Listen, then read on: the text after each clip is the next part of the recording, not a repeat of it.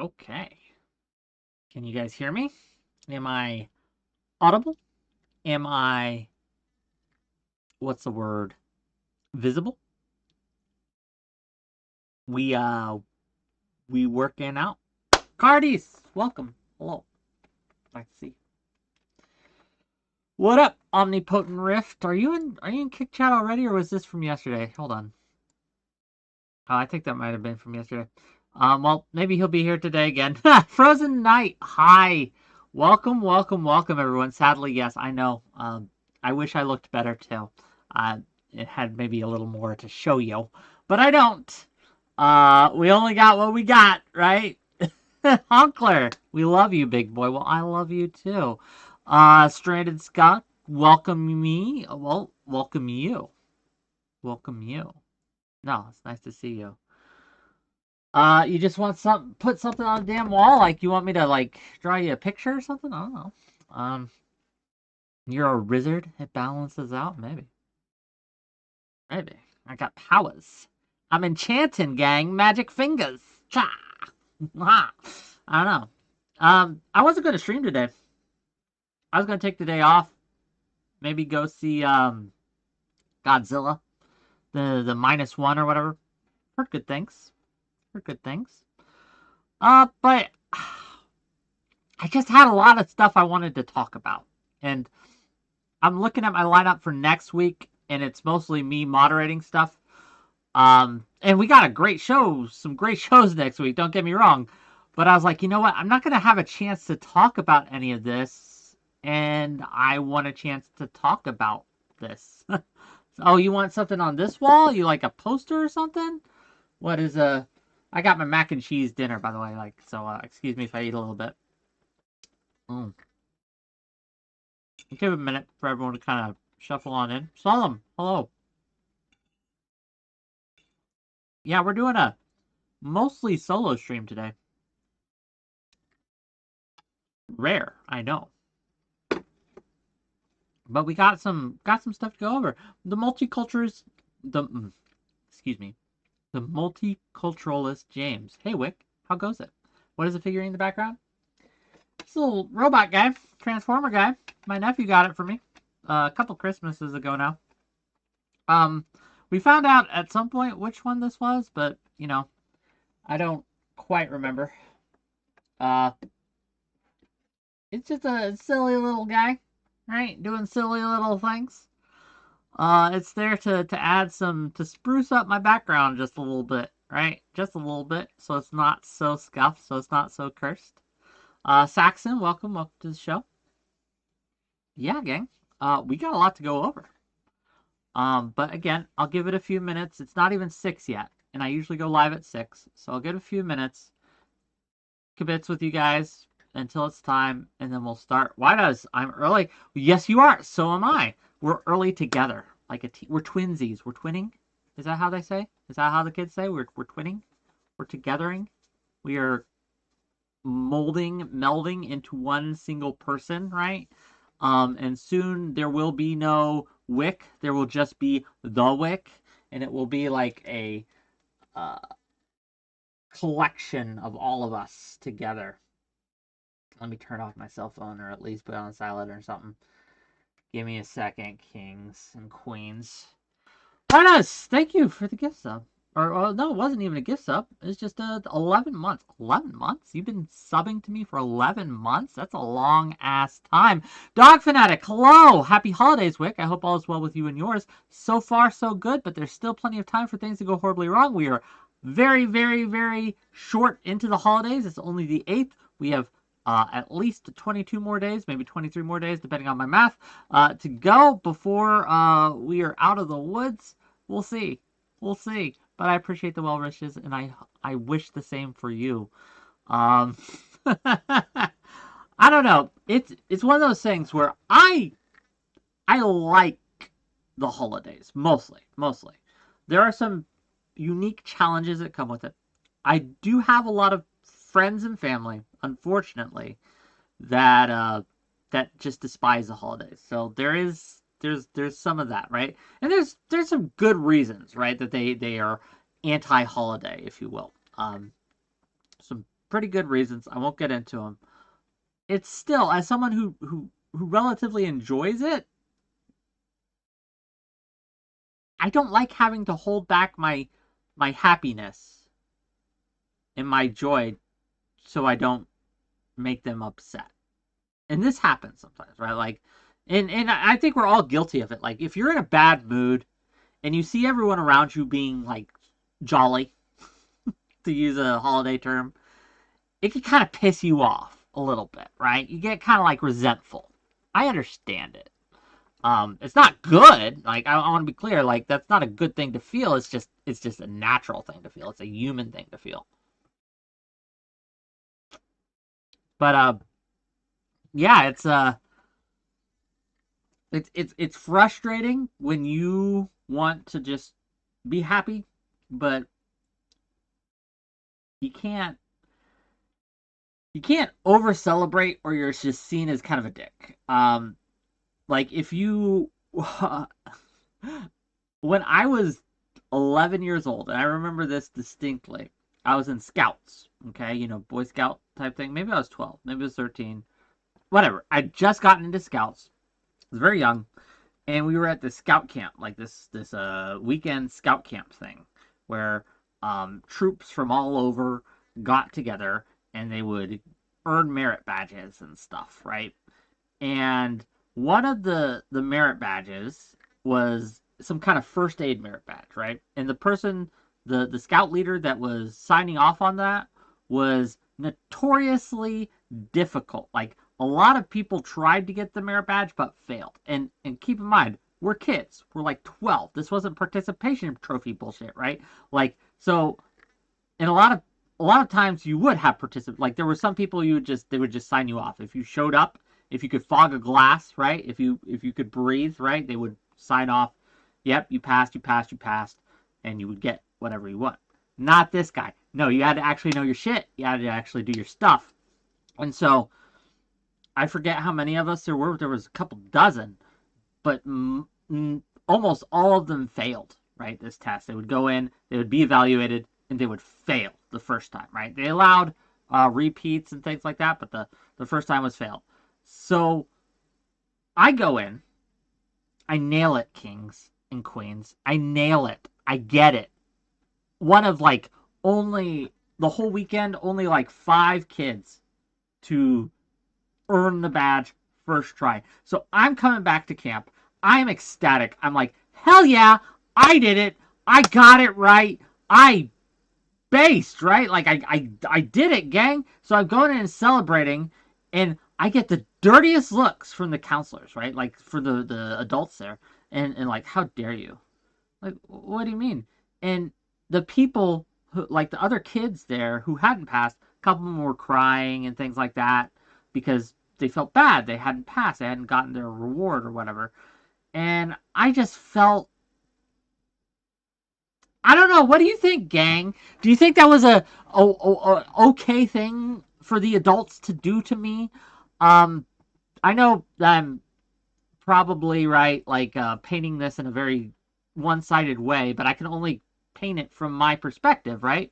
I don't know if I should have been, if they should have yucked my yum like that, right? Like, I don't know if they should have, like, I just wanted to celebrate. I thought I did good. I wanted people to be happy for me.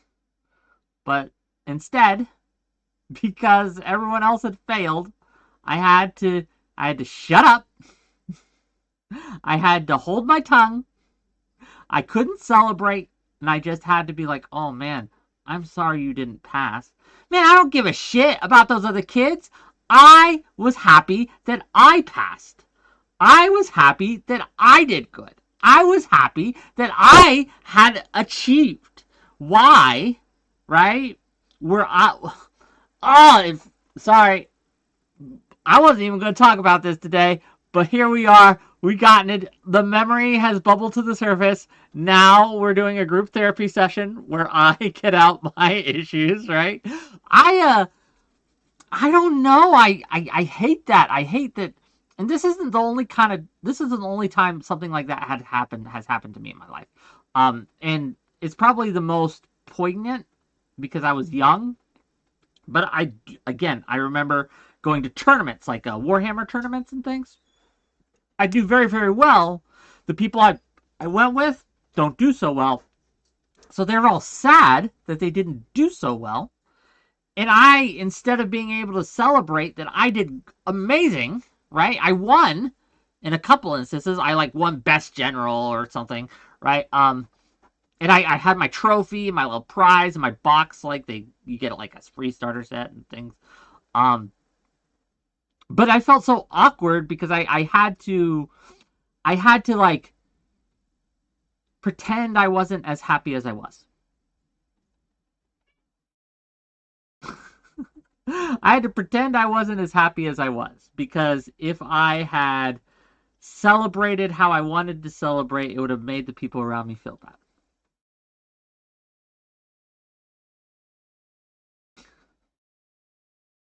You see this in the streaming world too, kings and queens. You see this in the streaming world too.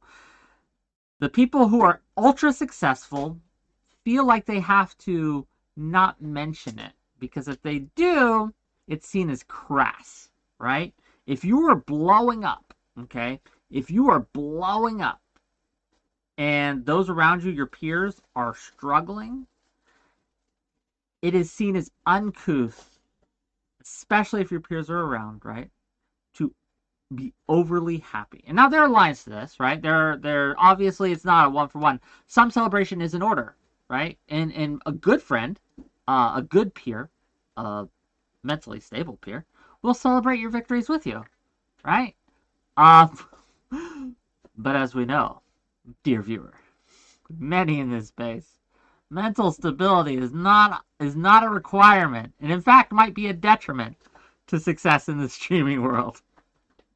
So you have to play to their insecurities. You have to be like, oh, I'm just getting lucky.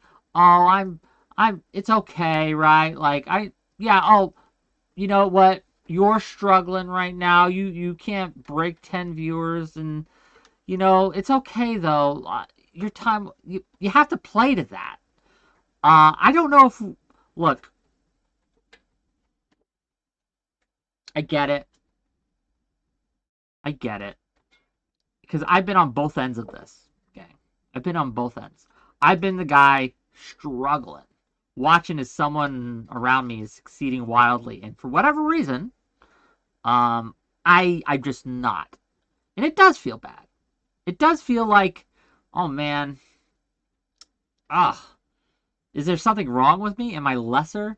Am I just not good enough? No, I get it. It sucks.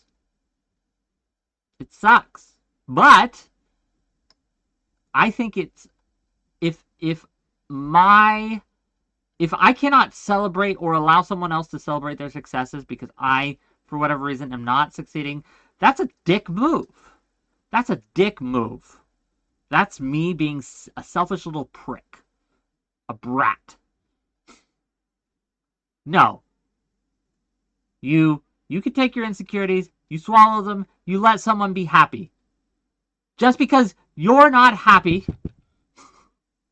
doesn't mean those around you can't be happy. Can we stop with this? Can we stop with this idea that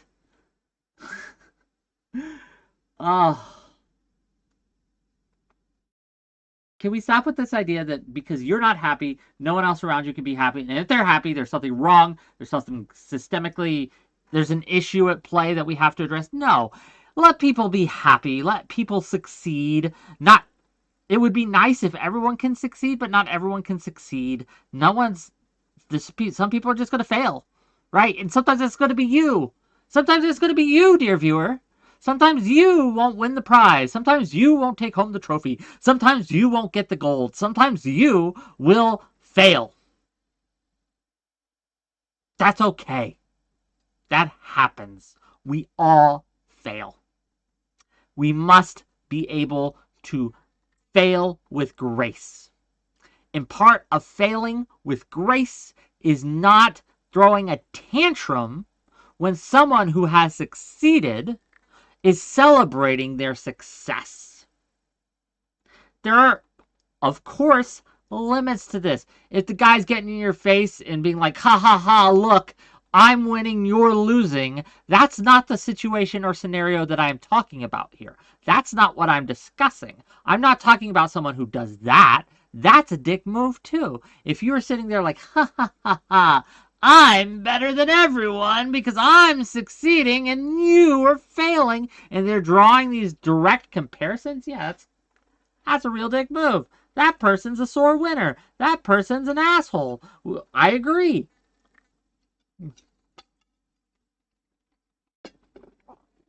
I agree. But that's not what we're talking about. We're talking about the people. We're talking about someone who succeeds, who's like, hell yes, I worked hard, I did my best, and I did it, gang. I did it. I won. I got the gold. I took home the trophy. I am winning. I am succeeding. I am being I'm able to support myself with the job I want to do. Hooray! And then someone sitting is like, well, not everyone is as blessed as you, right? Not everyone's able to succeed, so you should probably tone it down. You just tone it down a little. Now, fuck that guy. Screw that guy. That guy's a piece of shit. No, don't let anyone do that to you.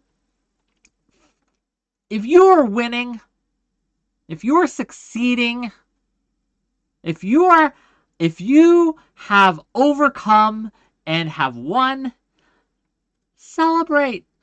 Be happy. Allow yourself to be happy. Allow yourself to enjoy your victory, to enjoy the moment, to enjoy it. And don't let people, little leeches, little happiness gremlins, drag you down and yuck your yum.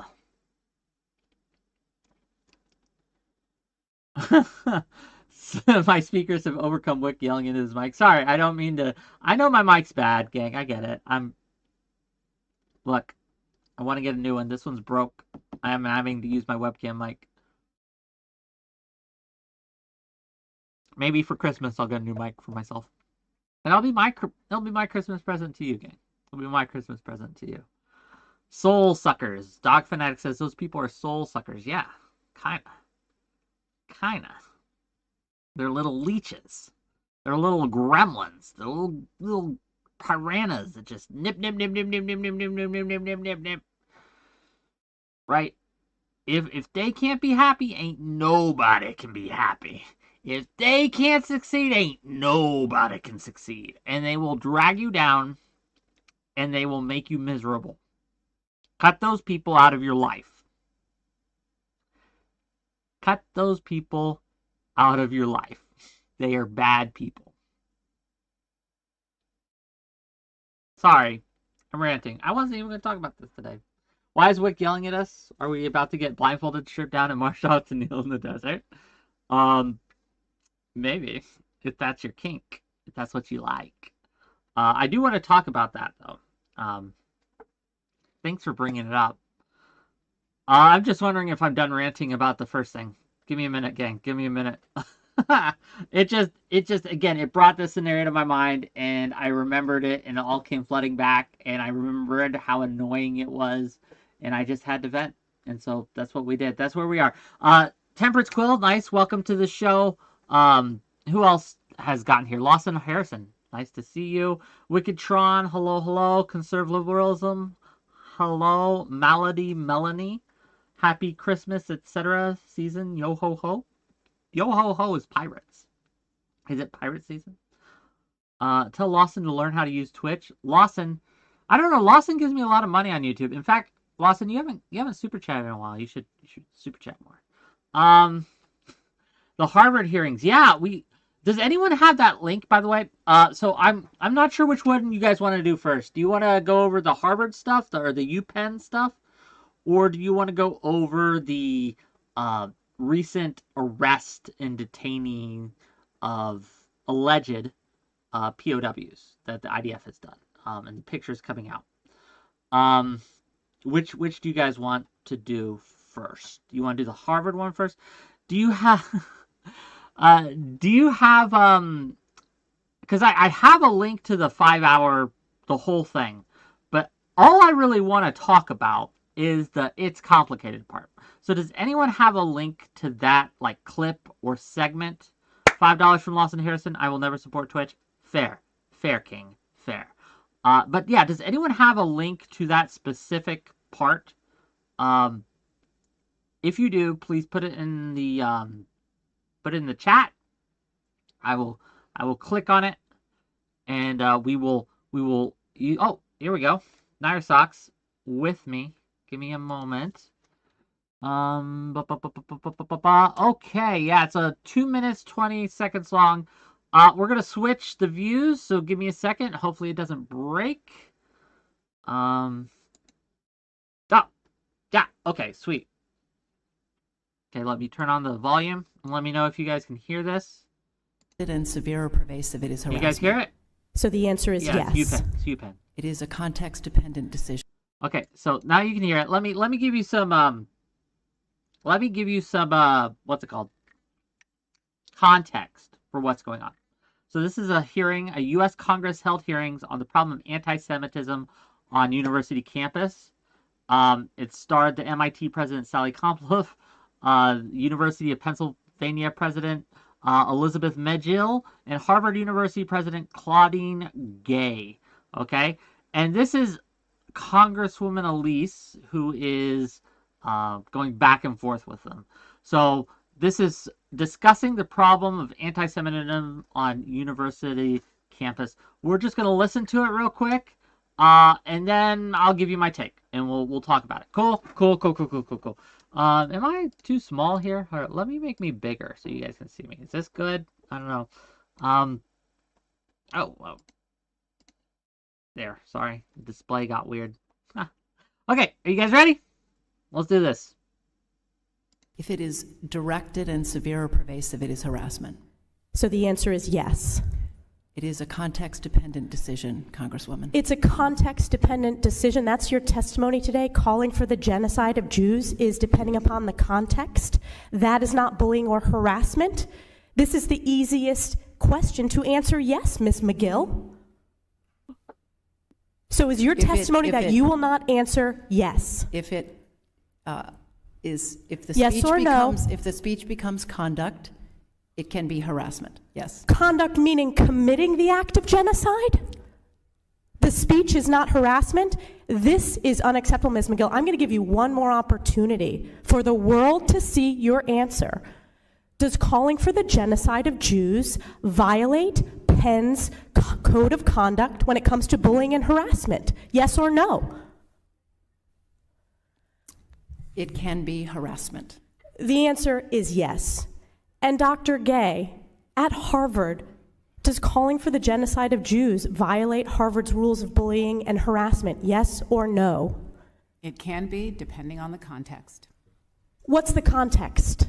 Targeted as an individual, at an individual. It's targeted at Jewish students, Jewish individuals. Do you understand your testimony is dehumanizing them? Do you understand that dehumanization is part of anti-Semitism?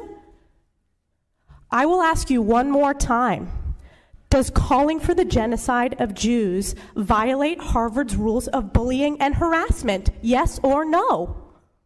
Anti-Semitic rhetoric. And is it anti-Semitic rhetoric? Anti-Semitic rhetoric, when it crosses into conduct that amounts to bullying, harassment, intimidation, that is actionable conduct, and we do take action. So the answer is yes, that calling for the genocide of Jews violates Harvard Code of Conduct, correct? Again, it depends on the context. It does not depend on the context. The answer is yes, and this is why you should resign. These are unacceptable answers across the board. What are we thinking? What's your reaction? Do you agree with the assessment of the interviewer, or are you more of a it's complicated kind of person? What do you think?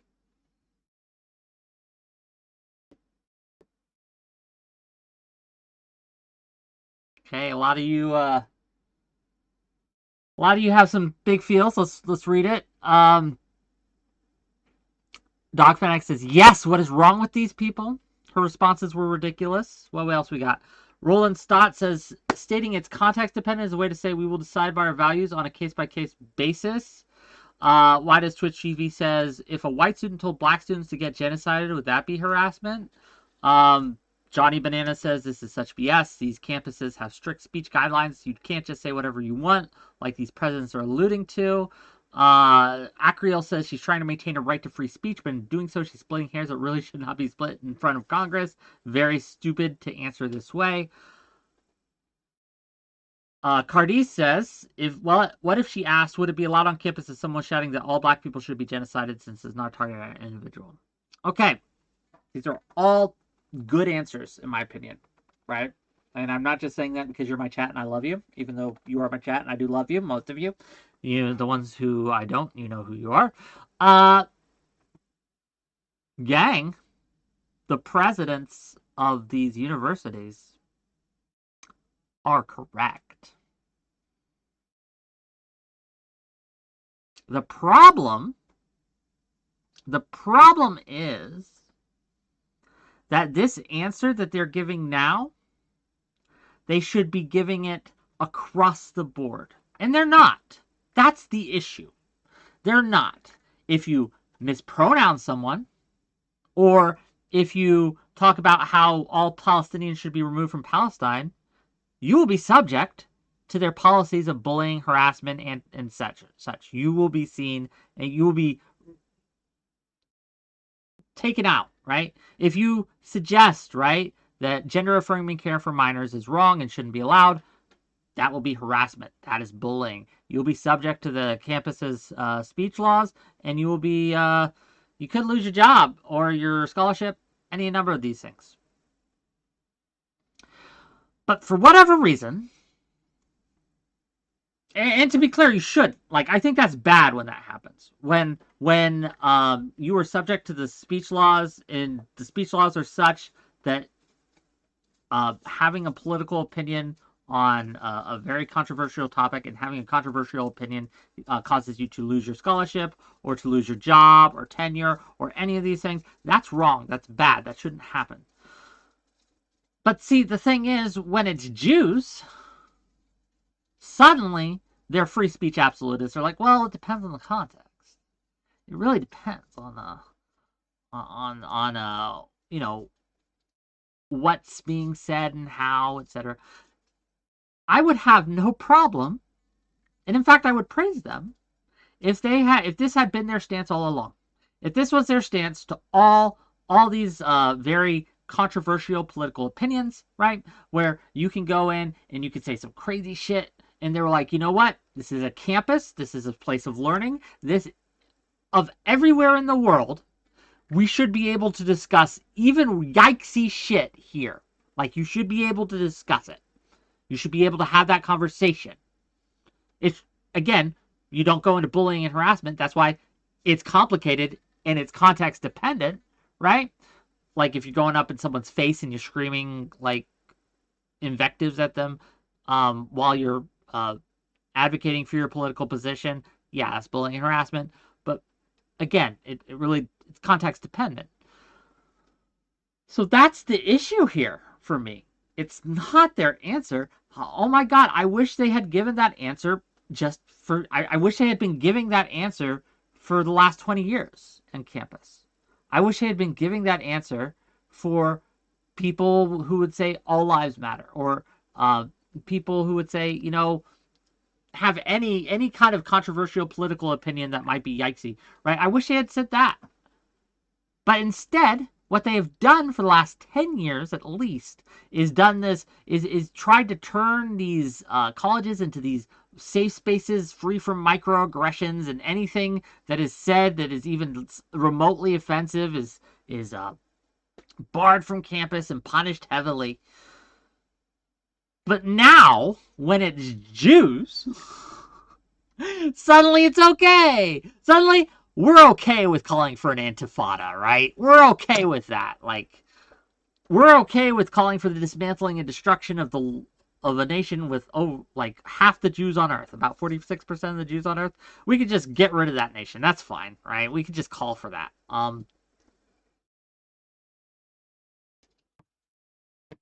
Yeah, I don't it's the asymmetry that's the problem here. It's the asymmetry. It's a double standard. It's the you can say this and be fine, but only if it adheres to these one single ideological worldview. And if you stray from that worldview, it is bullying and harassment. But even if you say some yikesy shit within that worldview, you're going to be protected. You're going to be okay. That's free speech, baby. Right? Again, the solution to this isn't to also make speech about Israel verboten. The solution to this is to make all speech, all these opinions, okay to talk about, allowed to talk about. Now, let's talk about their answer, because that was yikesy too, right? It was optically terrible. It was optically like horrible for all the reasons that my chat was saying. Like it was across the board bad. Okay, these people, I believe, are losing their jobs for the answers that they give it. They're being run out. Okay, it was that bad. It was that terrible of an answer. When someone asks you, is it okay to call for the genocide of Jews? What you say is no, it's not okay. But that said, we are a free speech campus, and we allow even things that are not okay to be said as long as it doesn't cross certain thresholds. That's the answer. That's the juice. That's the spice. That's the correct answer. No, this is not okay. It's horrific. It's terrible. It's bad. But we allow people to say terrible, horrific, bad things as long as it doesn't violate certain strictures of harassment, bullying, etc., and you'd have those strictly laid out. But because these things aren't strictly laid out, because these things are so loosey-goosey, because a lot of these policies just aren't clear, and it's left up to the interpretation of the staff, and that staff has a very, very ideologically captured worldview, it's wildly... Instead of principles, they operate on fear.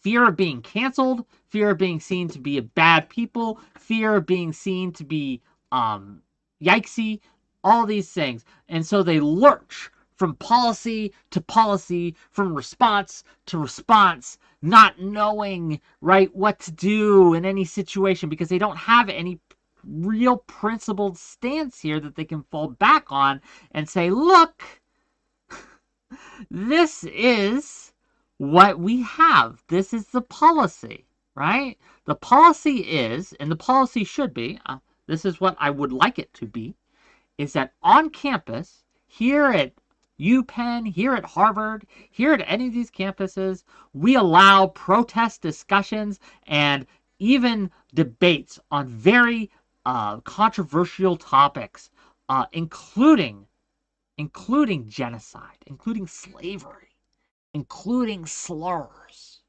We allow that. We don't condone that. We don't support it, but we allow it, as long as it does not cross certain thresholds. But they can't say that. They can't say that because they don't have principles like that.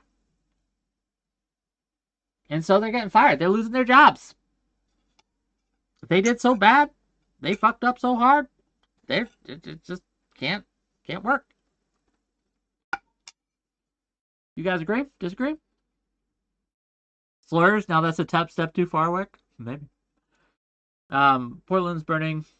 The time and place are directly implied, though. They're clearly and openly saying Hamas Palestinians should be empowered to kill all the Jews in Israel. Feels pretty clear, in my opinion. Look, let's talk about Intifada.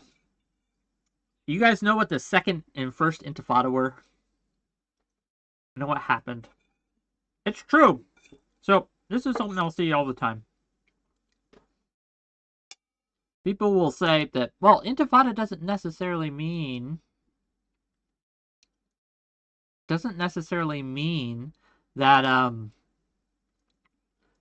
it's going to be violent. It just means to shake it off, right? To overcome. To Taylor Swift, shake it off, shake it off. That's what it means. Technically true.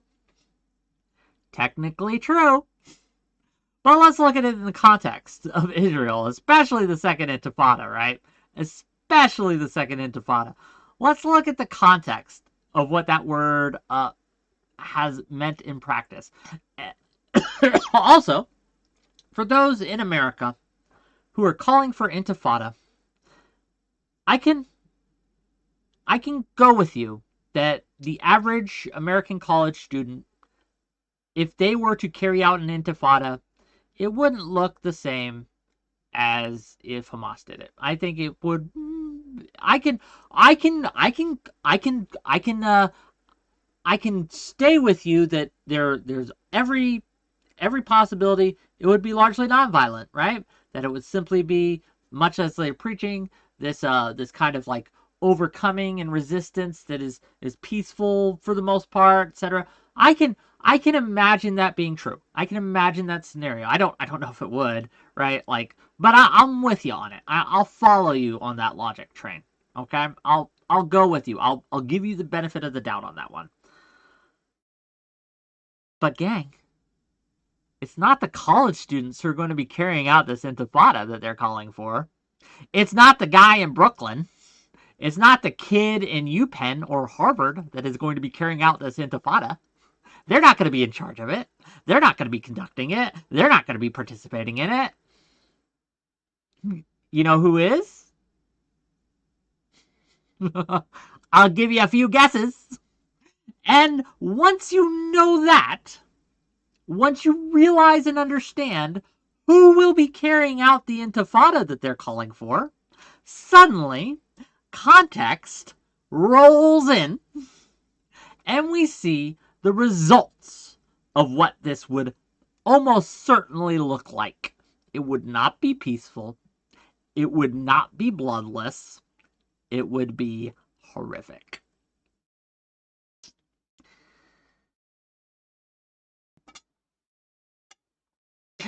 It's I don't know, it's pretty clear. So you're right.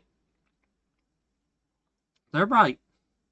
It doesn't necessarily mean violence. But in practice, it almost certainly will. And it is the height of disingenuousness, okay?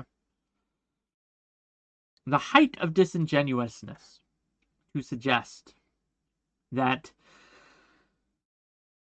no one should feel any kind of fear or no one should take the context into account when someone is calling for an Intifada. Okay? Obviously, you need to take that into account. What does it mean? What is likely to happen? Am I eating anti-Semitic food? Mac and cheese. WhickTV says, that's pretty silly, though. The perpetuation of the Jewish ethno-state doesn't necessarily mean violence, but in practice, it absolutely has. Should Zionist advocacy be banned on campuses? No. But again, I'm telling you, I don't think Intifada should either. I'm not saying it should be banned. In fact, I've argued, not 10 minutes ago, that they should all be allowed. You should be allowed to call for an Intifada on a college campus. Yes. You should also be allowed to call for the expelling of all Palestinians from Palestine. That you should be able to do that. Right? That's what I argued. I think that's the correct answer here. They both should be allowed.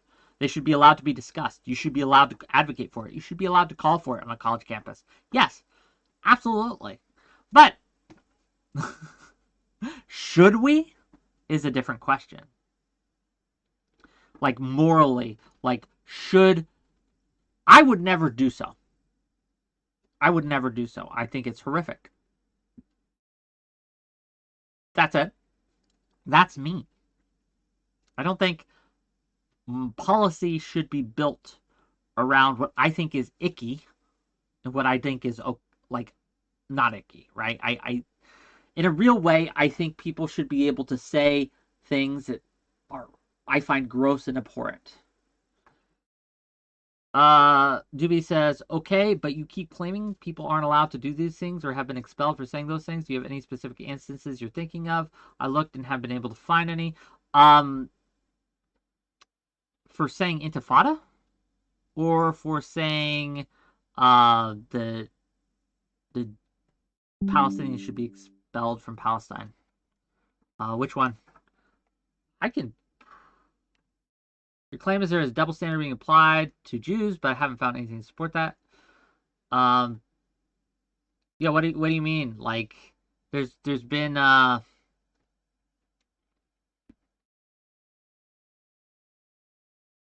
like, what are you trying to? Hold on. Maybe I'm not understanding what you're trying to say. Can you rephrase it? It's very possible I'm just dumb.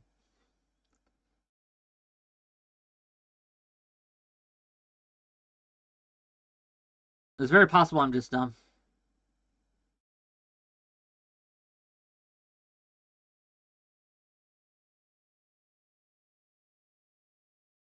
If they directly advocated a genocide to Jewish students, would that be a death threat? Not according to the Supreme Court. Like, you can, I don't know if you know this, gang, but the First Amendment allows you, right? It protects your right to go out and call for a genocide of Jews. Like, if they were on the street doing this, cops couldn't arrest them, or they shouldn't be able to arrest them, right? Like, the Supreme Court has ruled on several occasions that kind of speech is protected under the First Amendment, and you find it abhorrent, and we should find it abhorrent, but it is not illegal, and you should not be arrested for it, etc. Yeah, that's fine. Oh, give me a second. You should call in. Yeah, Doobie, call in. Call in. We'll do a quick call in because I wanna understand what you're trying to say here.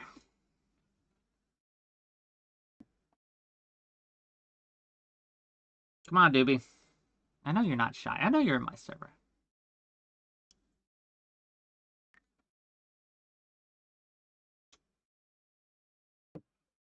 We'll give him a minute.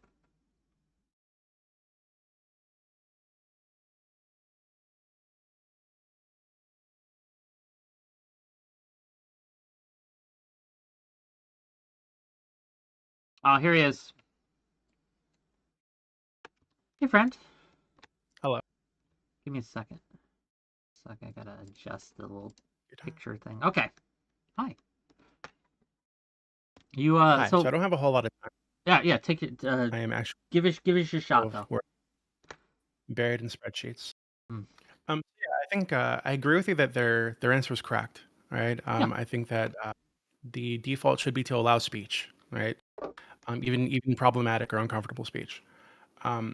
So I agree with you there, but what I don't, it's not that I don't agree with you. It could be that I'm just haven't found any evidence of it or I haven't heard about it.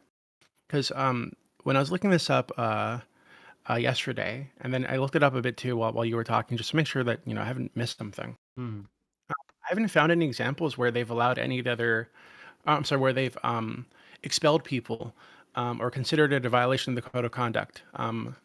Anytime somebody mentions like they don't disagree with gender affirming care or disagree with gender affirming care for children or disagree with the existence of Palestine or think Palestinians should be expelled, et cetera, like, so all the things that you listed like at the start, I don't know of any examples where it's been the case that they've applied the double standard that you're saying exists.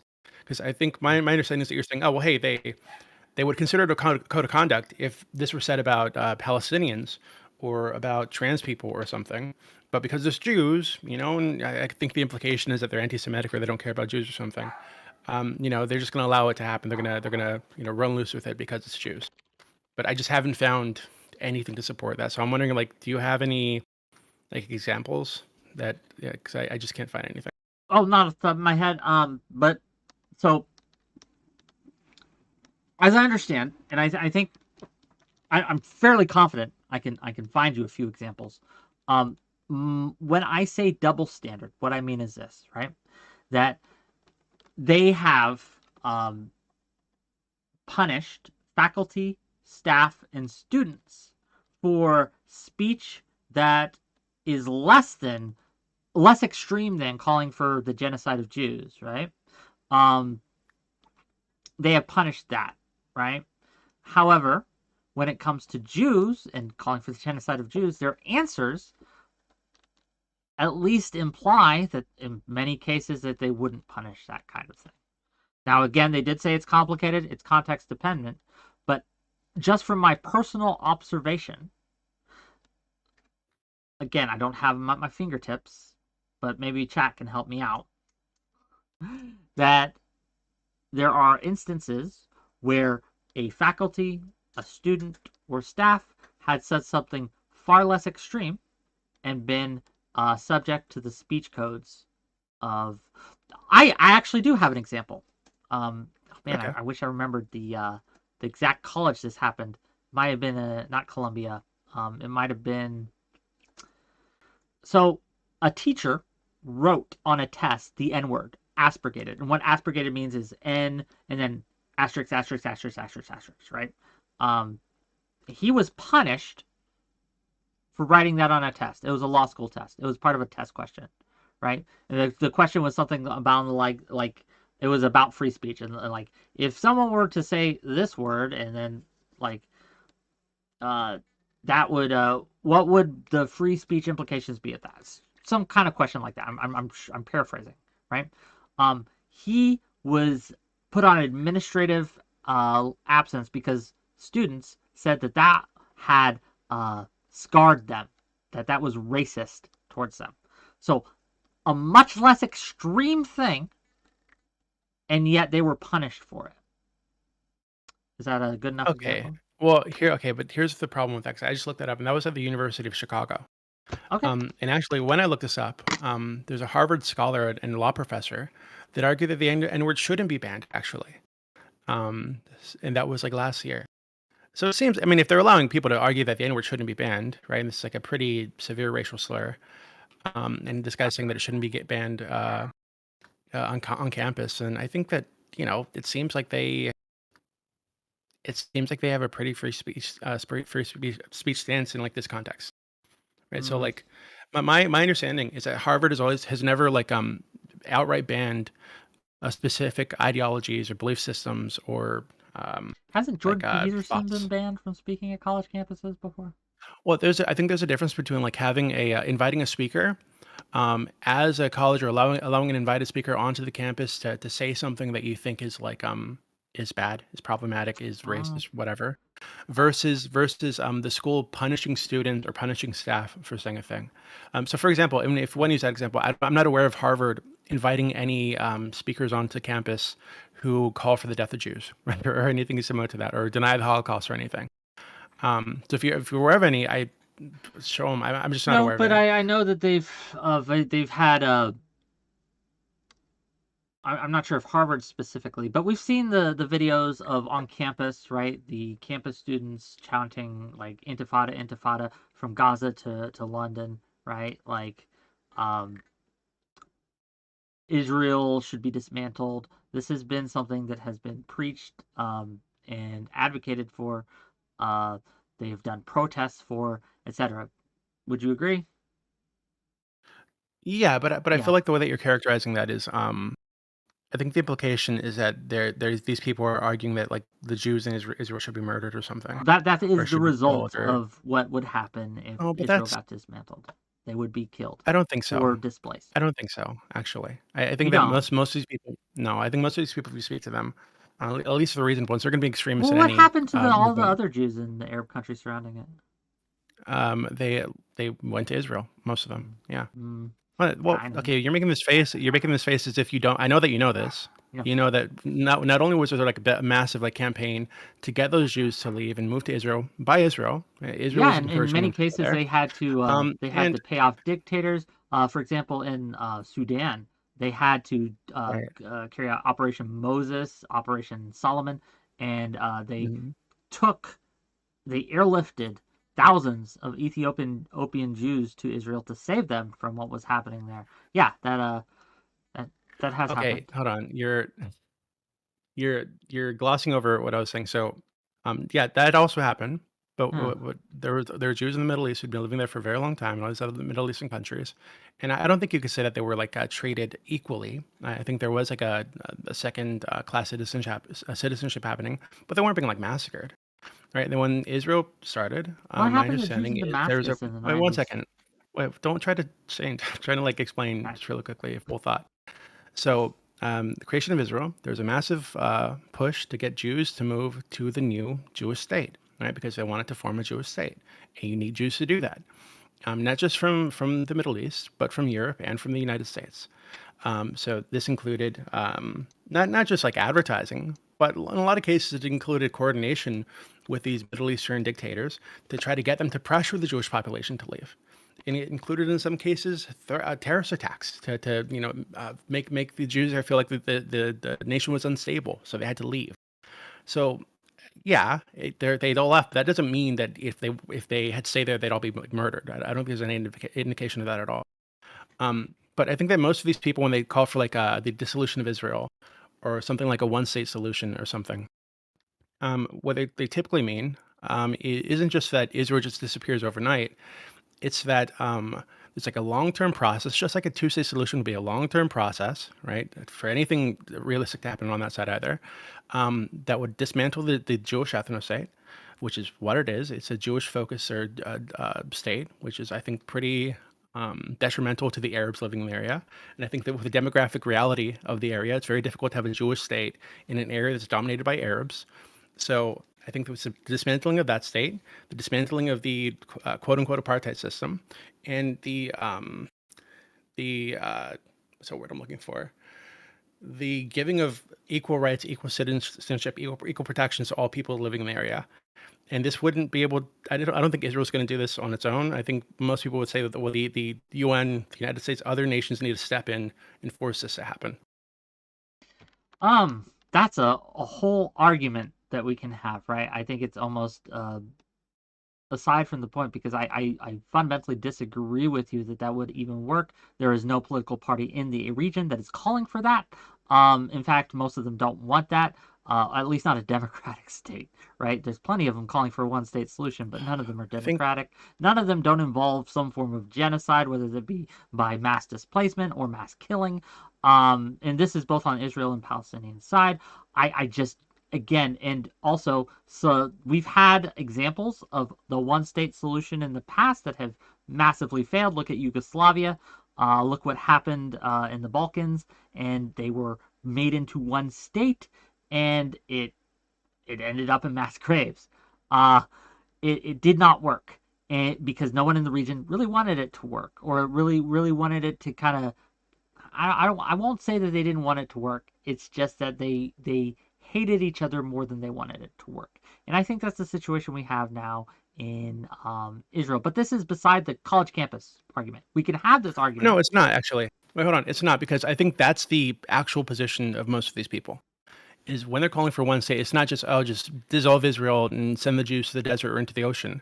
No, there's a Jewish supremacist ethno-state that is oppressing people in the area, and they use a lot of the same arguments that white nationalists use, and they do, to support their ethno-state, to support the concern about demographics, right? And this implication that Arabs are like incompatible with democracy. So that's the concern. That's the thing that they're trying to stop. And the solution isn't to kill the Jews; it's to dismantle the ethno-state. It's to dismantle Israel as it exists now. So the implication that you're making when you say, "Oh, well, they're calling for the dissolution of Israel, this thing from the river to the sea," so this means that they want to kill the Jews, or the outcome is going to be to kill the Jews. Yes.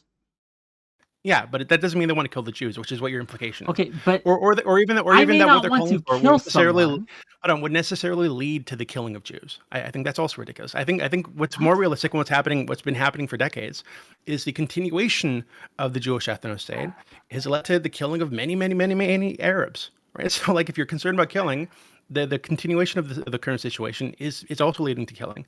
So either way, no matter what you're like advocating for, whether it's a continuation of Israel or the dissolution of Israel, there's going to be death that could happen.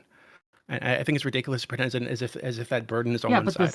look, I don't advocate for the status quo. I think the status quo is not quo, as Dr. Horrible would say, right? A change needs to happen, but that change cannot be, right, a one-state democratic solution because it's just unfeasible. No one wants Why? it in the region.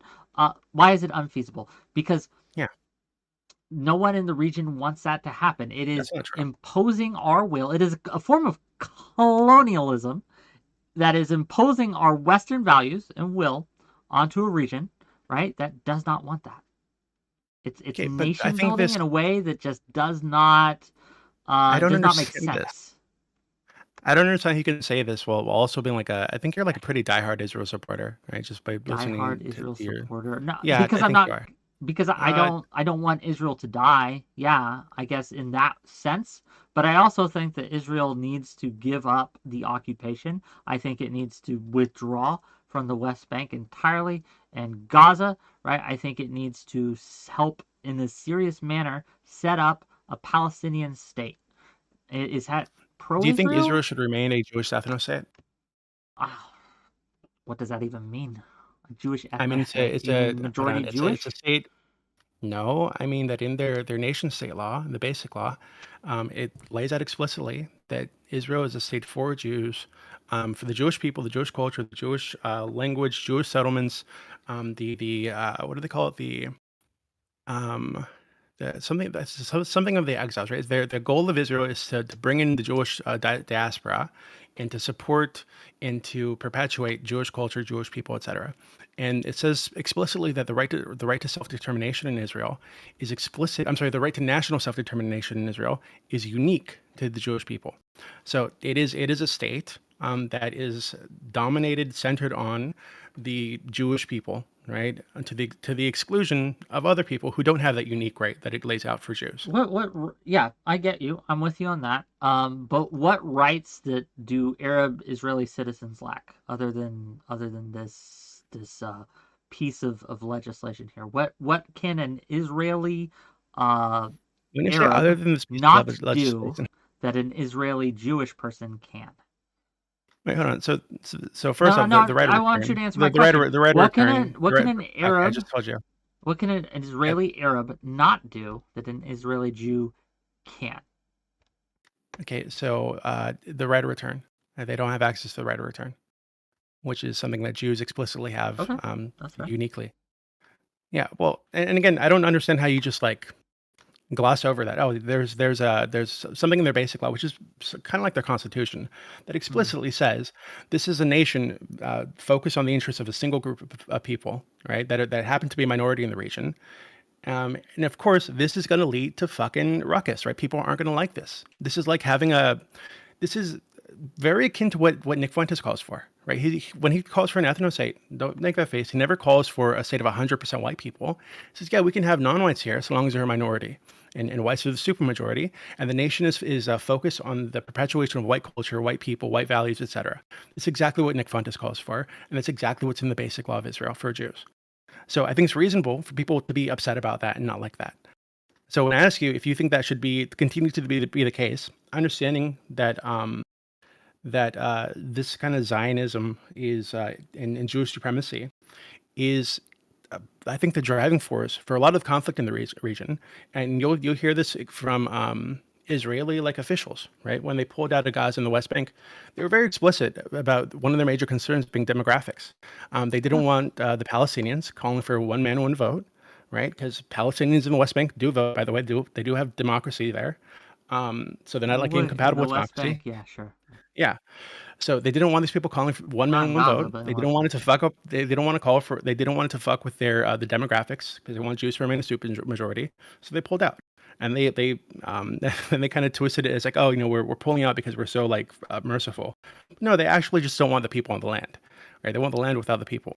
So I think if you're okay with that system perpetuating, understanding that it is the driving force for a lot of the conflict, I think it's fair to say that you Do you know position when leading to that? Do you death know and when murder that? and the perpetuation of violence. Do you know when that verbiage was put into the Israeli Constitution? Or I don't know what they call it. 2018, if I remember Yeah, correctly. 2018. And you're suggesting that this has been the driving cause of the violence that has been perpetuating for what, 80 years now?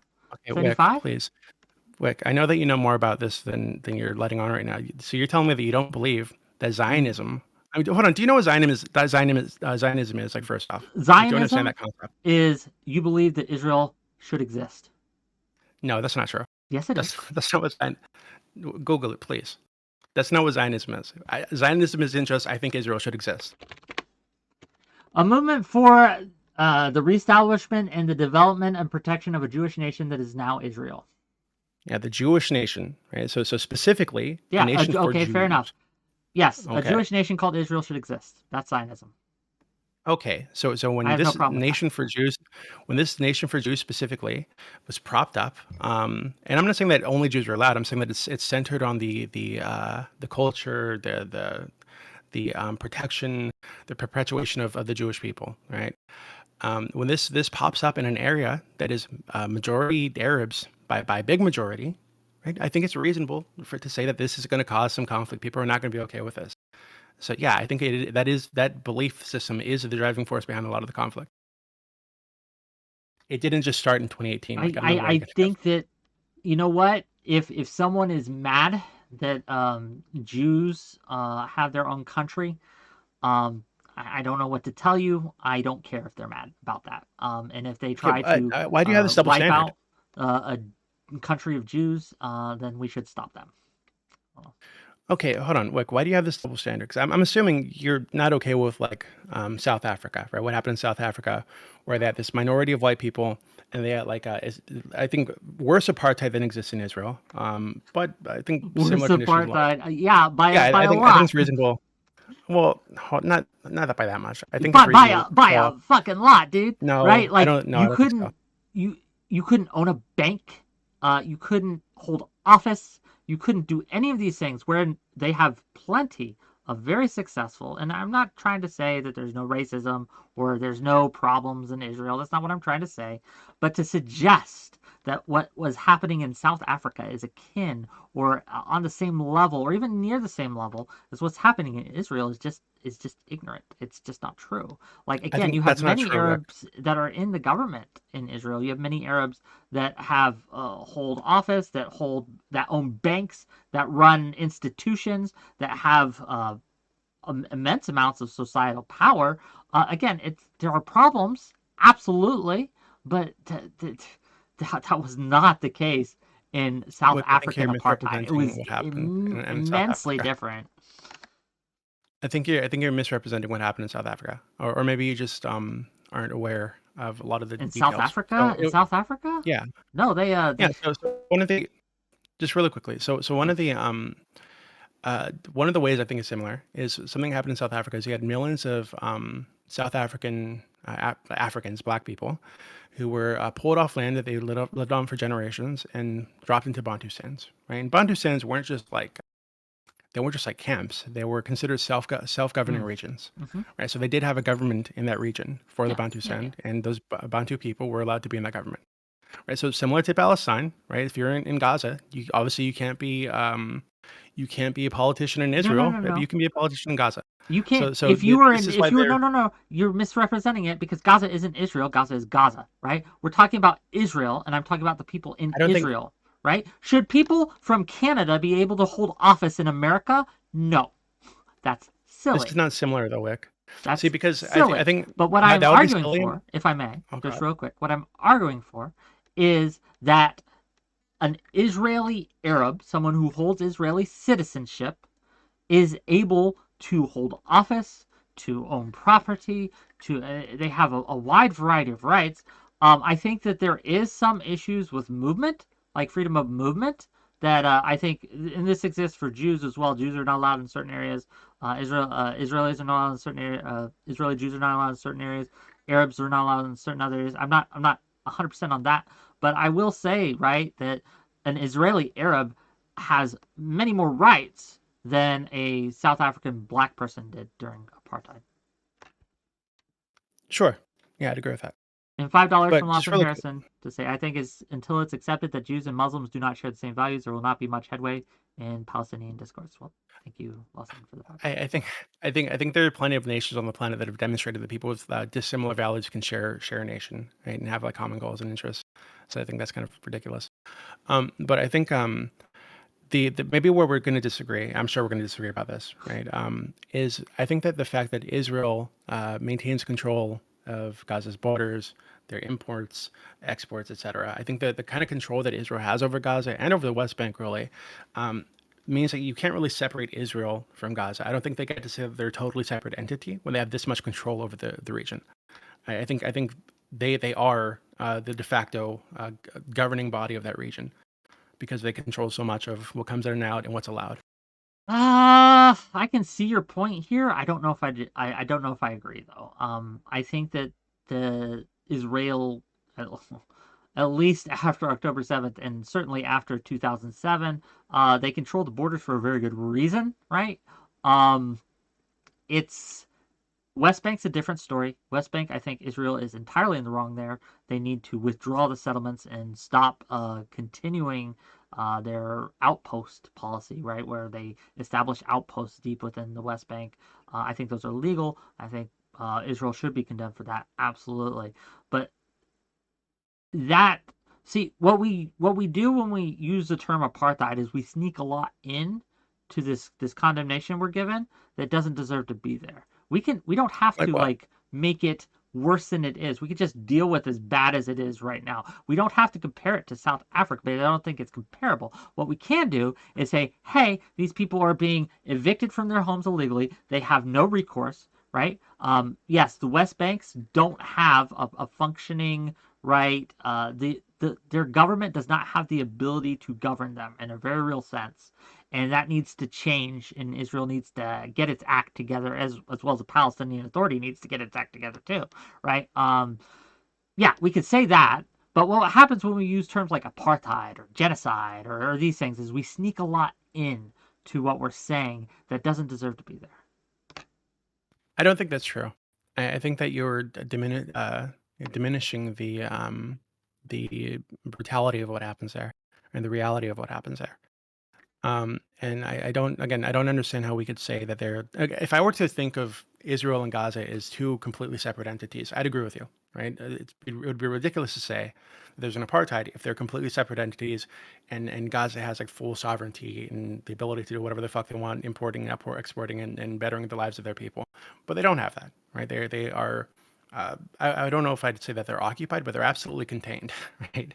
By Israel. So I don't think you can separate the two. I think because you can't separate the two, because Israel has so much control there, I think it does qualify as an apartheid. And I think a lot of people much smarter than me would agree with me.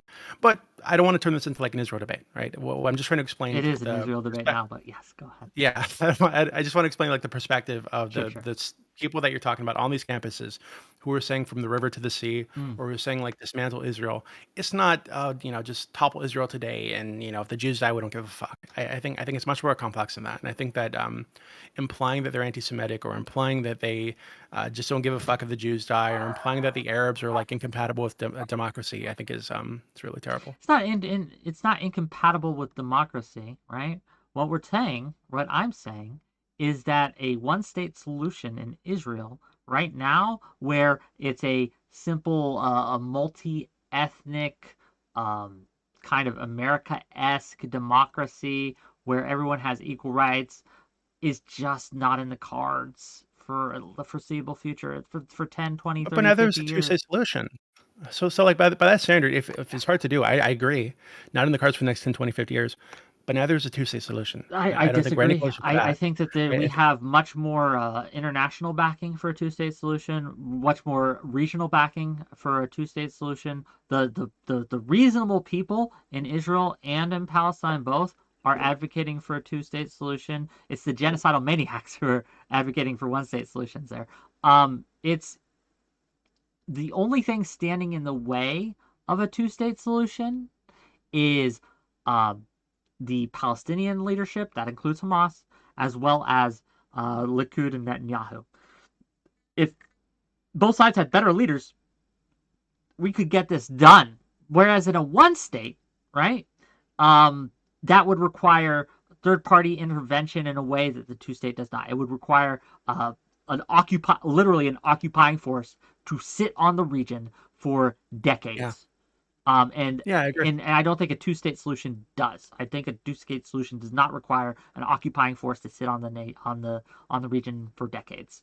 It just Yeah, there are but it much also more ways seems to to do be it. the case. I mean, my perspective, it all seems to be the case that like the two-state solution wouldn't actually resolve anything. So they get the, let's say they get to the two-state solution, like then does Israel hand over control of the borders? Does that new state have complete sovereignty and they're able to import and export whatever they want? Or is it still just I don't want to say a puppet state, but a state that's semi-occupied by the kind of hostile next door neighbor with all the big guns? And all those people within that new state, they're probably gonna have a lot of people that are so really angry about the last few decades on the Palestinian side and on the Israeli side. Right? You have a lot of anger there on both sides. You have people on the Palestinian side who I think the majority of the population is very young, and these people have known nothing but conflict, right? Nothing but the I'm going to call it apartheid. I think it's apartheid. So I don't think that goes away overnight either, right? And I don't think there's any reason to believe that that solution wouldn't just lead to best case scenario. You have two hostile nations sitting next to each other, and it's like a powder keg. So like it just doesn't seem Look, you like might a very well long-term be right solution. in that case. You might be very well be right that it continues to be a powder keg even after a two-state solution. I'm with you on that. That it's going to take a lot, but I think there's a fundamental difference, and I had this argument with 𝕾𝖍𝖎 as well.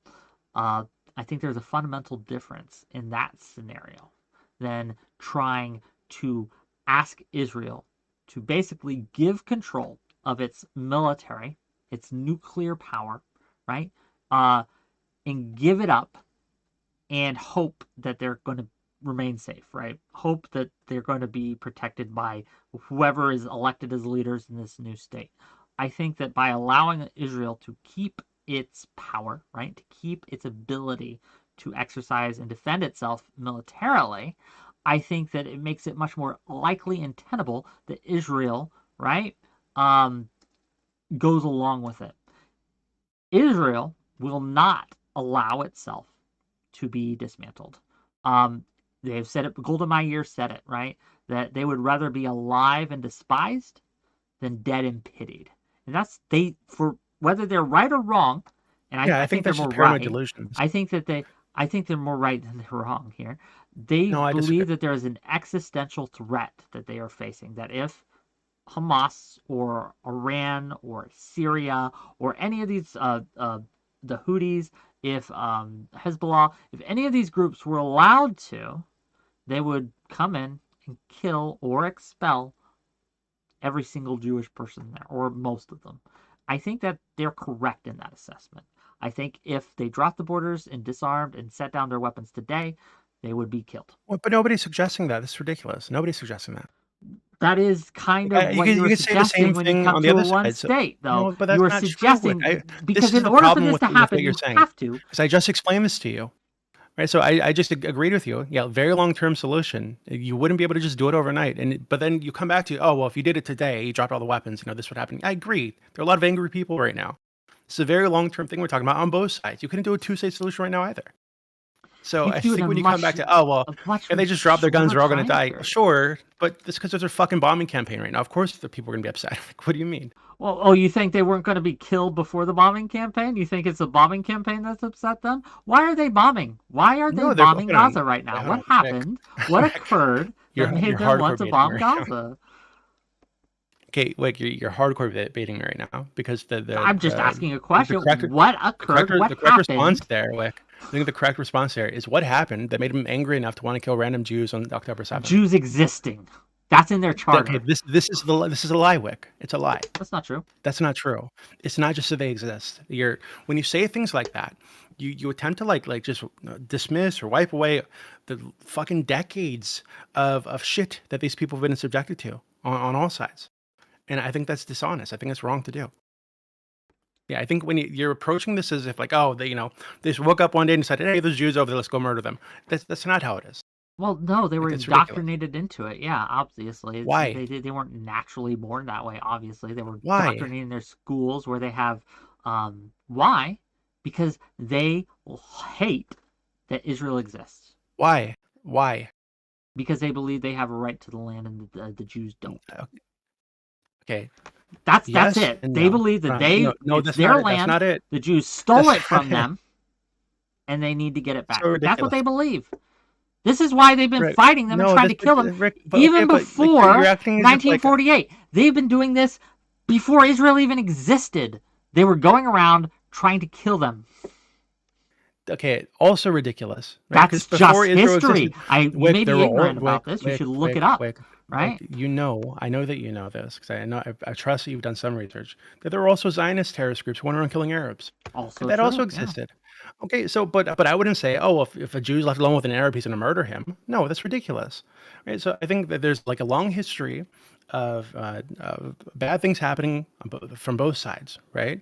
And you can't just wipe that away and pretend that it happened on October 7th because they hate Jews for no fucking reason. Of course not. You can't even. Okay, but that's what But you're that's not doing what when I'm you're saying, oh, they did it. doing.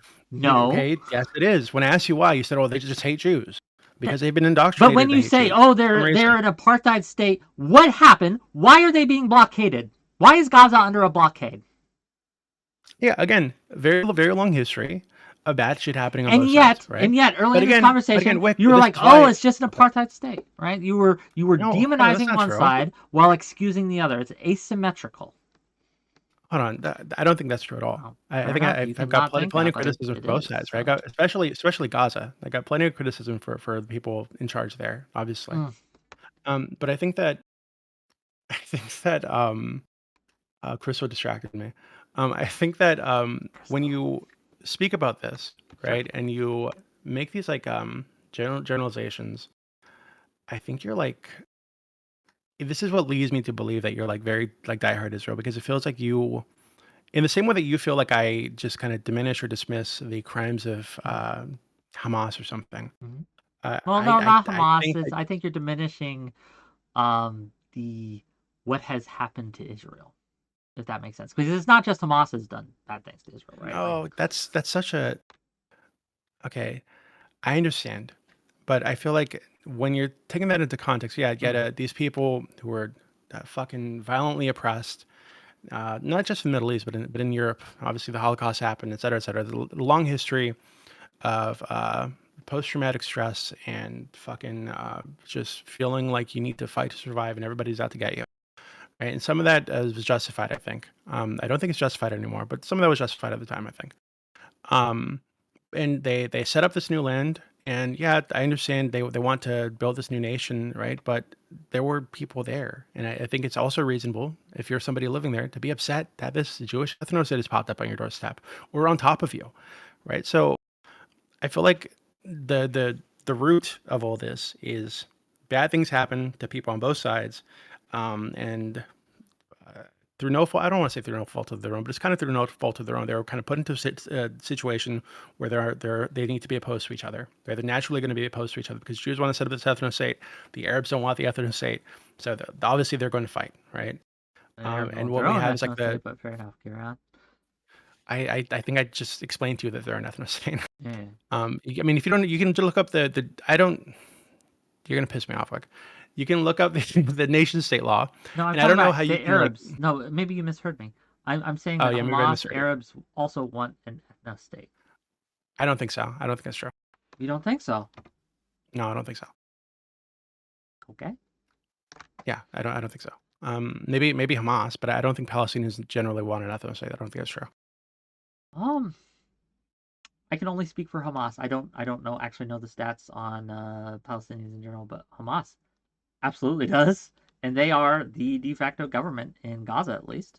Yeah, but Hamas is a terrorist group full of like traumatized people who've been like they were the elected representatives, right? Like they in 2007, Palestine elected them. Now they haven't held elections since, and I want to be very clear, I do not hold the current Palestinians responsible for Hamas. Absolutely not.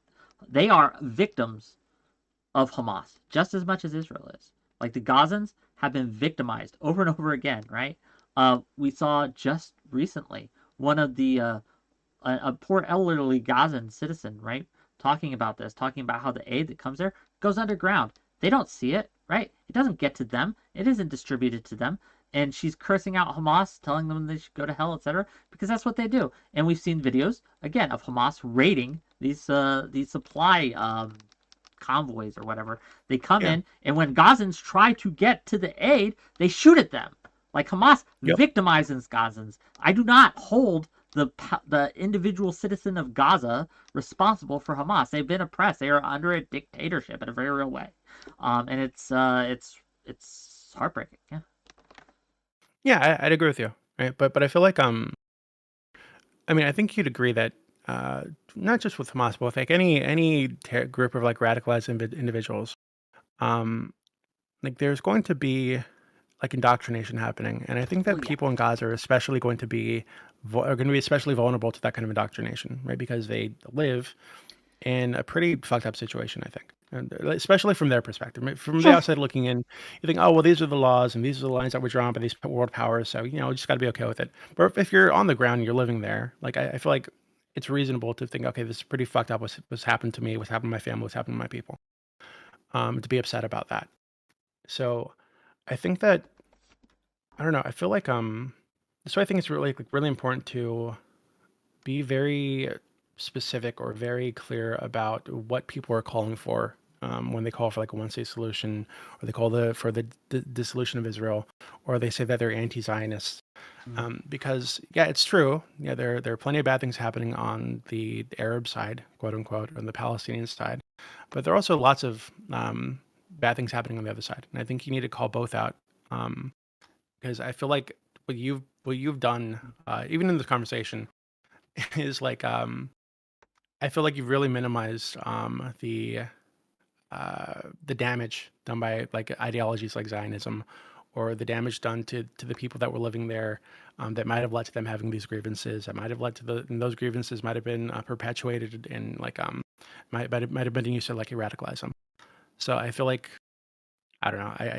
I don't think that you were giving this a fair shake. And another thing I really have an issue with is when you came on and you immediately said that, oh well, if this were if they were talking about like gender affirming care, or they were talking about black people or some other thing, they'd absolutely say this is a violation of the code of conduct. Yes.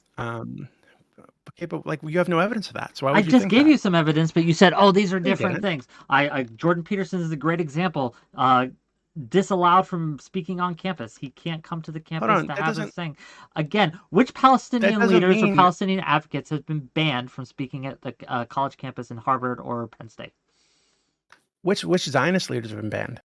We're not talking about that. We're talking about, right? well, this is your claim. Your claim is there's a double standard. I'm claiming that so you need to demonstrate. Your claim there's their answer shows, where? Right, that when it comes to calling for the dissolution or genocide, the word that was used in genocide, they weren't talking about the dissolution.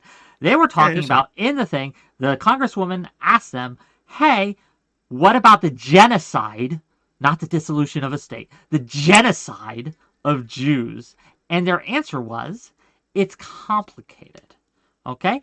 Now, to be clear, and I want to reiterate, that's the correct answer, but my assertion here is that they do not apply that same standard to other instances. Right? Like what? So, I don't think again, when Jordan Peterson is banned from their campus because his speech would violate their codes of conduct, that is an example of the double standard. Because what is Jordan Peterson advocating for or saying that is anywhere close to genocide? Okay. I don't think the Jordan Peterson thing makes any sense. So one, I think there's a huge difference between disinviting a speaker or not allowing a speaker to come speak on your campus and speak to students or give a lecture or whatever the fuck, versus a student saying a thing and then that student being expelled or punished, or a faculty saying a thing and that faculty being expelled or punished. But we can see the double standard. These are like massive differences. Yes, you're saying, okay, you keep saying double standard. Let me ask, demonstrate the double standard, Wick. Okay, easy way to do so. Which pro-Palestinian leadership that is calling for the dissolution of Jews has been banned from speaking on one of these campuses? Name one. Which one has tried to speak on campus and been allowed to I speak don't on know, campus? but you have to Well, then demonstrate. why would you make the claim? Because my demonstration is that in one instance, we have examples of people being banned for this type of speech. In the other instance, there is no examples, at least that I'm aware of, where people are being banned from this type of speech. And in fact, when they're asked, would you be banned for this type of speech? They say, maybe it's complicated. That is what we're talking about. That is the example we're using. And I think it is analogous, and I think it is. It doesn't make any sense. I think that you were smarter than this, Doobie. Come on. I think you're smarter than this, right? So I think that, again, you keep saying there's a double standard. I asked you to demonstrate the double standard. You say, well, hey, which Palestinian person calling for the dissolution of Israel has been banned? I don't know of any. You don't know of any either. You don't know of any that I don't think there has been. My assertion is they wouldn't. You don't know of any that have asked to go on and call for the killing of Jews or whatever the fuck, right? But you also don't know of any Zionist speakers that have been banned. Anybody who's called for the dissolution of Palestine or the expulsion of the Palestinian people. You don't know of any of those people who've been banned. You're just assuming that they have a double standard without demonstrating that they actually have a double standard or having any evidence that they have a double standard. But that's on the speaker thing, which again I think is a far cry from what they were asked. Okay, here's one. Ben Shapiro is banned from campus. UC Berkeley. Okay, we're talking about Harvard and Penn State, Wick. Harvard and Penn State. If you're going to say, oh, all colleges like just exist in like an amorphous blob, and anything one college does, every other college is like guilty of it. That's ridiculous. They have, in a lot of cases, very similar standards. Not. They're being asked about the code of conduct at Harvard, not at Berkeley. Penn State. Okay, fair enough. Yeah, Harvard and Penn State, not Berkeley. Letting you know, right? I will bet you $500. $500. Okay, that if you go to one, or it maybe not anymore. They may have changed it after all this. So okay, I'll withdraw my bet because they may have realized this was stupid and they're going to make changes. So I don't want to risk $500 on that. But 10 years ago, had you gone to any of these campuses and wanted to talk and have a discussion about a very contentious topic of the day, there was a good chance that you would be prohibited and banned if you didn't line up with a certain ideology, right? Jordan Peterson is a great example of this. Ben Shapiro is another example of this. Okay, Bill Maher actually was banned as well from speaking, right? They withdrew their speaking invitation. However, if you want to go and talk about freeing Palestine from the river to the sea, which many do see as a call for genocide, whether you think it is or not. Okay, many see it that way. Yeah, they'd be wrong. I think you would be. I think they would be allowed to do so. That's the double standard. People say that way are lying or they're delusionally paranoid. I think it's ridiculous to say that the majority of people.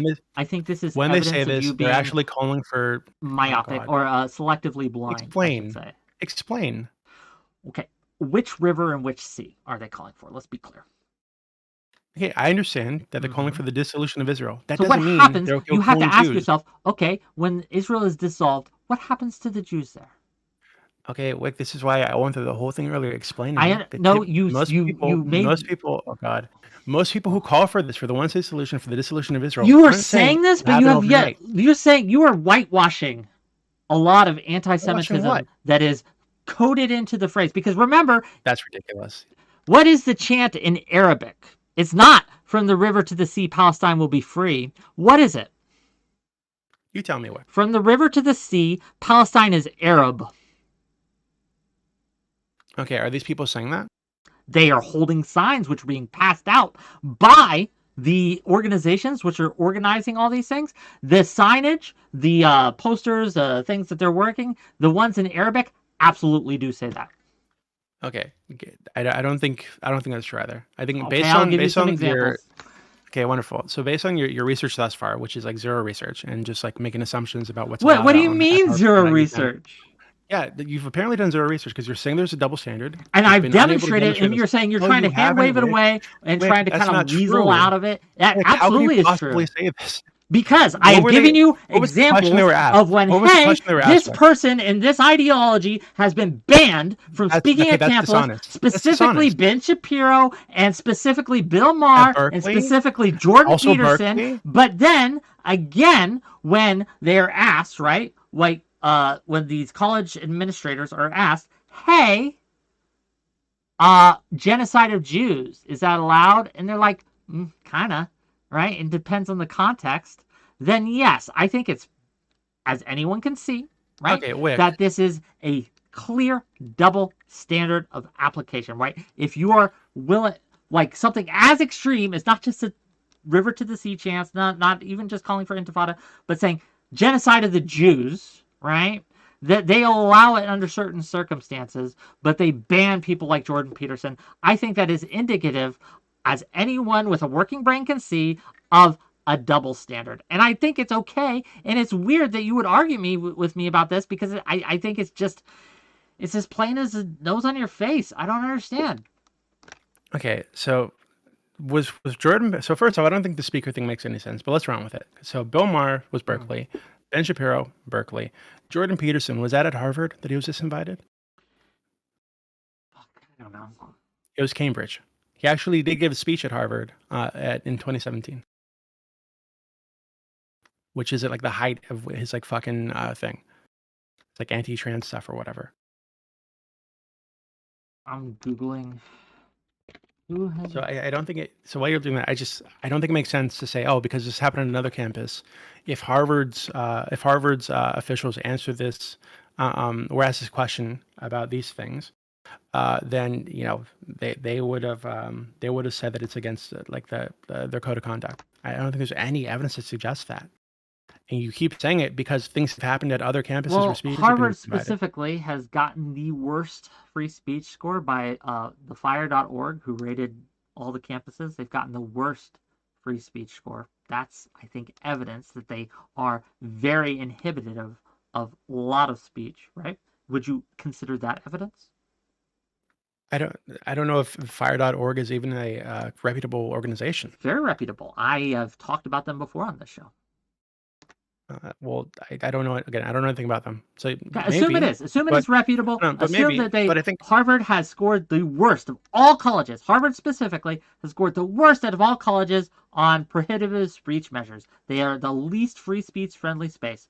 And then when they go in front of a congressperson and they say that, hey, calling for the genocide of Jews can be okay in certain circumstances, is that evidence of a double standard?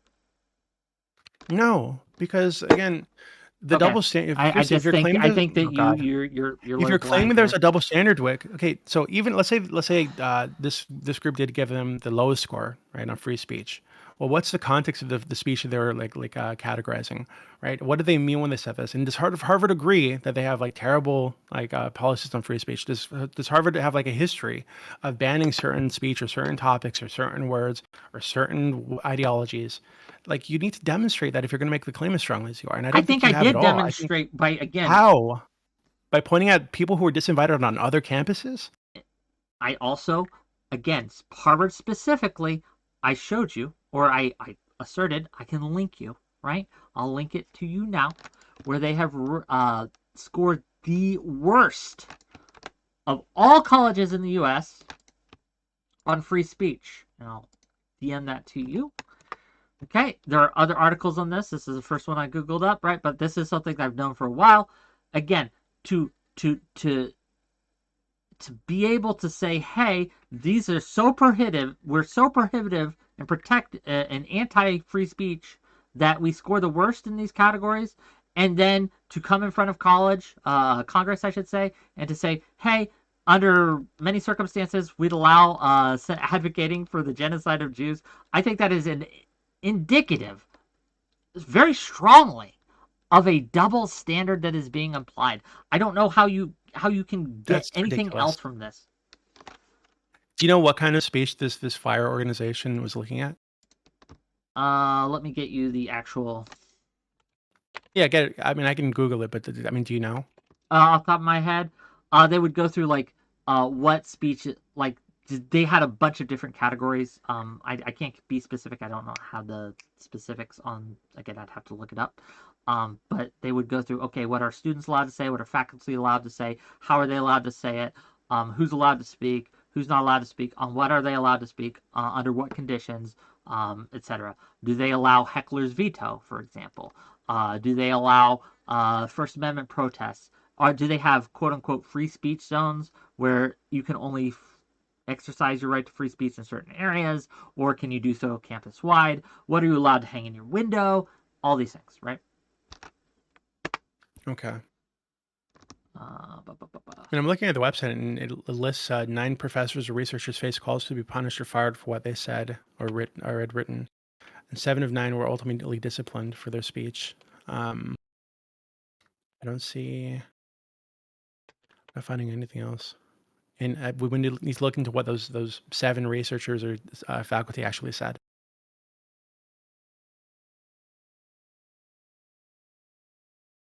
Okay.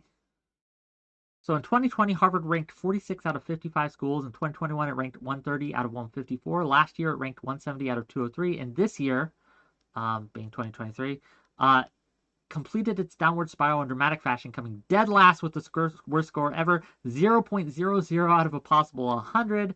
Let me see if it gets to the specifics here.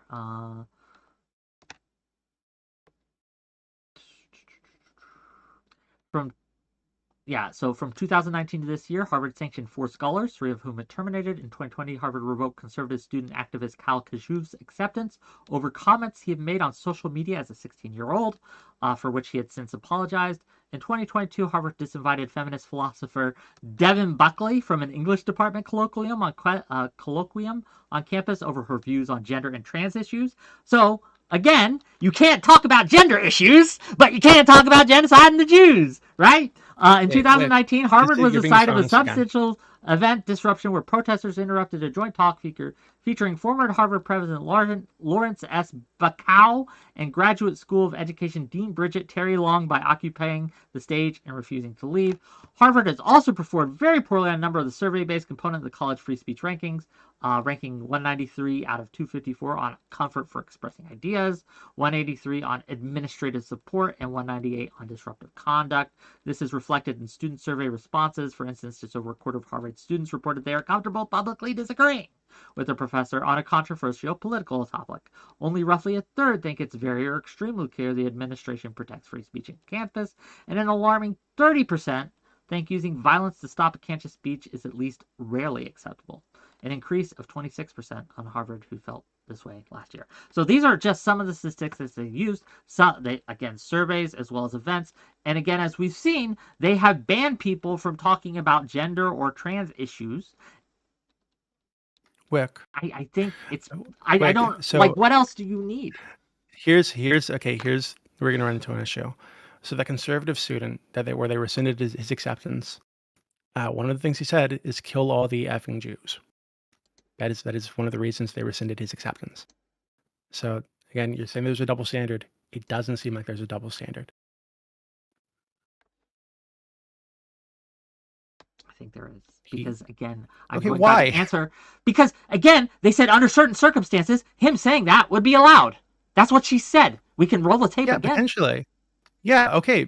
So again, depending on the context, we would need to they're saying, hey, depending on the context, some context where this might be appropriate or might be allowed, or like a discussion or whatever the fuck. Like, I don't think they asked him to like flesh it out more. But it seems in this context, right, with somebody calling for the killing of Jews, his acceptance was rescinded. So it doesn't seem like they don't give a fuck about Jews. It doesn't seem like they're anti-Semitic. It doesn't seem like they have a double standard. They did punish this guy for calling for the death of Jews or for the killing of Jews.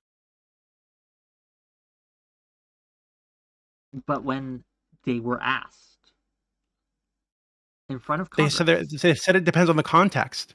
Yes, like that's reasonable. Again, I am in a spot because I agree that yes, that is the correct answer, but I disagree that they have applied this across the board. I think that again we can see again in 2020 when they disinvited a feminist philosopher, right? That they do not have the same allowance, especially after October 7th. Now, I will say that if they had been asked this on October 6th, I think they would have given a different answer. But I can't prove that, right? That's just my suspicion.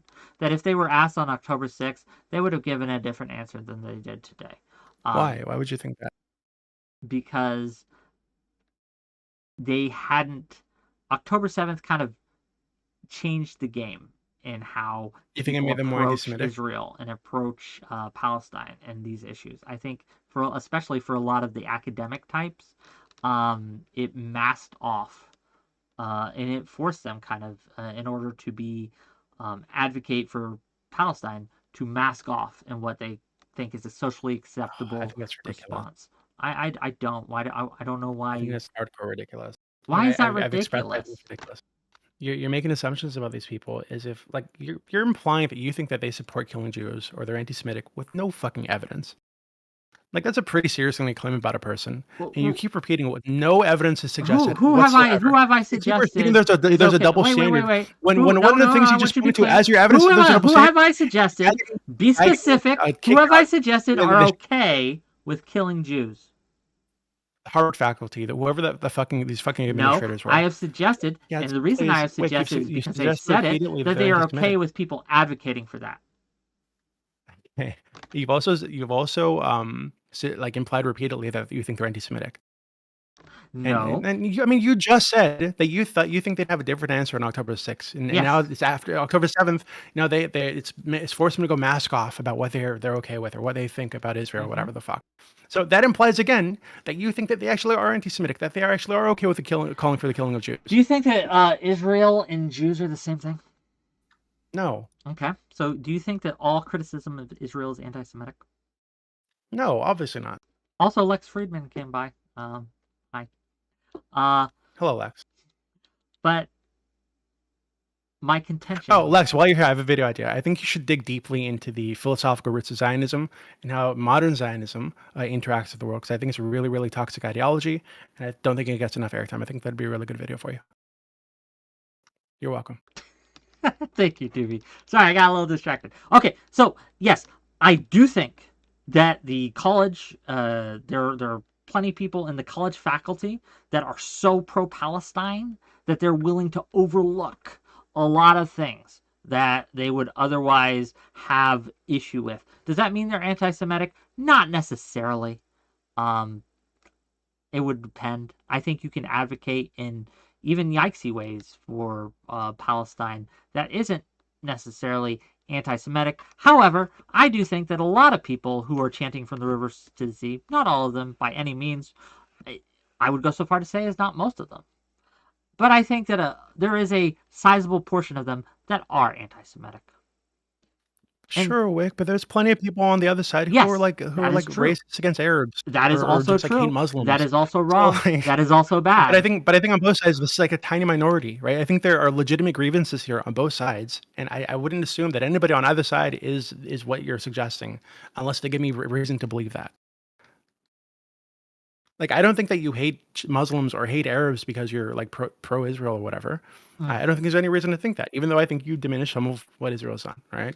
But I think this idea that they went mask off after October 7th, and now they're more okay with calling for the killing of Jews. That's ridiculous. They're more okay with people calling for things like Intifada, etc. They're more okay with I think that's indicative in the amount of academics, not normies, right? Not normie Twitter users, but academics, people who held positions of power within universities, professors, right?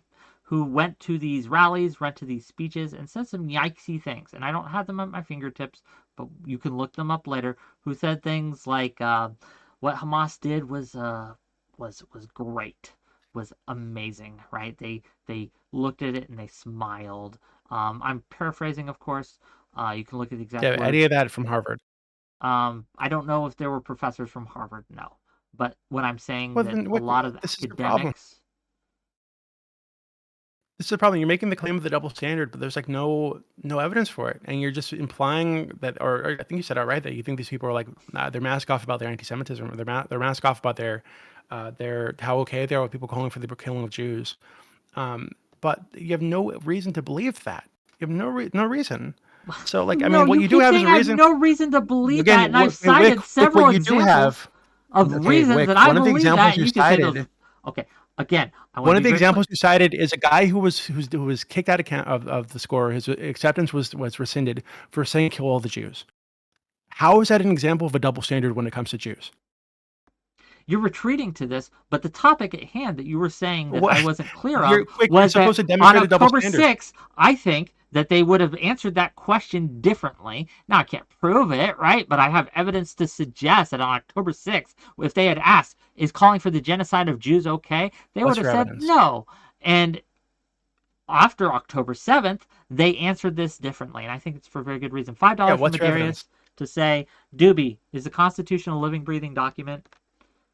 I don't know. And then $2 Yes. more from him to All say, right. Wick, why does Doobie keep losing to me in debates? Adres has never beat me in a debate. Okay? I Like, can't even speak to that. even simple shit that I'm like pretending to think to believe, he still loses. It's really bad. Okay. And he has a small dick. I've heard from again, verifiable sources, very honest sources say he's a very thin penis and it's very small. Noted. I want to reiterate, because there's people in chat who maybe are misunderstanding me.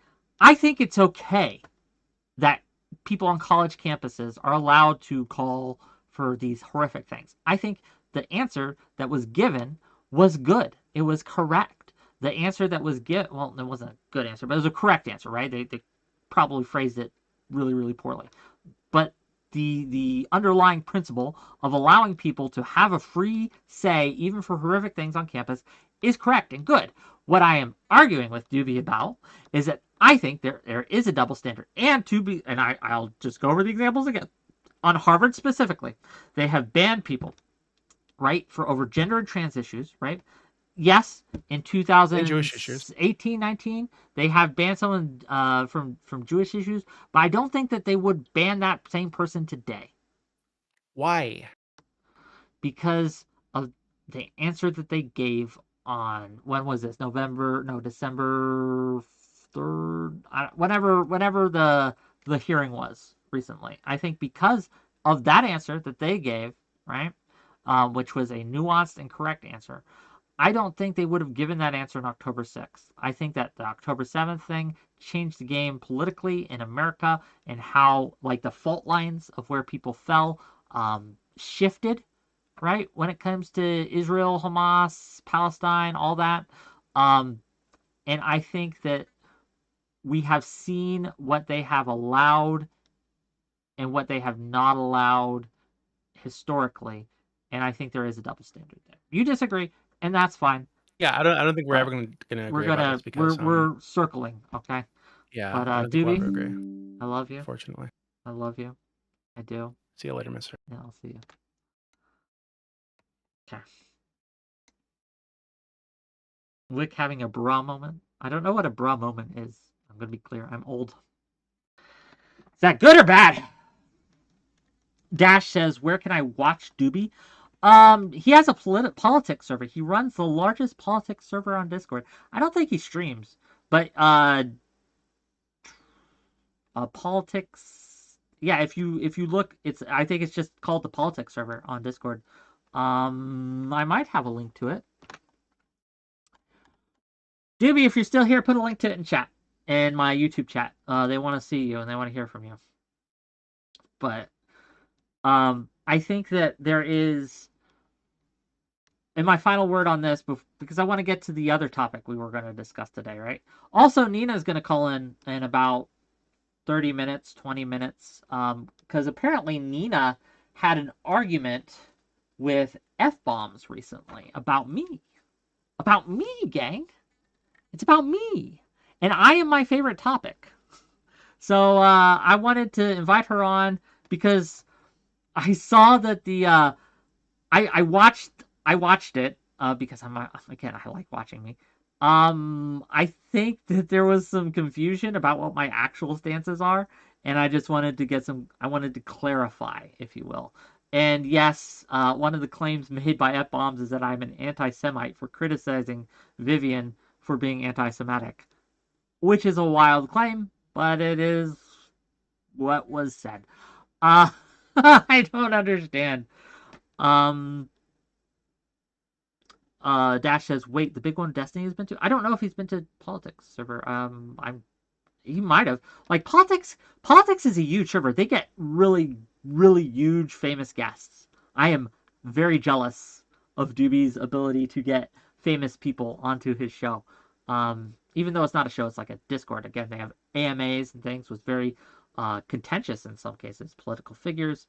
Now, it is very free speech oriented, so you will get a lot of yikesy opinions there. But that's actually a reason why I love politics as a server, right? I think it's great that they allow different views to be expressed. I am a free speech simp. I do simp for free speech. But yeah, his Wida says his Discord server makes spicy chat look like normal kids. Yeah, that's true. I had a point before I got off on this tangent. Can't remember. Ugh. Okay, let's go to the next subject at hand. So, I don't know if you all saw, but recently there was reports that Israel had captured or taken prisoner a large number of possible combatants in northern Gaza, that they'd rounded up and detained several individuals, and there's been photos of this circling on the internet, and it's very very controversial. But I think people are kind of losing their minds over this, and I wanted to talk to you about it a little bit. So let me bring it up. Let me find it. Let's switch. Here we are. Okay. So here, let me bring this tweet up originally. So this guy says the majority of the American ruling class, indeed a majority of the ruling class in the West, supports this. What is this, right? What do you guys see here? What's going on? So reportedly, again, we don't know for sure, but reportedly, these are possible combatants, possible Hamas people. I don't know. No one really knows. The IDF says that they surrendered, and so that they're being processed. So they've been stripped, blindfolded, bound, and they are being processed. They're being, they're checking to see if they have connections to Hamas, etc.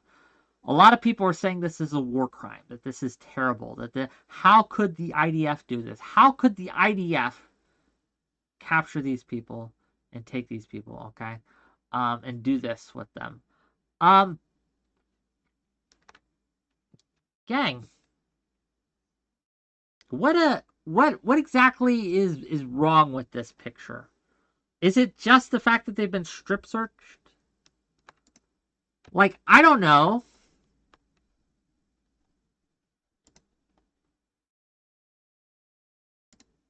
Let's go to this picture. Are they being victimized in war crimes because they've been bound and forced to kneel in a group? Is it the stripping part that's an issue here? Are these people under, are they being war crimed right now? This is standard shit. This is standard shit that we do. Okay? They are being detained and processed. They're being they're being cuffed or bound, and the reason that they're being strip searched is because Hamas has a history of blowing themselves up with suicide vests, shoe bombs, etc. Right? They use explosive devices which they hide within their clothing, and they explode it and detonate it, killing themselves and all those around them. This is the modus operandi for a lot of them. They're martyrdom operations, as they call it. So when you have, again, a picture like this, it looks like, I can understand why at first glance you're like, oh God, that's horrible. But gang, this just looks like prisoners, like, if there's evidence that comes out that they're being abused, like hit and struck or tortured, then I'm changing my stance, obviously, right? But from this picture alone,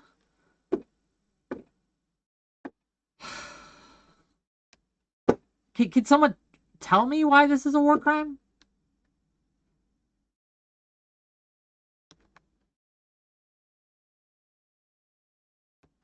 Is it degradation? Is it, yes, degradation? Is it? Like, it doesn't look like this is, like, I don't know if this is a journalist who took this or the IDF themselves who took I don't know who took the photo. If a journalist took the photo, I mean, they just did. Like, I also don't know. Like, there's so many unknowns there that I can't really have a hard stance on this, okay? How long have they been sitting there? Has it been an hour? Has it been 10 hours? Has it been a day? I don't know. This picture alone proves a war crime, but a pic of libs of TikTok of a blue hair teacher running a gender... Okay, People's Elbow. Gotcha. Yeah, I don't... Look. Give me a second. Let me pull it up.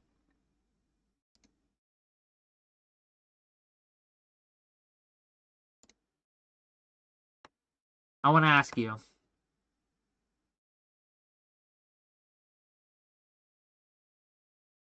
Oh, I got called the N-word.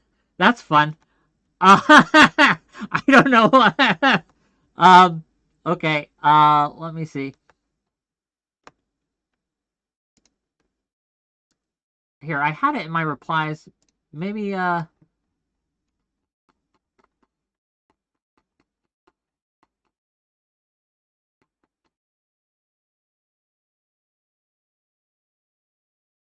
man, okay, there's a picture, and maybe I'll bring it up in my Discord.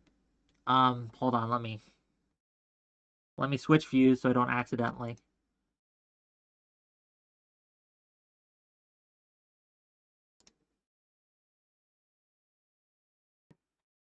Sorry, I'm bad at this.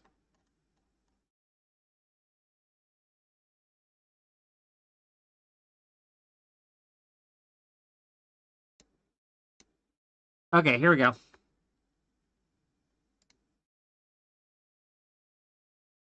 Is this a war crime, gang?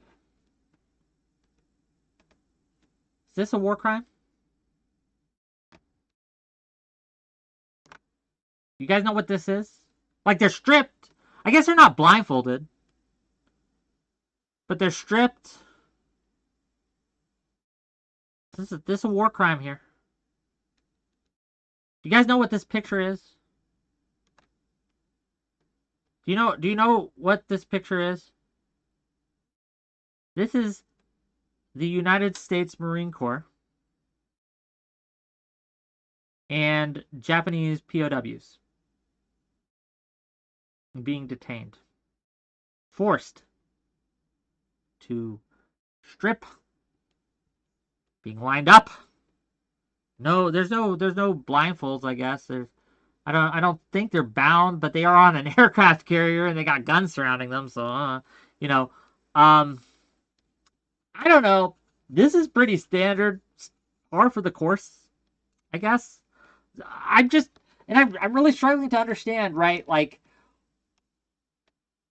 why is one dehumanizing in a war crime and the other's not? Like, what's the... Yes, it's obvious. They're also, one is on an aircraft carrier and one is in Gaza. That's another difference, but that difference doesn't matter in this case. Yes, there are differences, but I'm talking about substantive differences. And I'm asking you, is blindfolding a prisoner, because the difference is the blindfolding and the binding. So is handcuffing and blindfolding a prisoner enough to make it a war crime? Is that your assertion? Is that your assertion that restraining a prisoner and blindfolding them, as well as stripping them, is that enough to make it a war crime? To make it dehumanizing? If you want to take that stance, you are free to. I don't. I think that's ridiculous.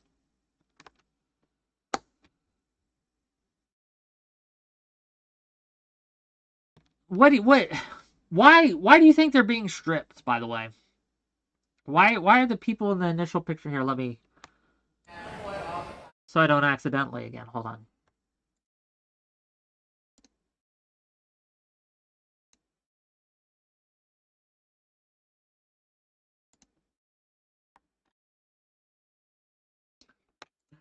Yeah, why is this a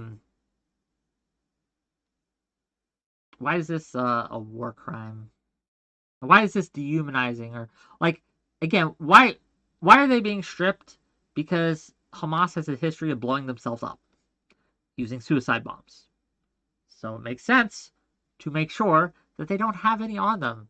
The IDF's policy is from a distance to get the surrendering party or the captured party to strip, right? And they're not entirely stripped. Like, we can pull it up, we can look.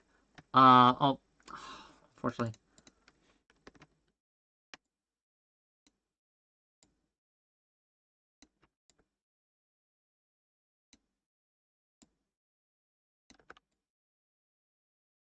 Yeah, some of them still have shirts on.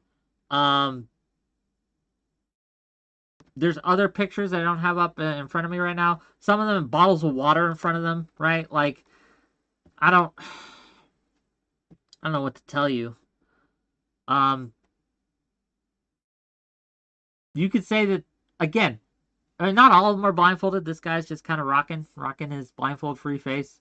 I guess you can say that, depending on the context, this could be terrible, right? If they were sitting there for like 12 hours, I think you might have a point, right? If they had been sitting there for like a day, I think you might have a point. But if this was like a transitory period where they're just being processed, I think that point goes away. If it's like an hour or two, I don't know, right? Is that the evidence of Israeli brutality, that they processed, captured these individuals, and then released the ones who were found not to have connections to Hamas? Is that the evidence of Israeli brutality that we're going with here? I don't know. Wick, your Twitter feed looks too much like mine. Stop it. Well, stop it yourself, little guy. Little guy, you're copying me. I think the torture is making them kneel naked alongside so many other naked men. I don't know. I hope the people that think so never have to spend a few days in jail. Gang, I remember when I was arrested when I was 14 years old. Fun Wick fact, I went to juvenile hall. Guess what they did? They strip searched me. Was I a victim of a war crime? Before I was allowed to go into they stripped me down to my undies, right? They checked to see if I had knives or anything like that. I was kept that way for a while.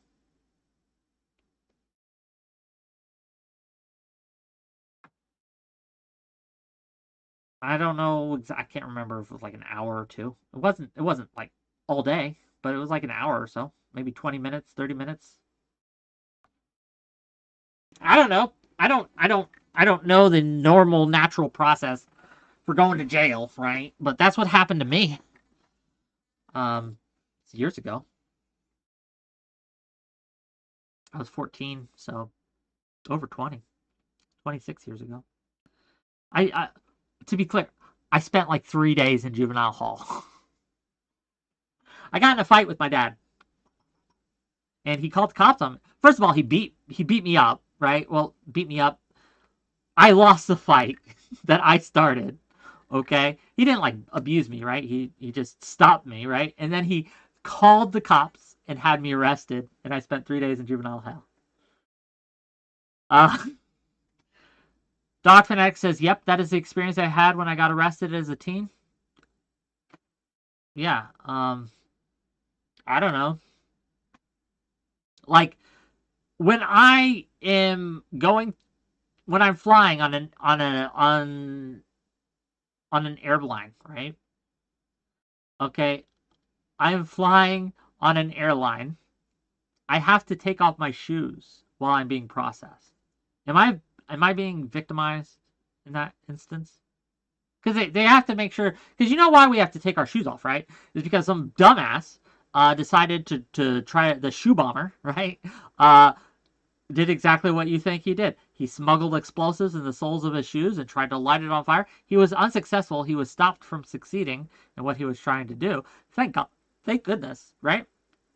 But yeah, now we all have to, when we're flying, have to take off our shoes. The horror, the degradation of having to strip, right? Strip and bare our feetsies. Okay? Now, obviously, it's not the same. Obviously, it's not the same.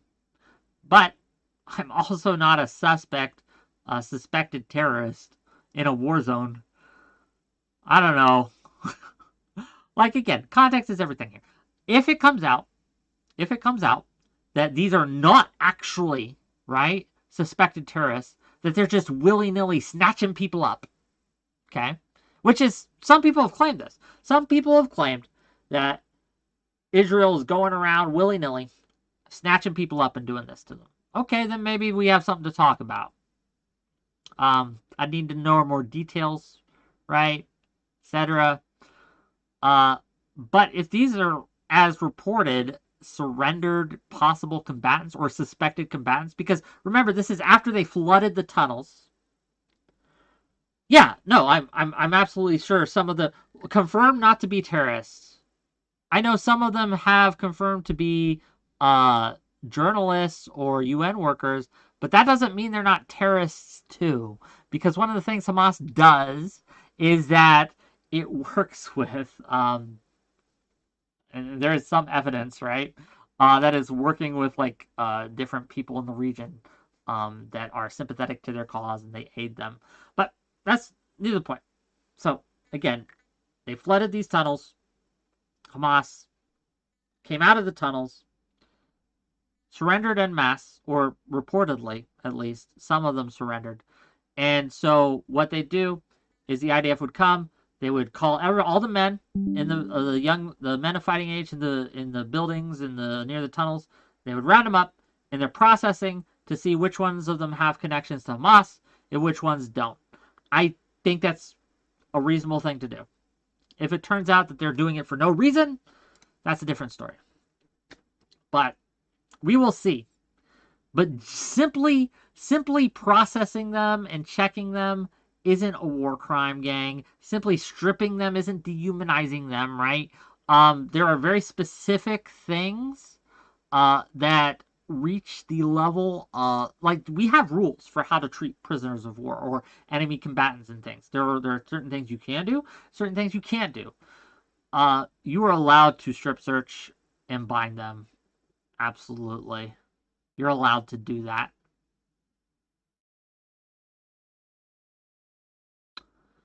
What are you linking me, cowboy?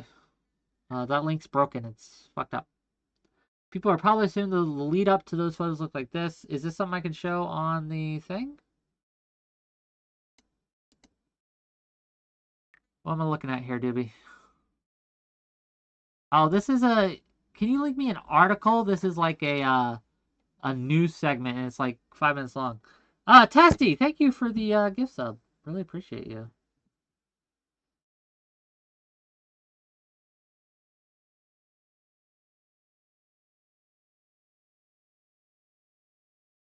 The People's Elbow. Wait a fucking minute. They are not at all. Are they prisoners of war or enemy combatants?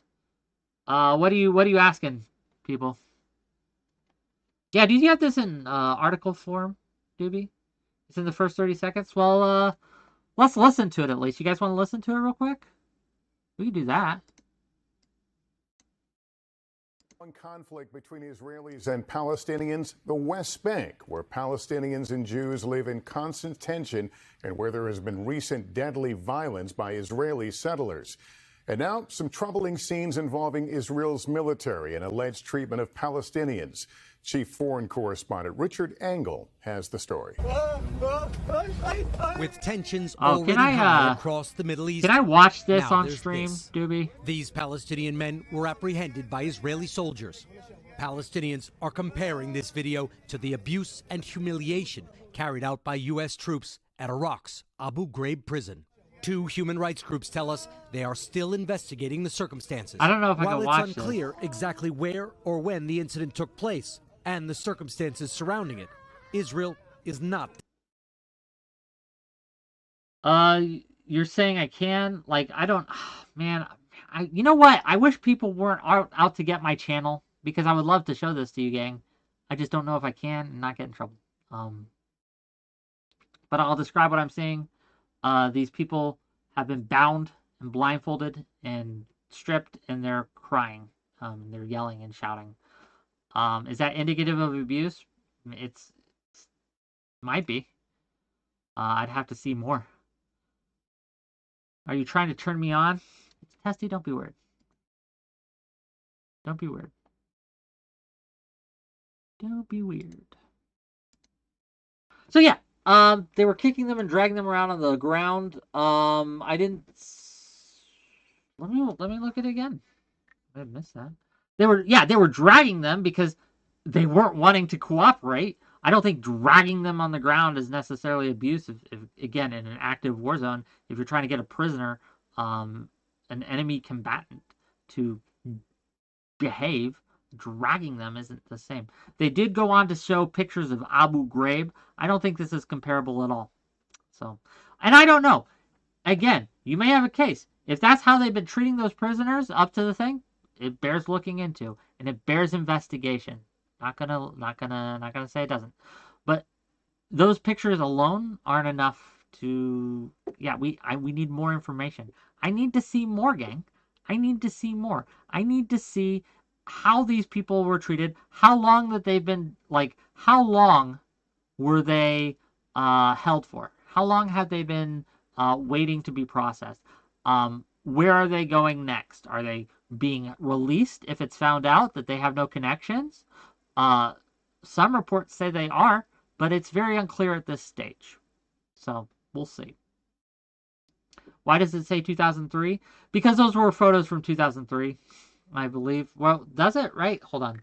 Let me look. Here. Let me click on the link again. I want to be sure.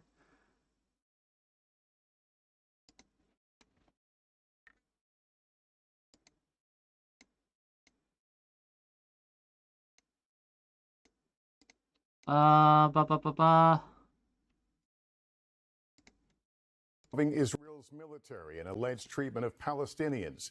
Chief foreign correspondent 𝕾𝖍𝖎𝖙 has the story. With tensions already high across the I Middle don't see East, anything saying it's from 2003. Where do you see that? These Palestinian men were apprehended by Israeli soldiers. Palestinians are comparing this video to the abuse and humiliation carried out by U.S. troops. Oh, no.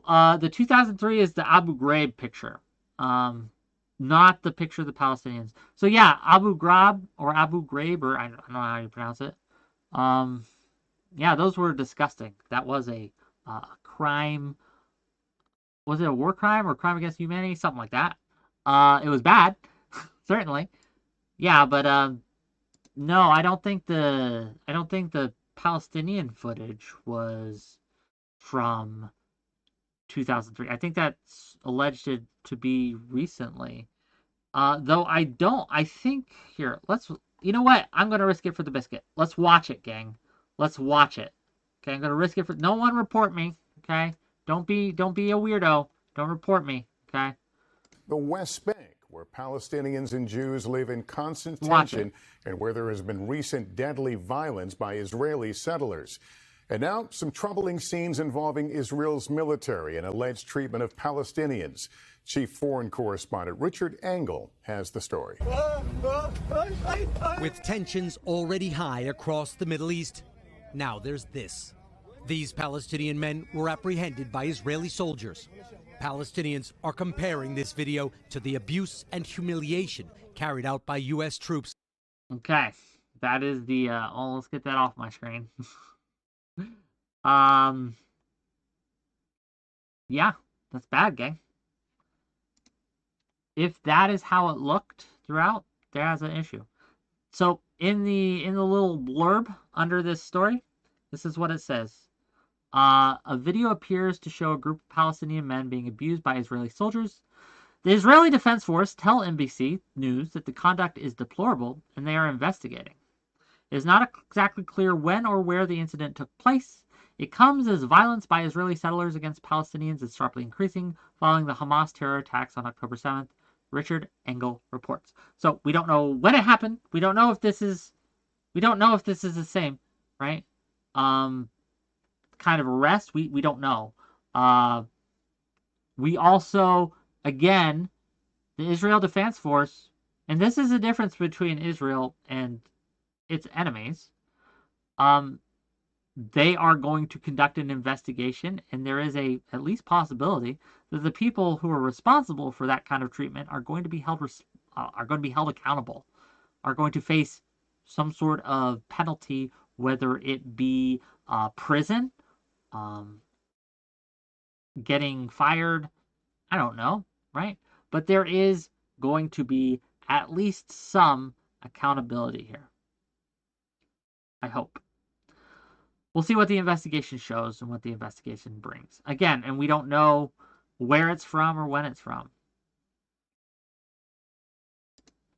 But no, there is a substantive difference between that and lining them up and simply detaining them.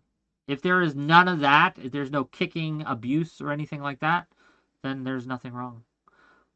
Whereabouts were they detained? Gaza, the West Bank? We don't know, Brew Crow. It's not clear. That's what we just read, at least, under the blurb of that report. We don't know where that's from. It's not clear where it's from. So it might be the West Bank. It might be Gaza. It might have been a week ago. It might have been a month ago. It might have been yesterday. I don't know. Have they concluding proscripts for that video we just saw? Have the IDF confirmed where it's from? No. Not the pic. Not the pic. I'm talking about, because we know where the pic's from. We know where that's from. I'm talking about the video of them beating some Gazans. Or maybe West Bankers. Palestinians, let's say. Yes, I condemn that act by the IDF. Absolutely. DW is showing this video right now. UN vote coming. DW is who? I don't know acronyms. Yeah, is it Gaza? I don't know where it is. But yeah, the pic definitely is from man, I can't pronounce these names, but we know where the pic is from. It's from northern Gaza. Hold on, let me click this link too. Yes, no, we know where the pic is from. Gang, I want to be clear. I'm not asking you where the pic is from. I'm asking you where that video that Doobie linked to me is from. And again, it shows a scene where they're rounding up. I don't know if these are the same scene. I'm trying to figure that out. I don't think we know. Yeah, they mentioned West Bank in the starting blur, but that's not necessarily in reference to the video, right? It was a part of a news report, and they were reporting on the situation. They were probably, they might have been talking about the West Bank before or wanting to talk about the West Bank in general. We don't know. And again, the website says they don't know where that video is from. But again, if it's the case that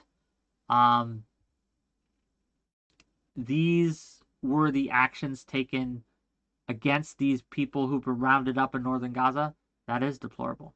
Absolutely. But the picture doesn't show that.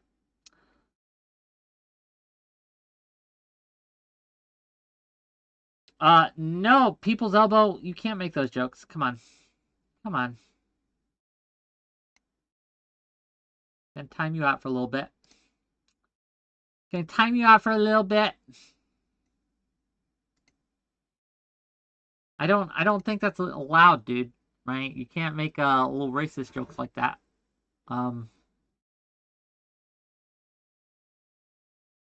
It's the first time I've seen it, Johnson. Like, I don't usually watch chat. I'm usually busy with my guest. It's the first time I've seen it. Okay. Well, anyway, gang. So yeah, that's that's kind of the situation, and that's what I wanted to talk about. Let's see if Nina's almost here, because I want to talk to Nina a little bit.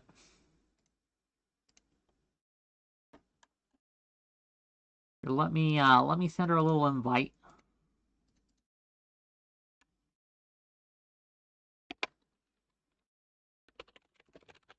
Jump backstage.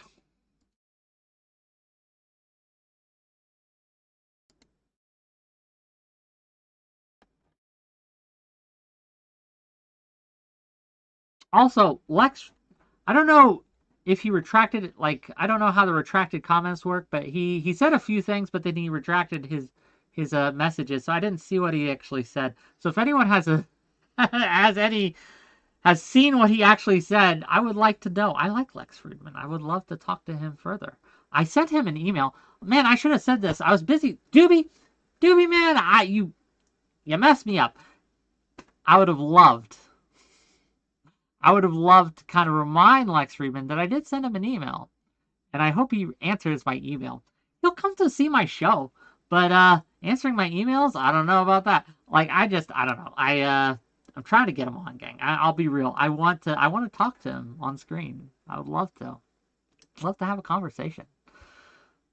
Goals. But yeah, I sent Nina a message. Hopefully get here soon. Just jump backstage, Nina, and I will pull you in. So click on the link I gave you, accept the rules, jump backstage. I will pull you in, and we'll have a chat, me and you. I watched, like I said, I watched her conversation with F-bombs. So, gang, I didn't know this, but he made a video about me. A few videos apparently, but there's a video about me and how I'm an anti-Semite, I guess. I haven't seen the video, but I saw Nina's response to it, right?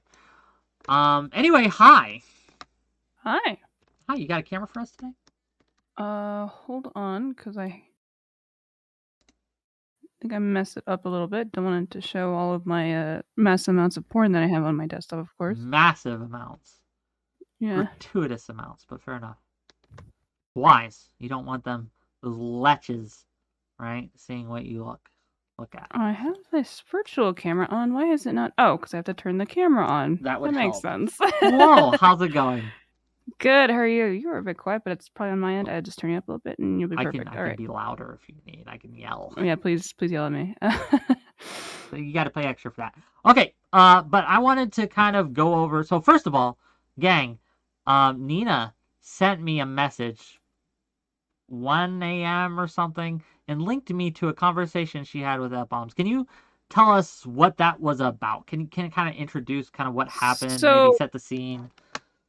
I've it seems like a lot of crossover of viewership with him, and they linked a video because we do reacts to videos and stuff like that.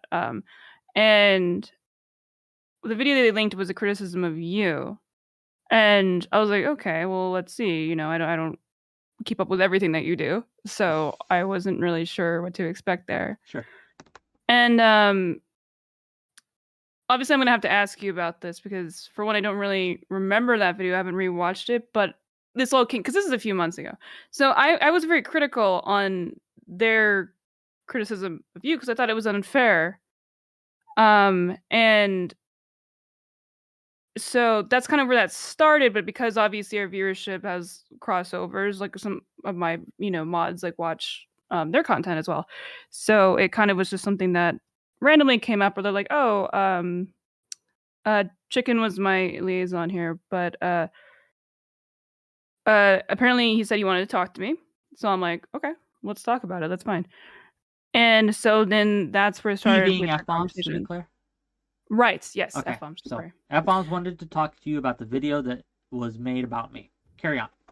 My response to the video that was we're like multiple levels of reacts, of course, but yeah. So anyways, so we had that conversation yesterday, and I guess I wanted to ask you some clarifying questions because I don't know how well you remember Have you seen the video in question here? No, I don't watch up on. Do you remember when you yelled at somebody named Vivian? I do remember that. Yes.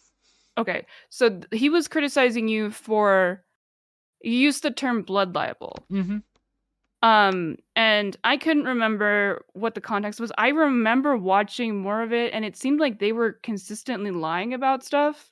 They were? Regarding, like, I think, I don't know if it was specifically the Israeli government, but it seemed like it was a whole thing. So that's what I want you to kind of, like, fill in the gaps here, Okay. if you No, can. no, that's fine. Just kind of a TLDR on it. I had just had a debate with a gentleman named 𝕾𝖍𝖎𝖙. It went fantastic. I think we disagreed substantively, but we were cordial. I had call-ins after. Viv called in and began to assert that Israel was purposely targeting and hunting down journalists to kill. And as an example, she gave an incident of an AP building that had been bombed in 2021 by Israel. That was in Gaza, that she said journalists had died at, right? She then went on throughout, right, to berate me that because I was a free speech advocate and because I was very pro-America, which I am, that I should be livid and angry and hate the Israeli government because they had purposely targeted and killed all these journalists in this strike. She again said she indicated that they had killed hundreds of journalists in general, right? And that some unspecified number, whether it be a dozen, 6, 100, I don't know. Like Sure. a bunch had been killed in this specific strike. And I engaged with her for a while on that. But eventually, I was made aware of, I think 𝕵𝖎𝖙 in my chat linked me an article, and it turns out that in that specific instance, no one had actually died. None. Not any combatants, not any civilians. No one had died in that thing. And that pattern, right, of saying, hey, the IDF is murderous, targeting civilians, journalists specifically, to kill them, I felt was, and I still feel, is akin to blood libel. Now, I will admit that me using that term has broken people's brains because people, for whatever reason, see it in a very specific light, that it can only mean this kind of mystic accusation of blood drinking. That's not how people use this politically. It has been used for things that are not even Jewish, right? People have said that the accusations towards black people that they are murderous savages is akin to blood libel because it is. Because colloquially, blood libel is simply a false accusation against a group that is slanderous in nature, usually involving murder, destruction, death, etc. I think all of that fits the description of what Vivian did. And I stand by that. I know a lot of people, again, don't know what they're talking about when it comes to it, and so they think it only means a specific thing. That's well, can not I true, but continue. Yeah, I just want to challenge you on that point, just because this is where I'm seeing from the other side. Do you think that it might seem to some people, specifically Jewish people, like too much of an aggressive term? Like, do you think maybe anti-Semitism would have been a more accurate term? No. Actually, it would have been worse because, again, the Israeli government isn't like the same as the Jewish people. Right. So again, blood libel does not just mean, like, traditionally it has been used to Jews. But, for example, Sarah Palin used it in the 2008 elections, right? Not towards Jews. Now, you can say that it shouldn't be used for anything else other than Jewish things. Fair enough, right? I just disagree. Colloquially, like, again, this is what the people from the Anti-Defamation League has to say on this. And this was, again, a response to it being used in other contexts. I'm going to read it for you. I'll link you the exact article if you'd like to read it for yourself, but this is what it says. The term is rarely used in American politics. However, when it is used, It generally refers broadly to a person or group being the subject of unpleasant and damaging accusations. While the term, and this is a quote from Abraham Foxman, a national director of the Anti-Defamation League. This is what he says. While the term blood libel has become part of the English parlance to refer to someone being falsely accused, we wish that Palin had used another phrase instead of one so fraught with pain in Jewish history. I think that's fair, right? I think that's fair to wish I had used another term or wish I had used another term. But again, the national director of the Anti-Defamation League acknowledges that this is, again, part of the English parlance is just to refer to someone being falsely accused. Harvard University president, or a lawyer, I should say, free speech lawyer and advocate, Alan Dershowitz, okay, this is what he says. Although its historical origins were in the theologically based false accusations against the Jews and the Jewish people, its current usage is far broader.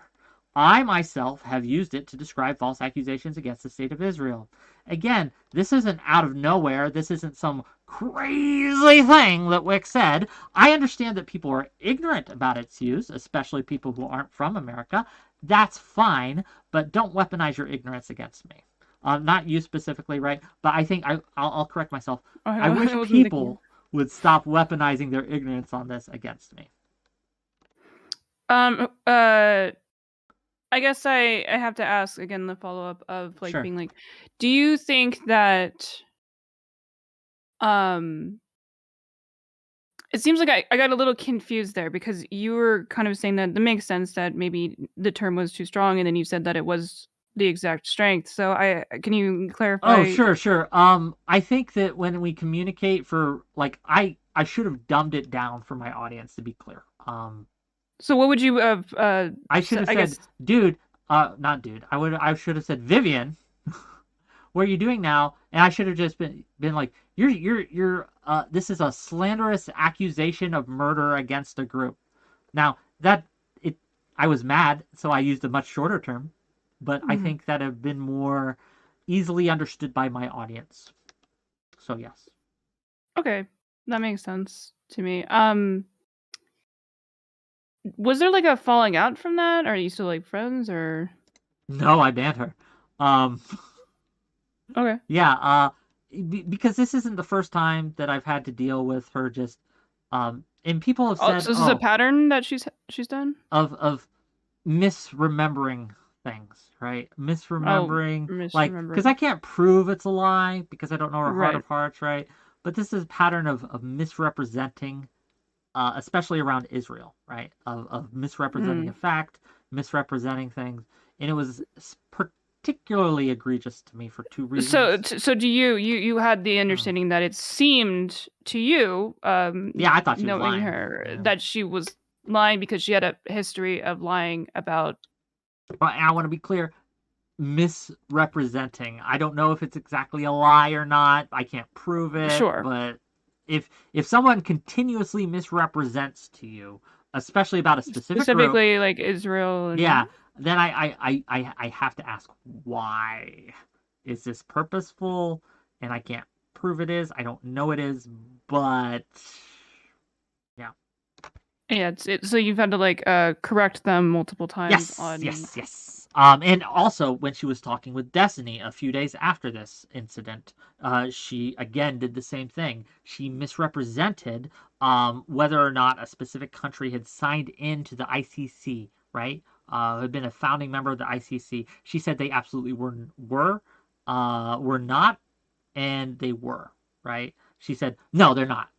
And then what is Destiny the ICC? I'm not familiar with the ICC, the international, it's like the International Community Court. I'm not sure exactly what the acronym stands for, but they basically are an international law organization which prosecutes crime of an international nature. They hold people responsible for war crimes, etc. That's the idea behind it. How it works out in practice is hit and miss, right? But yeah. Okay. And that had to do directly with misrepresenting Israel again, or maybe I just didn't understand. The subject at that time was regarding Israel. Yes, It was. There was an argument on whether or not the ICC or in UN, etc., is specifically anti-Israel, And one of the examples that was used is, in this, I think it was Uganda. Again, this was a while ago, so please, I may be misremembering these specifics here. So I just want to be clear that I don't remember these specifics. But again, just saying things that were not true with full confidence and only backtracking after called out on it, right? So again, this pattern of behavior where she says things with full confidence, representing herself as, if not an authority, then someone who has authoritative knowledge or has taken sources from authoritative people and is presenting them to you fairly and justly. Again, the continuous act over and over again on multiple examples of this happening led me to be like, I'm tired of this. I don't know why you're doing this, but I cannot have this continue. And I banned her. And yes, I was mad, and I shouted, and I yelled, and I peeked my mic, and everyone thought that was funny. I don't know if it was funny. I was very upset. I'm still a little mad about it, but I think I can be mad because men are allowed to express their emotions. Girl boss, let's go. Okay. Chatter wants to know, do you think that Viv was lying because it is populated by Jewish people, or because of the way that it treats Palestine? I assume that is in reference to Israel. Yeah, I think she just hates Israel because, and she may have very good reasons for hating Israel, right? To be clear, like Israel is not the good guy, right? They're not the good guys, but I think that much like many people, and it's not just her, many people have turned off their brains when it comes to Israel and are willing to believe the most slanderous accusations of what Israel is doing because they hate them so much. And I think that's a problem. I think we can absolutely address and dig into what Israel has done that is terrible. Netanyahu, fuck that guy, right? Fuck the Likud, fuck all these people, right? Fuck the IDF when they violate when they do war crimes and things like that. But we have to be very careful of being correct when we accuse them of things. We have to make sure that we are accurate in our accusations.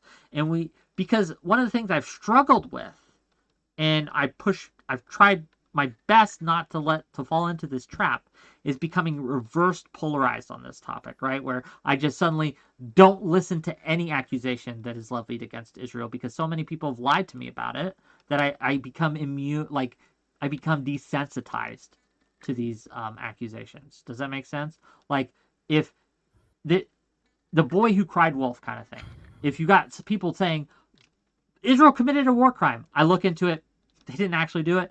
Israel committed a war crime here, I look into it, oh look, they didn't actually do the war crime. Oh, Israel did this thing here, I look into it, and it's maybe more complicated than is represented. Eventually I start to think, well, is any of these accusations accurate? Like, because every single one I'm getting levied seems to be false. Wow, this is really but I know, because I have looked into some that did pan out, right? That I know that's not the case. But it's a struggle because human nature, you tend to kind of like push back and become kind of like stubborn and dig your heels in and think, okay, well, these people are just lying to me over and over again, and I can't trust a word they say. But that's not a reasonable, rational response. But I am human, so human's gonna, as Brittany Simon would say, human's gonna human. Okay, so it is a struggle that I've pushed back against, indeed. So okay, just to rephrase a little bit, or to recontextualize maybe, it is a big issue when this consistent aspect of like lying about Israel, because they do war crimes, but when you get this kind of like desensitization to it, when people are just lying about it, it becomes incredibly frustrating because adding a lot of this, I guess, noise, you could say, that's not true, makes it seem like, oh, well, then I guess Israel's never done anything bad, which of course they have. Yeah. That's your position. Okay. That's I mean, I think, because I think it's important. Yeah. And I think that like people on the opposite end that's happening too, right? They see, they're getting reverse polarized against Israel because, to be clear, Israel really, really sucks at propaganda. It really, really sucks at representing itself. And it has done things that are just not true, right? It has lied. The IDF has lied. And because they've lied, people stop trusting them. And even when they are being honest, they won't trust them. And I think that hurts the IDF. It hurts Israel. It hurts them because they have reverse polarized. I don't know if that's the right term, right? But that's the term I'm going to use. Reverse polarized people against them because they've lied so much. And I think that for me, I try my very best, and I'm not perfect at this, but I try my very best to be accurate when I make a claim. And if I'm not sure, I make sure that people know that I'm not sure, right? We talked about the prisoner stuff earlier, and I hope I was clear. I don't know if there were abuses that were done.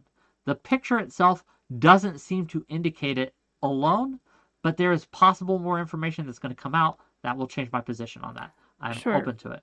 But I think I would absolutely agree with you on that point. I think a little bit of also the contention was, I guess, I think some people were upset that, or had this perspective that you were conflating Israel with directly Jewish people. Would you say that that's inaccurate? It is inaccurate. If that was the case, I would have said what Vivian was doing was anti-Semitic. I didn't. Okay, so you think? Because I don't think she's. I want to be clear. I don't think she's an anti-Semitic. I don't think she's anti-Semitic. I think that she hates Israel, and I think there's a difference. Now that said, I think that she's willing to overlook anti-Semitism because she hates Israel so much in certain instances. But that's different than being anti-Semitic yourself. So I'm not going to accuse someone of something that I don't think they are. Right? I guess then what would the difference be between anti-Semitism and blood libel? Is that more of again, like blood libel? To be clear, it doesn't have to refer to Jews. Again, as we learned from the Harvard lawyer, right, and as we learned from the Anti-Defamation League, in the English parlance, it has taken on, much like gay doesn't just mean happy anymore. That wording has evolved over the years to have different meanings. Okay, so you're using that in more of a broader term. Like, that's why you brought up, obviously, like... Absolutely. Okay. So you meant it in that way. Yes. You were not trying to at all... No, not to say that... I don't think that Vivian was accusing the IDF of drinking the blood of Christians. Right. Okay. Yeah. I guess I would have to... It seems like that also... Just to go back to the contentions here, it seems like that term, obviously you watch the conversation we had yesterday. They seemed... FBOM seemed very upset at your use of that term. Do you have like a counter argument to the arguments that you saw him making that maybe I didn't make? Or... I want to be kind here because I used to consider FBOMs not a friend, but we used to be a colleague, right? I used to talk with him. He's been on my show before, right? I've been on his show before. We've had what I felt were decent conversations. Man,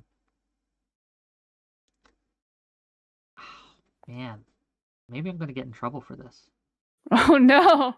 Take your time. Hold on. You'll have to get another White think Claw his for that one. brain is broken. Oh no! Wait, why do you say that? I think he has issues that have caused him to view me as an enemy. That I think if do you have like he did a not past have or these something? issues, he would not think that. I could be wrong, but that is my I know that he has had issues in the past and struggles mentally, right? Well, I don't want to get into too much of that. But I think he's going through it again. I think this is so that's why I haven't had him on. Is it specifically that's why I between haven't you talked two? about him. No, hold on, if I may. Okay. I just want to make sure. That's why I haven't like gone in at him or anything. I haven't really like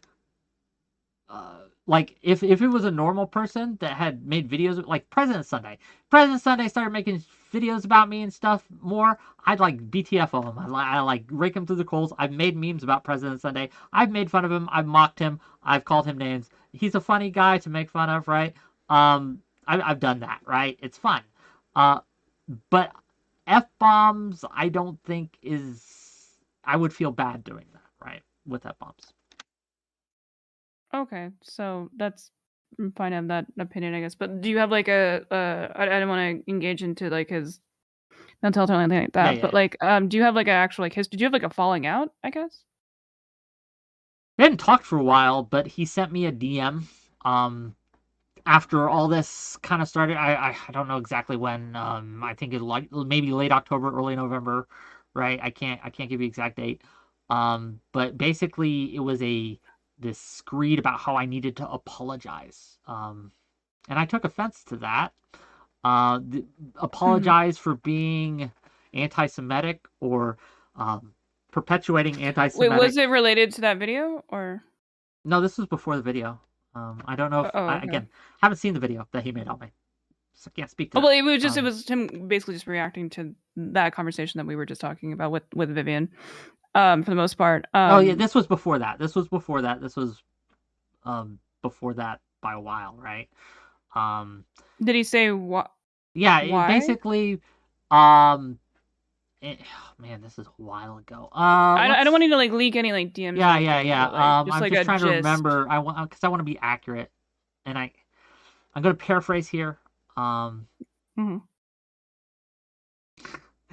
Basically, he was saying that I was being anti-Semitic, that I was perpetuating anti-Semitic tropes, that I was being that I was causing harm to Jews, and I took offense to that, and I needed to apologize. Okay, I took offense to that because I was doing the exact opposite.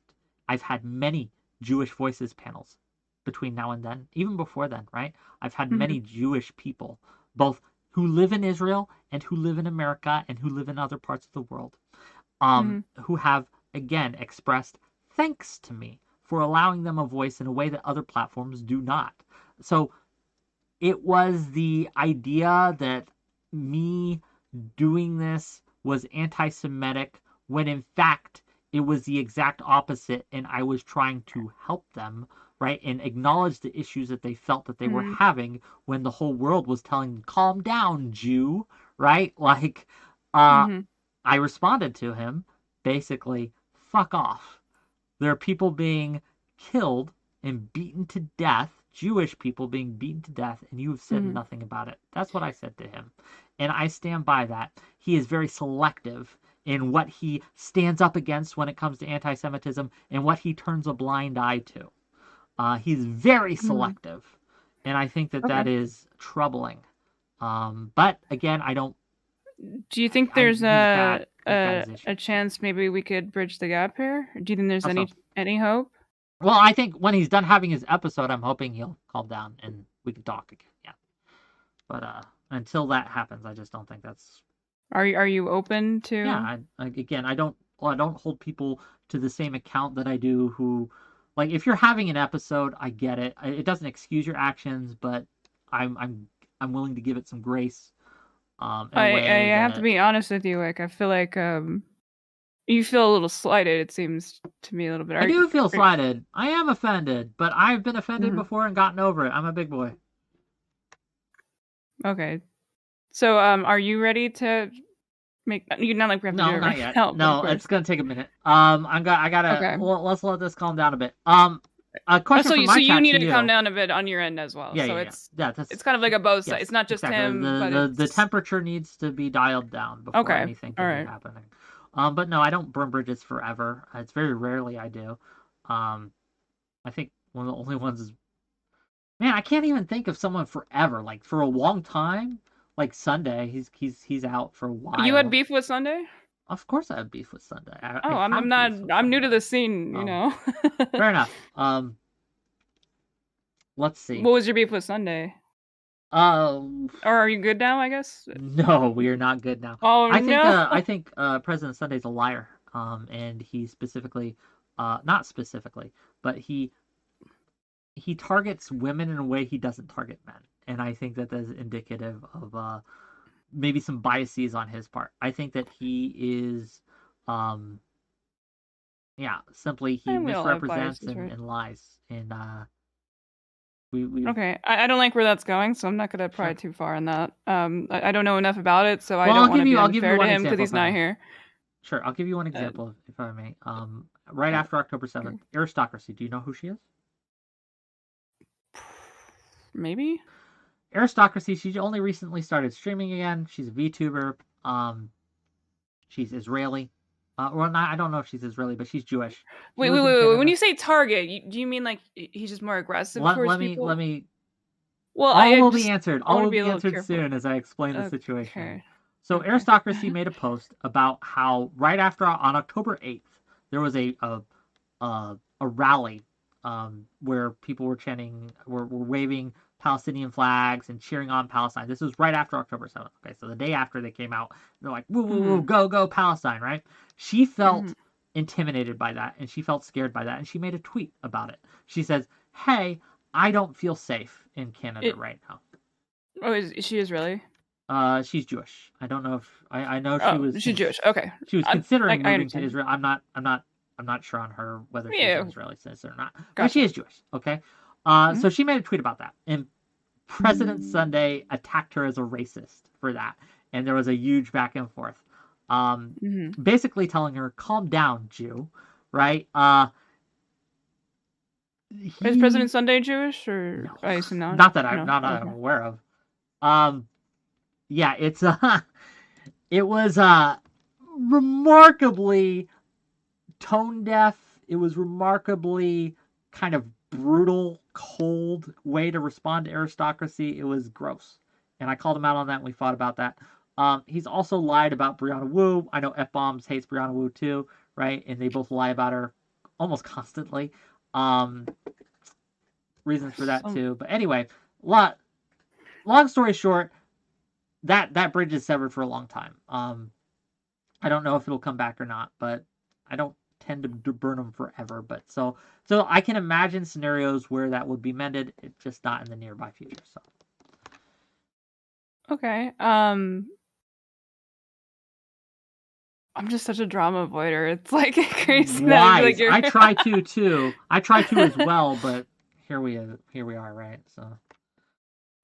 Yeah, and to be clear, this was before Israel had responded at all. They hadn't responded with the counteroffensive. This was before any of that. Right. I mean, tensions were high, obviously, at the time on both ends. So, I do think that was not anyone's best showing. I think people were, very passionate on both ends around that.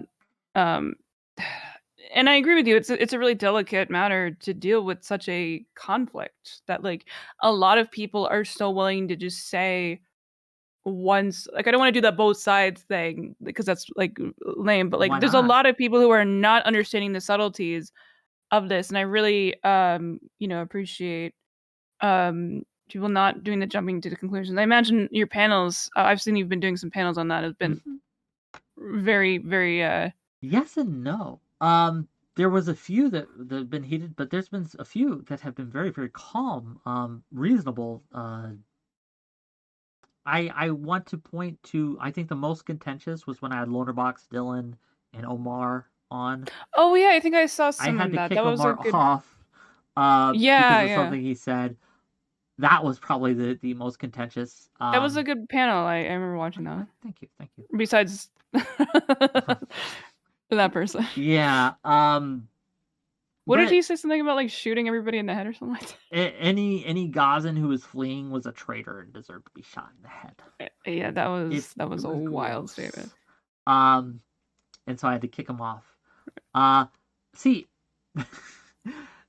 and then there was then I had an all Jewish voices panel where we talked about Zionism, what that means to them, right, and how they feel after October 7th. I'm very proud of that panel. It wasn't contentious, there was some argumentation, but it wasn't super contentious like that. But if you haven't seen it and you're looking for content, I think that is a great panel to review. I can link it to you at some point. But yeah, sure. We had people who lived in Israel, like there was former members of the IDF there, right? We had people who lived in like other parts of America, things, and we brought them together. We talked about what does Zionism mean to you, right? How do you feel after October 7th? Do you feel safer? How do you feel? What do you feel about the world's response to this? We had a wonderful discussion. It was great. But yeah, I don't know why I'm still talking about this, but yeah, here we go. No, that's fine. I have some questions from chatters that I assume I just don't know the context of. You have so much lore, apparently. They're asking about the manifesto stream with Jenny Matrix. Yes, that's where me and Jenny Matrix put it together. I'm not familiar with that person. Sure. Jenny Matrix was someone who was a member of a group chat that President Sunday was leaked messages from, and so it was a group chat with wait, who leaked? Who leaked whose message? Sorry. Someone leaked to President Sunday, right? That a bunch of messages in a group chat that Brianna Wu was part of. They selectively took some of these leaks, right? And they went over on stream and misrepresented them, lied about them, right? Lied about what that meant. In a pretty clear manner. So Jenny Matrix wanted to come on my show, and who is Jenny? Is this a content creator? She was one, kind of. She's been on my show a couple times, but she doesn't. Okay. I don't think has a normal stream. But she was part of the group chat, right? One of the people that was being called transphobic, etc. She's a trans individual. Okay. So she took offense to that. She felt that her and Brianna Wu and others had been lied about. So we had her on, and she presented her evidence that they were lying and went through that. I think it was pretty compelling. I think it was pretty clear where we showed that President Sunday had misrepresented the facts, but that is something I will leave the audience to decide on their own. Yeah, so here we are. Well, so what it was just, this is the manifesto stream. So was that? Yeah, that was during that where she put it together and she went through it. I just hosted it and asked questions. So I'm sorry, I'm still a little confused on what happened. I am so not up to date with any of this stuff. Brianna Wu's group chat got leaked. So she was part of the Brianna. She was part of the Brianna Wu group chat. Yes, Jenny Matrix was part of the Brianna Wu group chat. Brianna Wu's group chat got leaked. Sunday claimed they were all. Did she leak it or did somebody else? Someone else leaked it. I don't know who. Okay. They leaked it. President Sunday got a hold of it. He did a stream claiming that they were all transphobic because of X, Y, and Z. All of these trans women were transphobic? Yes. Look. I get it. I understand, right? But I think it's not impossible that it's not impossible. But... It's not impossible. That's true. Okay. Right? Sunday went through it. I felt misrepresented and lied about much of it. So Jenny Matrix you were in the group chat or something? I was not in the group chat. No. Why did you feel like you were lied to, or? Well, what's your question exactly? I guess why did I do this? Because I don't like liars. No. You said that you felt lied. Yeah, Sunday saying they lied. Yeah. Okay, so Sunday mischaracterized the leaks, and then you had somebody in that group chat come on to talk about it. Yes. Okay. Now, to be clear, I do work with Brianna Wu professionally, right? We have a professional relationship. I consider her a friend. And yes, I took umbrage at this. So yes, I was willing to platform Jenny Matrix. I have platformed her before though, so I mean. Is she controversial? It seems like kinda. She's pretty transmed, if you know what that means. Oh yeah, transmedicalist. We're basically you have to do bottom surgery and all that type of stuff. Which is funny because her and Brianna argue about that in the group chat. Okay, they argue about that, and yet Sunday was using that argument as proof that Brianna Wu was transmedicalist, which again, not true. She was specifically arguing against Jenny Matrix in a lot of these, but because he put them out of context and he snuck in a lot of meaning that wasn't there, it was just, again, a lie. And I think that's very clear. But you can watch it in your own time and figure it out for yourself. So. Yeah, you can link it to me. What would I be looking at? Maybe the chat probably knows. I feel like everyone knows more stuff than I do. I'm coming. What other questions you got for me? All right, chat. We have any more questions? Apparently, This has become a interview stream. So here we are. We don't have to. I just find this whole side of the internet. I like vaguely know about it, but I don't know the intricacies. So,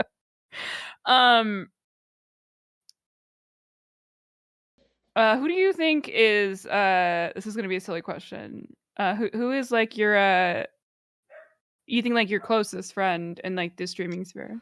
Oh, that's a weird one. I first of all, most of these people are not my friends. I'm friendly. I want to like colleagues. Clear, yeah, I want to make it clear that almost everyone I work with, I don't talk about my personal relationships almost at all. I don't like being content, right? I know a lot of people talk about me a lot, but I don't like my personal stuff being content. I don't mind my stances being content. I don't mind my streams being content. I like that actually, but my personal life, I don't like it being content. I think one of my closest friends, I would say though, it's no secret, 𝕾𝖎, 𝕾𝖍𝖎𝖙𝖘𝖍𝖔𝖜 is one of my closest friends in this space. We've hung out in life, we've broken bread, right? Eucharist is another someone I'd consider a friend, right? Tenflix, Portland is burning.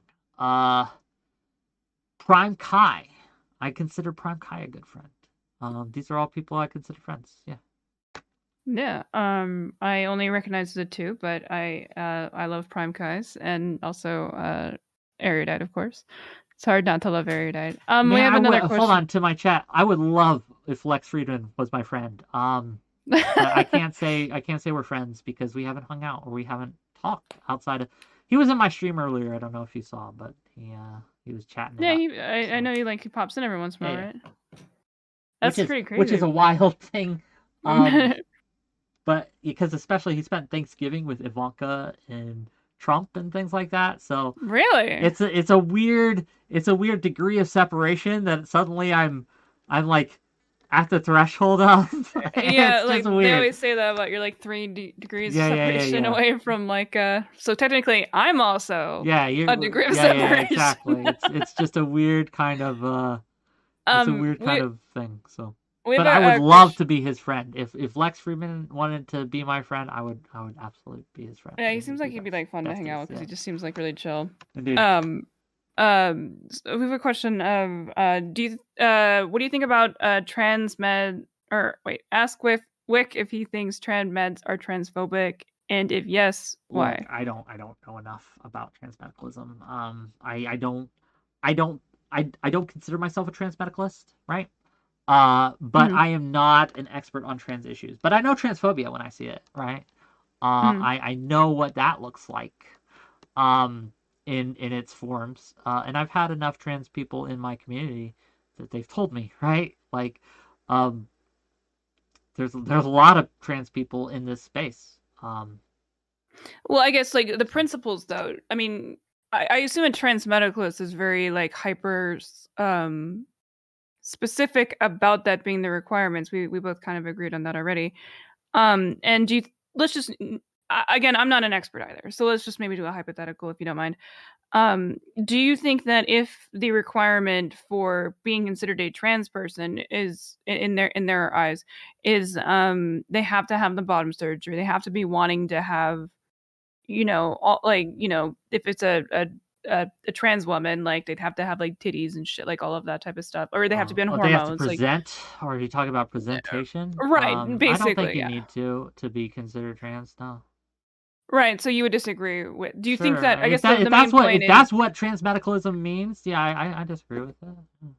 I don't know. Is that what it means though? Like, I don't know. Well, let's just hypothetical. Like, if that was the case, like where it obviously is excluding, where it's like excluding a lot of. I don't think it's necessarily transphobic. I think I disagree with it, but I don't think it's necessarily transphobic. I don't feel comfortable making declarations on this because I don't know enough. Okay, so don't take. I want to make sure everyone listening takes my. Don't listen to me on trans issues when it comes. Okay. Don't listen to me on that. Go to another source. I will host panels on it. I will ask questions on it. That's fine. But if you want like straight cold hard facts on that, look for someone else on that. Sorry. That is totally fair. Yeah, I wasn't trying to make it seem like I was trapping Yeah, or it's anything fine. like that. It was just a question in the chat. People seemed like they were interested in it. Yeah, I guess I don't really know where to go for. Are we just doing an interview? How long have you been on Twitch? Now that we're already in the interview. No, 2 years-ish. I started... Only 2 years and you've gotten in so much drama? Oh, what drama? Okay, other than this recent what drama? stuff, what, like, I don't think I'm a drama streamer. Is that how I'm viewed, as a drama streamer? I think it's probably just because you do panels. You're kind of connected with I a lot of different... I talk about controversial issues, yes. That too, yeah. So you're always going to be like 𝕼𝖎𝖎, you know, my fiance. He used to do a lot of like, not these type of panels, but like even like him having to always be associated with so many different people and trying to wrangle them together. It always like causes, you know, so this person has a problem with this person, that has a problem with this person. Oh, they're yelling at me. Hold on, I don't mean to interrupt, but they're yelling at me. No, it's totally fine. Ask her if she saw 𝕵𝖎𝖎 segment on her today. Have you seen? Apparently he did a segment on her. I have heard about it, but no, I have not watched it. I assume it's not very charitable, considering how do you feel? I believe he calls me anti-Semitic. Or how do you feel that 𝕵𝖎𝖎's called you a WhickTV defender? Are you going to accept the official title of WhickTV defender? Well, that was my entire point. Was I thought his criticism of you was unwarranted, so you could absolutely use that title, I guess. I don't know. Does that mean something else? I'm a little concerned. Wait, does that mean something else? I don't know. I have no fucking idea. But I am dubbing you officially, regardless. You are now officially a WhickTV defender. May you be if Bezos, Friedman, Musk, Elon, send me the Friedman energy. Blessed be. There you go. You are now a WhickTV defender. You are an official WhickTV sycophant. There you go. Yeah, that's yes, I defended you because I thought it was a bad argument. So yeah.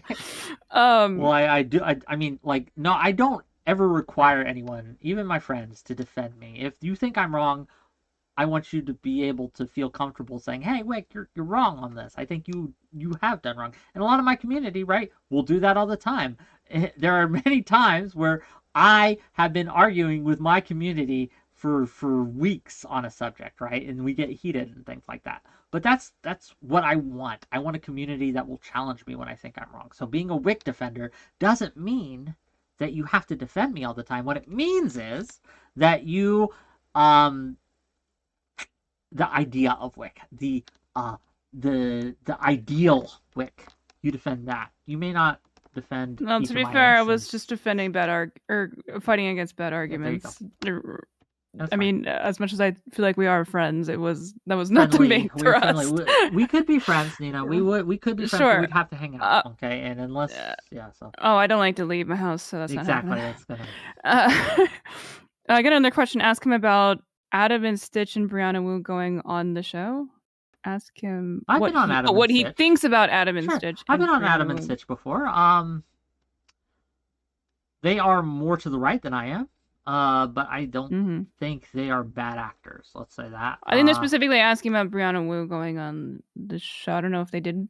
Oh, I didn't see that specific instance, so I can't speak on it. I don't know. Fair enough. In concept, I think we should all be going on platforms that are outside of our target audience. I think we should be going on right-leaning platforms. I think that's a good thing in general. I think we seed the ground in these spaces at our peril. I think it's a good thing to be a champion of progressive values in a right-wing or right-leaning space. This is somewhat of a juvenile question, but I've just been curious about it from other people who are in the space. Do you think that going on a right-leaning channel's podcast, and this isn't necessarily my stance, it's just kind of like a thing that like is knocking around my head sometimes, going on a panel on a right-leaning podcast where they're making profit from you going on it, do you think that there is a little bit of an issue there to some extent? I don't. I think that like they're going to make profit either if you come on or they will.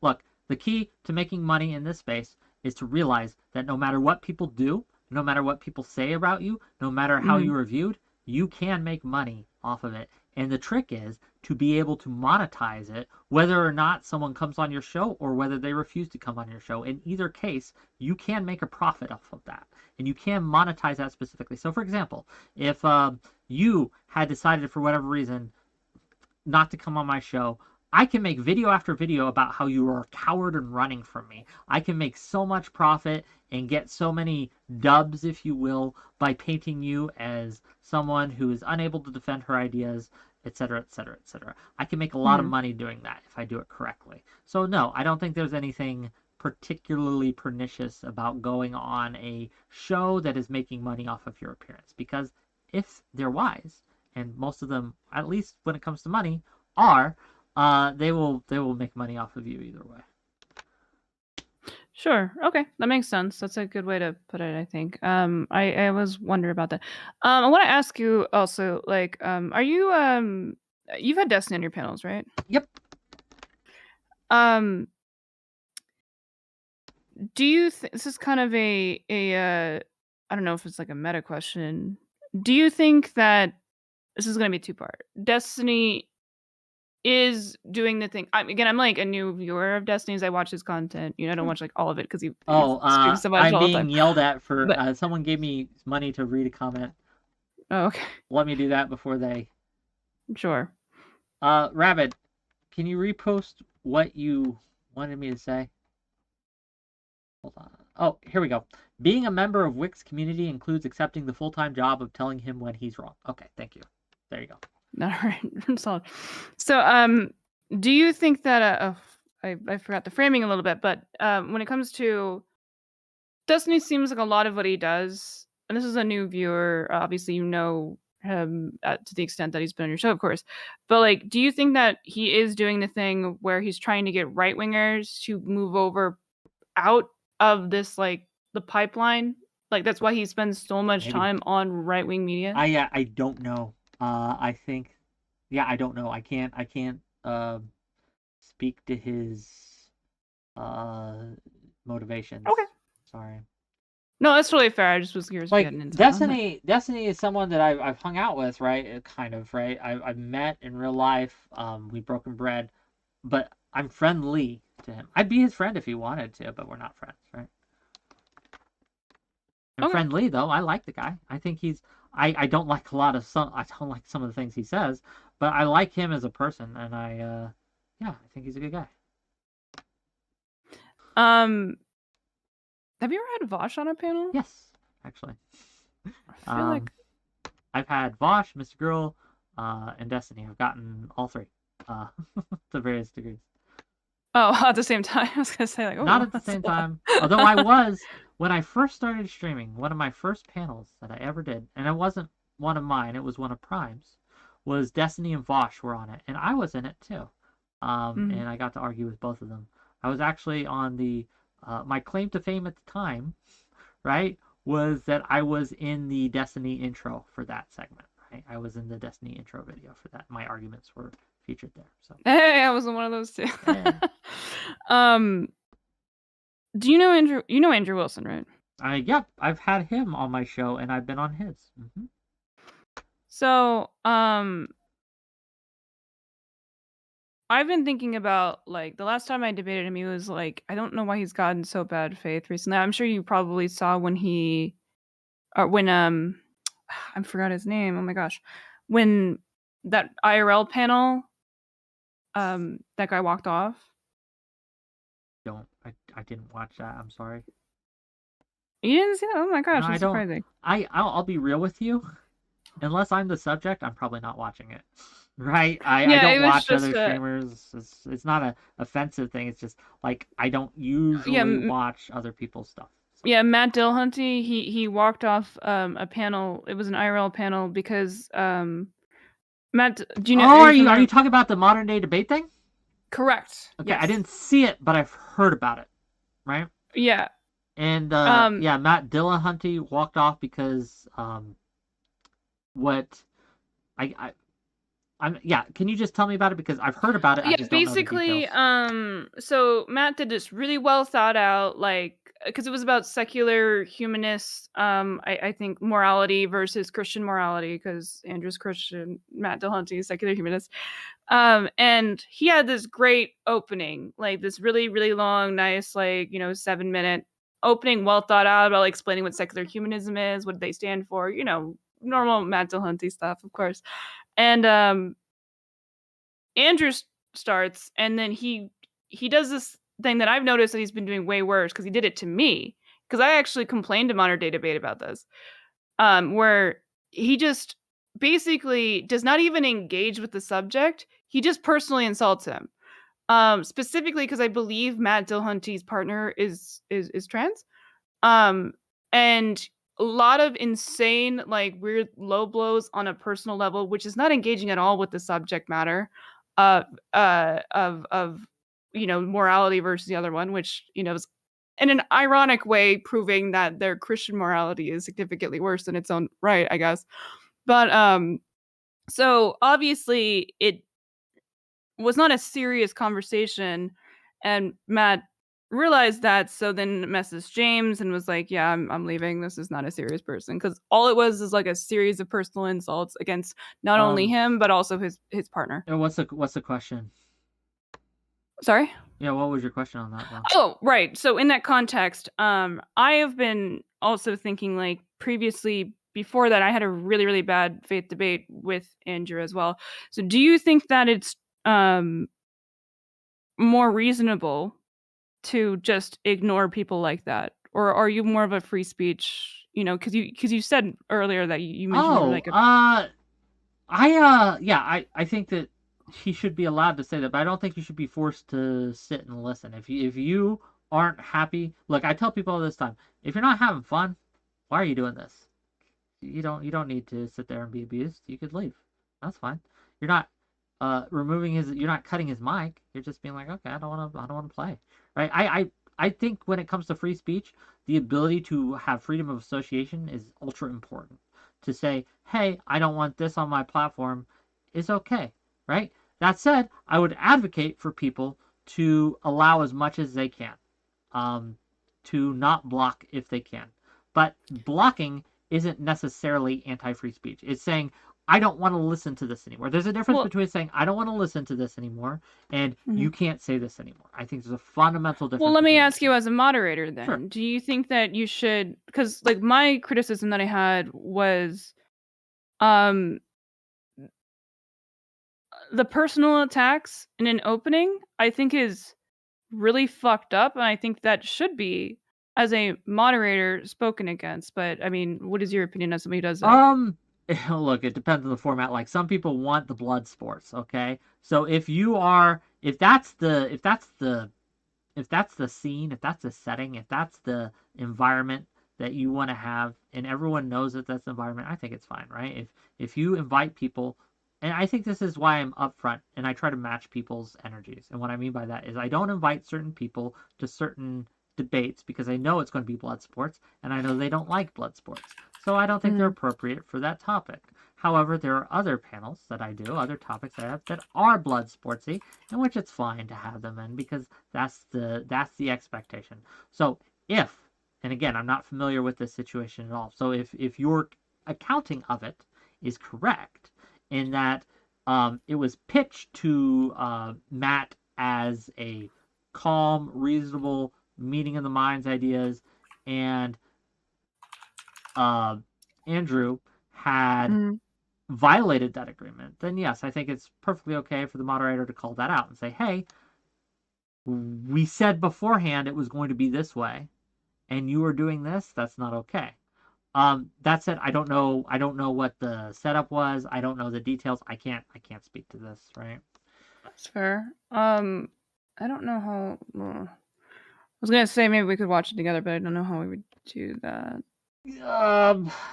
That's fine. We don't have to do it. Yeah, it's like about 20 minutes, so it's a long thing. Federer but... Methodist has given me a bunch of bits to say you should watch the debate sometime. Sure. Niener is not accurately representing Andrew in that debate. He was certainly crass and crude, but he laid out a clear argument to counter Dillahunty's argument. I guess, I don't know. Honestly, I don't do React content almost ever, so I probably won't watch it, but fair. I mean, again, the reason why they left was clearly because they were upset about Sure. because he laid it out before he left. You know, Oh. it's not me speculating. He was very clear about it. I'm telling you, if you watch it, you'll know what I'm talking about. But it's fine. I don't know. I just don't what tab look. that I happened. don't. I've been on Andrew's show before, and I think he runs a fine show. I just don't. It's not my style of content. It's not what I like to consume. So. Right. Yeah, that's fine. Not everything has to be for me. Yeah, I understand what you're saying when it comes to like the venue being, you know, the right thing. Obviously, if you're trying to go blood sports, you go blood sports, of course. Yep. Anything else that you have for me? Well, I got a question for you, if I may. Sure. So, you mentioned that this had been brought to you by your community and things like that. There's a couple things that I saw that 𝕵𝖎𝖙 said that I'm curious your opinion on. He made the statement a couple times that he was an actual Jew. Do you know what he meant by that? I was confused about that as well. I should have asked him about it. 𝕵𝖎𝖙, if you're still in the chat, what did that mean? Like, have you at all given the impression that you were Jewish? Because you're not. Yeah, I am also not. Yeah. So is that's what it Are meant? you circumcised? Are you maybe not circumcised? Is this where we're gonna go? And we're gonna like it is circumcised. If you want the length and the girth, you're gonna have to. No. I'm not talking about that topic. But that was a chat. Okay. But no, it's I'm not Jewish, but again, I've had people DM me. I've had people I've had people tell me privately and publicly that and Jewish people, to be clear, that they appreciate my platform because they feel like I'm the only one that isn't. I'm the only one where they can be heard on. And now I understand Jews aren't a monolith. A lot of people will have different views, but I think that absolutely is something I'm proud of. Is that I have a community that people feel comfortable coming on. When they don't feel comfortable coming on other communities. I like that. I like that I'm a place where at least some Jews, not all of them maybe, but at least some Jews feel that my space is a safe space. Well, it's not a safe space, but you know, a comfortable space, I should say. A comfortable space where they can come on and feel like they're not going to be attacked or anything. Sure. Malady, I don't know if you're memeing or not, but but yeah, I was just curious if you knew what he meant by actual Jew. Well, his response to that, I guess, was that unlike people defining anti-Semitism, I have dealt with anti-Semitism my whole life. Okay. I guess as opposed to the other Jews on my panel who hadn't. I don't know what this is in opposition to. Like. Yeah, I guess that's maybe the actual Jew phrasing is the most confusing part. Yeah, I was just curious. I mean, it's not a big deal. I mean, you're as confused as I am on that one. Yeah, I don't know. When he calms down and when the temperature drops, maybe I'll ask him directly. I heard that 𝕵𝖎𝖙s of friendship can be rekindled. I don't burn bridges forever. Very rarely. You'd have to do something terrible, like yeah, very terrible. Yeah, I don't know. Another question I had for you. So you mentioned. No, I understand. Well, sorry, just really quick. Chicken, I understand. Yes, we know that 𝕵𝖎𝖙s is Jewish. Yeah. But like, in that video, he was constantly saying actual Jew, and I just don't know. Opposed to what? Like the fake Jews that I have? Yeah, like the fake I don't know. Jews. It just seems a little weird. Yeah, I don't know. But again, it was something that stuck in my brain. I was like, what does this mean? I'm not sure. Okay. My second question for you, because you do have an audience overlap with some spheres that have certain views of me.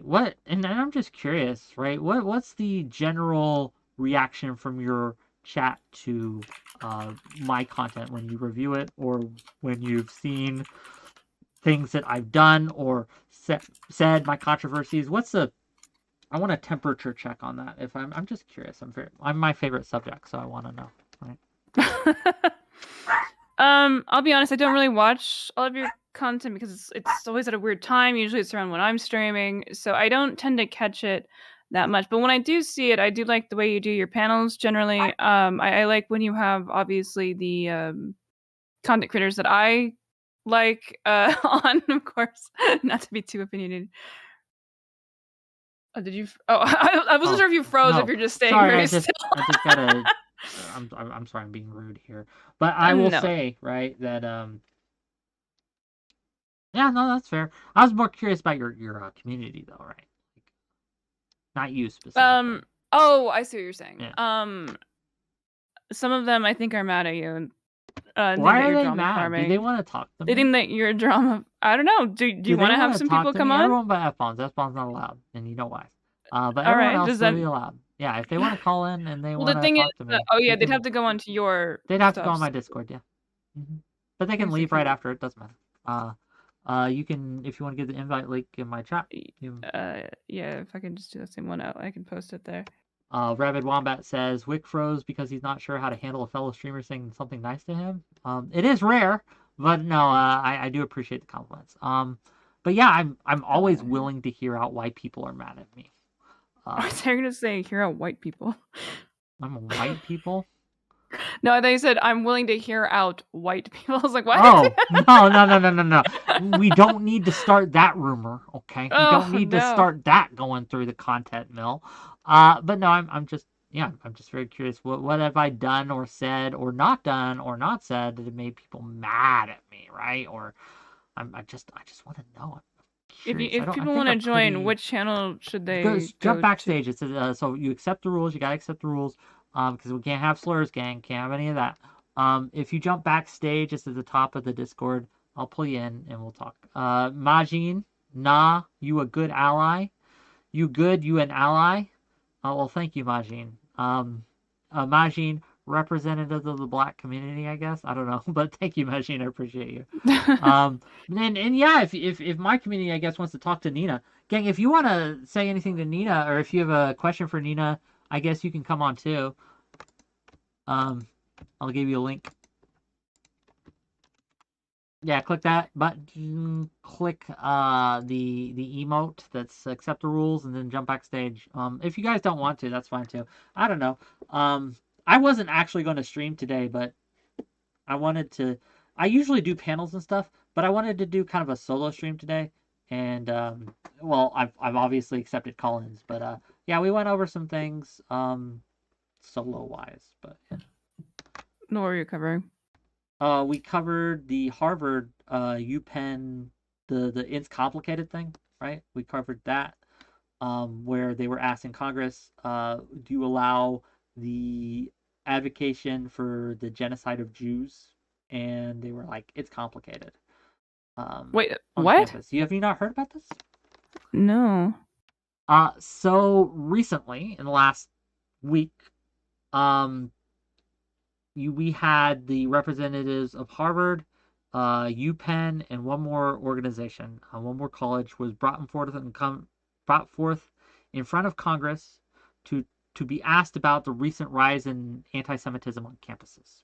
They were asked by the Congresswoman Elise, I believe it was, asked them, does advocacy for the genocide of Jews violate your code of conduct?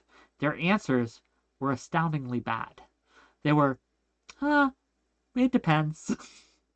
Context, right? It was wild. It was wild. But you know what?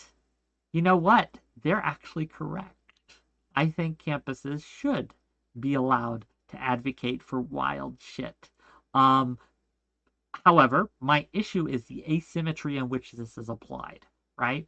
My issue is that they will ban Jordan Peterson from coming on because he talks about things they don't like. But when it's talking about Jews and they're advocating for Jewish people, it's suddenly complicated. Wait, they're advocating for Jewish people? I'm sorry, advocating for the genocide of Jewish people. It's so you're doing more of a free speech thing. Yeah. Okay, definitely that is also a wild take. Wait, so you don't? I'm not a absolutist, but I'm close to it. I think that someone especially on a college Mhm. campus, should be able. Well, I guess I have to ask you the question between like, are we talking like a legal thing, or are you talking about like more of like what a college campus should do? A legal thing. A legal. I want Okay, like so you're saying morality wise is legally. different. Legally Okay, wise so is you think different. that like a college campus, like if it's a private campus, like they shouldn't allow that? No, I think can't. Okay.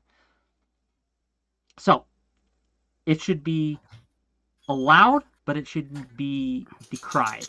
So they should be able to say, you can say this, but you shouldn't say this. Does that make sense? Like, you can, we won't fire you, but you should not. It would be, Okay, I would condemn you. I understand what you're saying, but I Yes. would disagree with that stance. That's fine. Most people do. Let's bring on Melanie. Melanie, hello. Do you have a camera for us?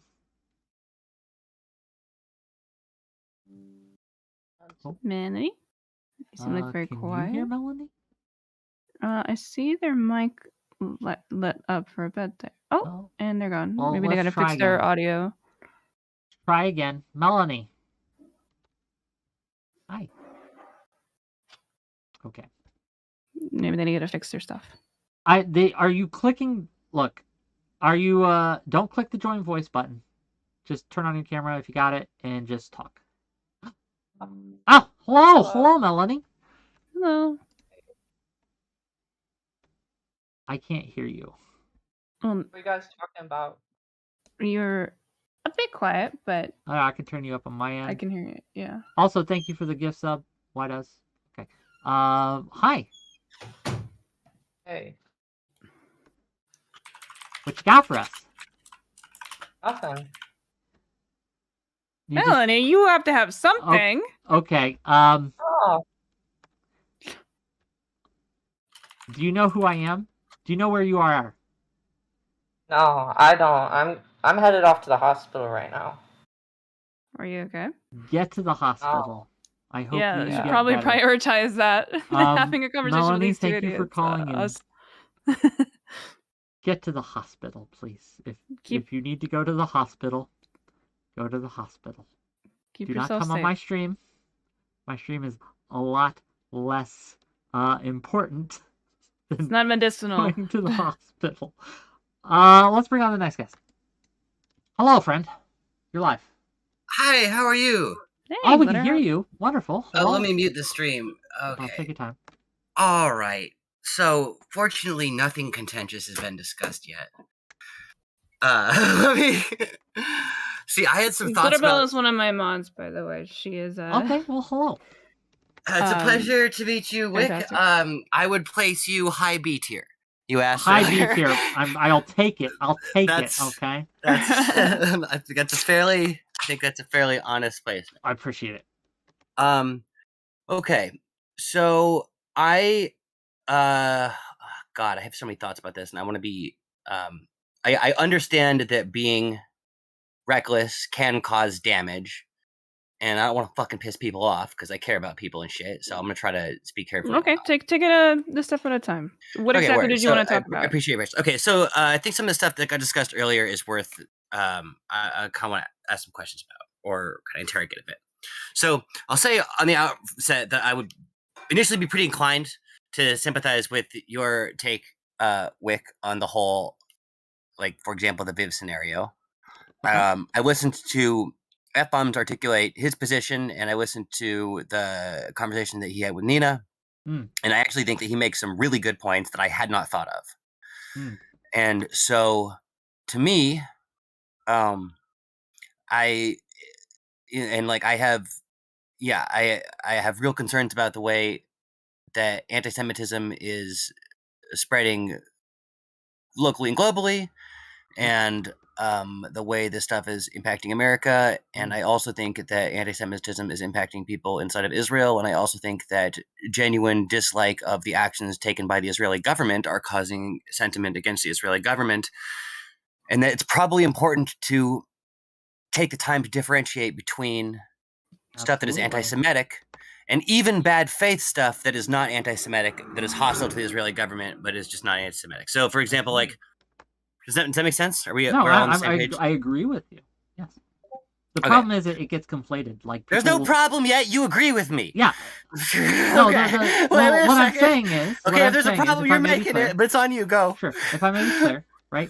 What I would say is that a lot of times... Oh, sorry. I can't hear you. I just got my thing unplugged. Let me know when we're good. Oh, crap. Sorry. Okay, I can hear you. I have terrible tech. Dirty debate tactic. Throwing me off my game. Okay. Let me start over. Is the best disarm. Indeed. Okay. Let me start over. Okay. So I believe that a lot of times that the hatred of Israel, looking at what the IDF does, the horrific things it does, criticism that bleeds into, in not all cases, but in a lot of cases, to people beginning to hate Jews as well. Or at least be okay with throwing Jews under the bus because they hate Israel so much, right? Okay.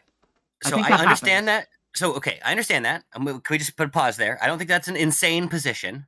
I also still think that there is not unfounded space to attack it pretty hard, even though, like I said, like probably my instincts are pretty aligned with what you're saying right now. Is that okay? So, like, I just want to articulate this as best I understand it because I think it's worth kind of hitting. Okay, so I think a really interesting kind of thing that we might think about in terms of this is like, fuck,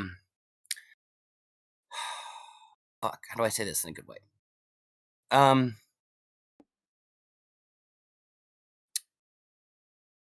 So one thing that's really important, right, is we do want to be able to actively challenge anti-Semitism where it happens. Yes. And we don't want to allow people to cloak anti-Semitism in disingenuous political causes in order to move it in the mainstream. Yeah. And we probably believe that for a portion of the population, there is so close an association between Jewishness and Israel that we believe that criticism levied against Israel will result in anti-Jewish hostility or sentiment globally or abroad. I would only add to that it is also spawned. Is your position? I'm not taking this position. I'm articulating it. I'm just trying to. Okay, so what was the thing you were adding? I'm trying to think through this. It's complicated. Sure. It's also in many cases spawned by, right? So I'll give you an example. In a rally, when someone is criticizing someone for having a Jewish, Zionist husband or something like that, and this has happened on several occasions where they've had this Freudian slip where they call the Jewish IDF forces, and then they correct themselves and say, the Zionist IDF forces. I think that the conflation there that they're doing is spawned in part because they're using anti-Zionism as a mask, right? As a mask to hide their anti-Semitism. Now, I agree that is happening. I haven't heard you fully acknowledge that you understand the concern that I think the F-bombs was articulating. And I think that he's got a really legit concern. So, like, you've articulated your stance and you've re-articulated it. So here's an example of something that I think would be problematic, right? Sure. Glitter, do you mind muting your Discord DM noises? Oh, how do I do that? I don't mind. Enable streamer mode, and it'll do it for you. Yes. Go into the settings. You go into options. Yeah.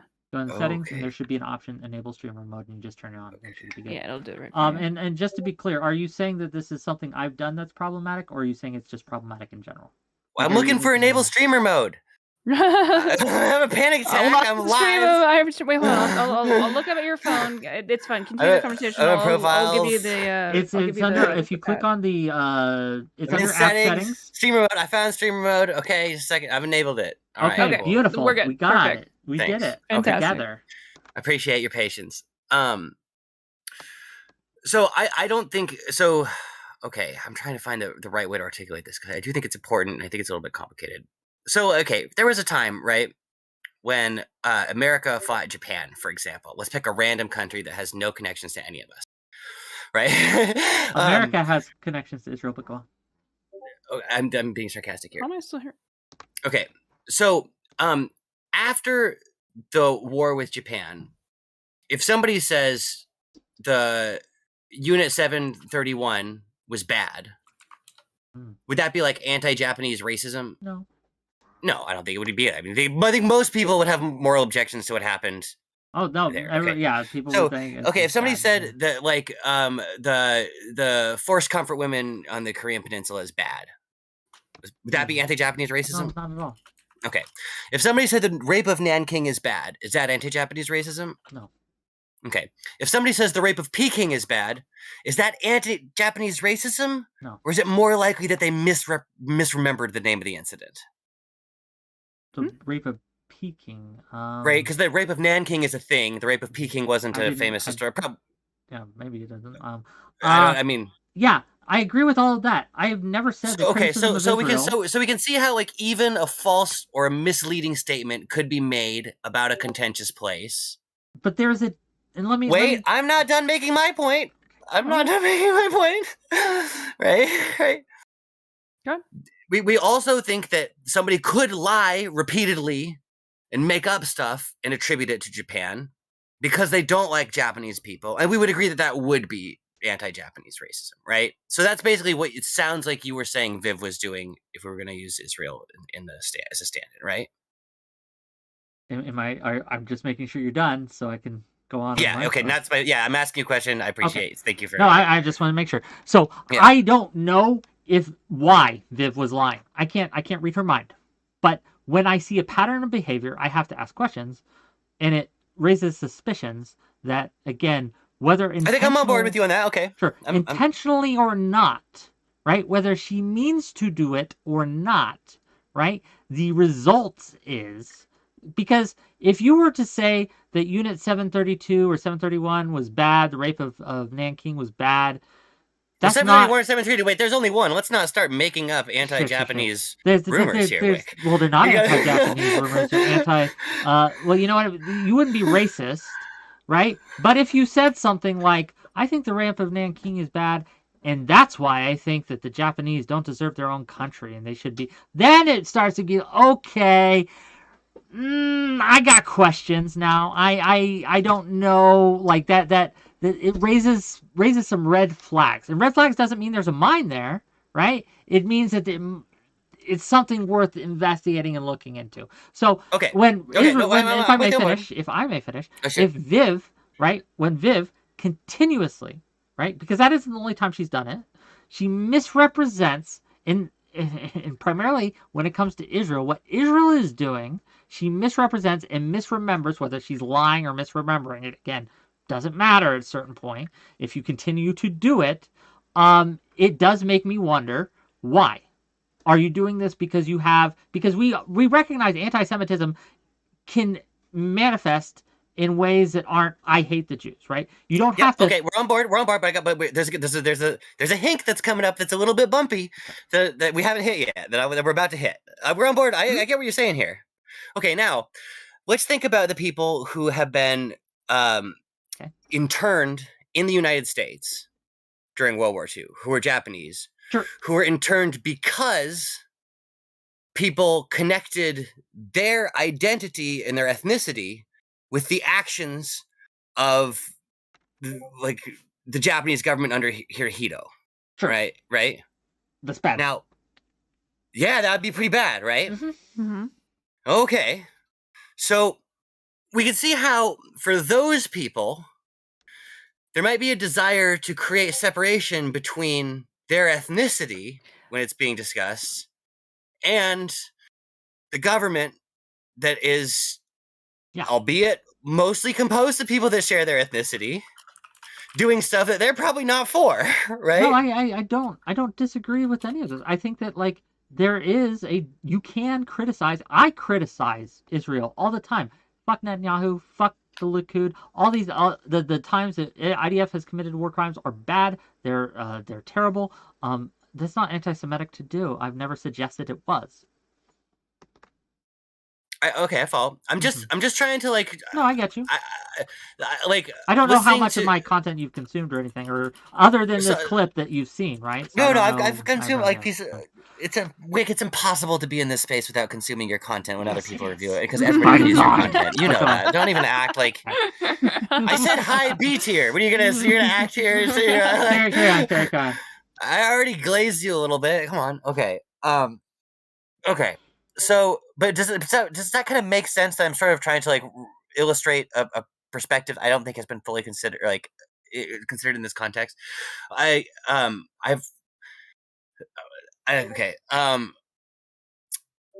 I'm trying to think of the rest. The next kind of point, because I had some of this laid out in my head, and then parts of it is jazz.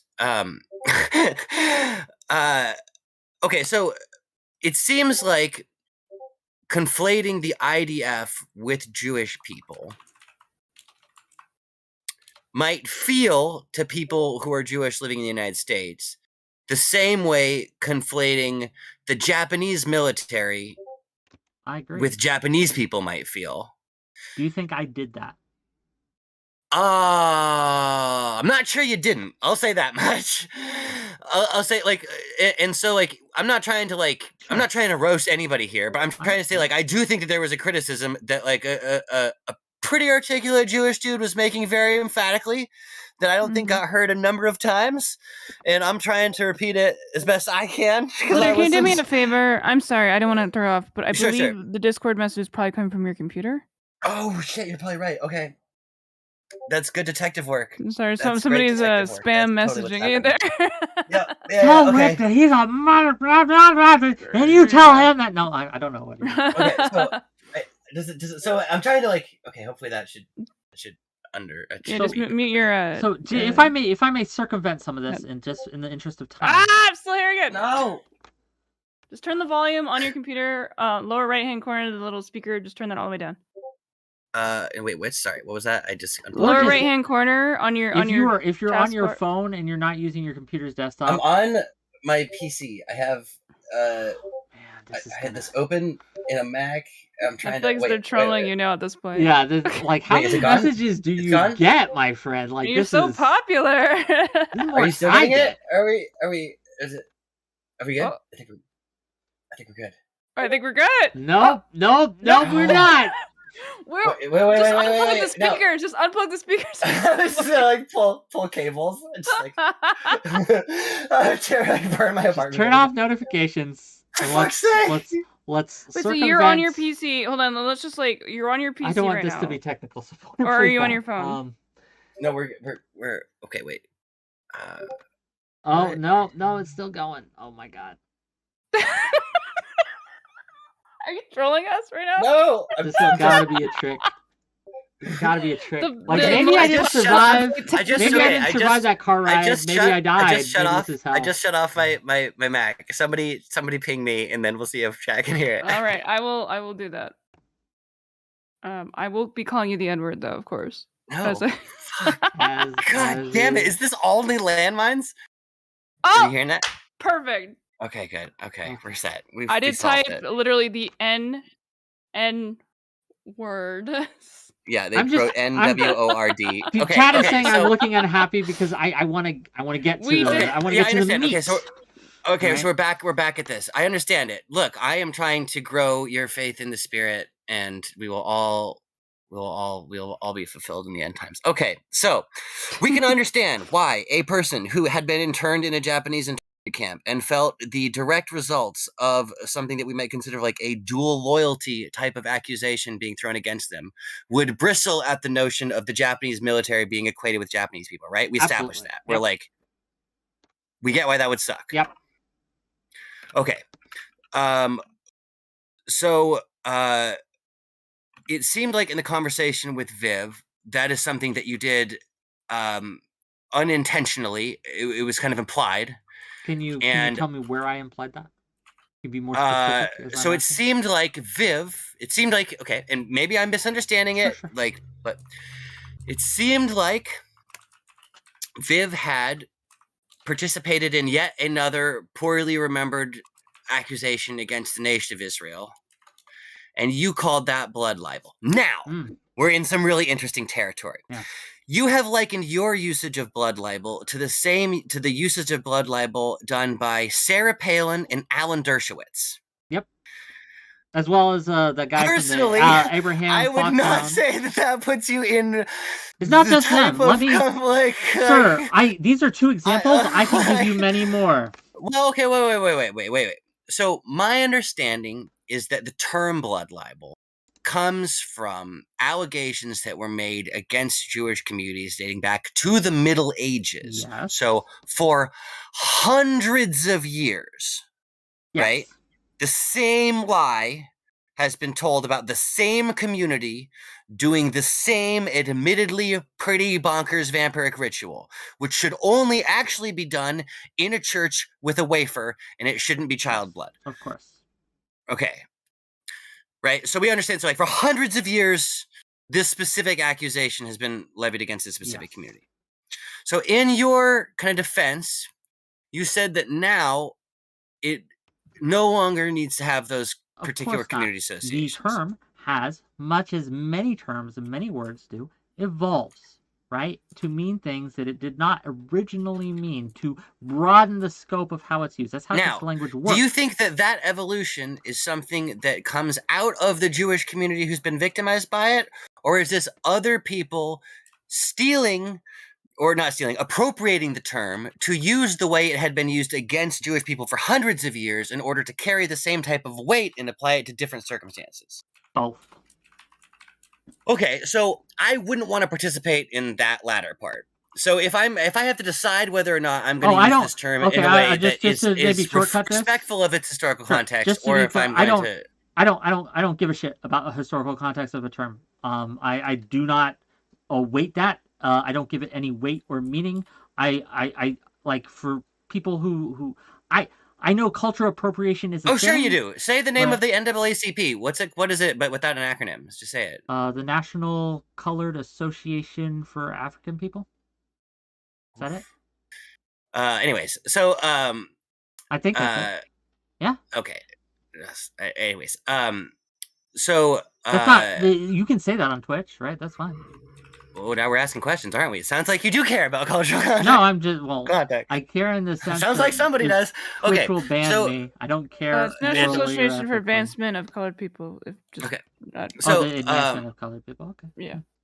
Okay. So there's a follow-up point to this that was immediately relevant. Okay, but I just want to list the people who have used blood libel in the way I use blood libel. I'm just gonna rapid fire. Andrew Sullivan, and Coulter. From the military religious. Sure, bad people have used it too, okay? Just because bad people say climate change is real doesn't mean climate change ain't real. Okay, let's keep going.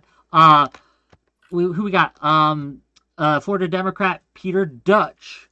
Then we have Jed Babin. We have Michael Barone. We have John Hood. We have Joel Roberts or Andrew Cohen. Both names were listed on this. Alex Beam in the Boston Globe in 2005. John Derbyshire.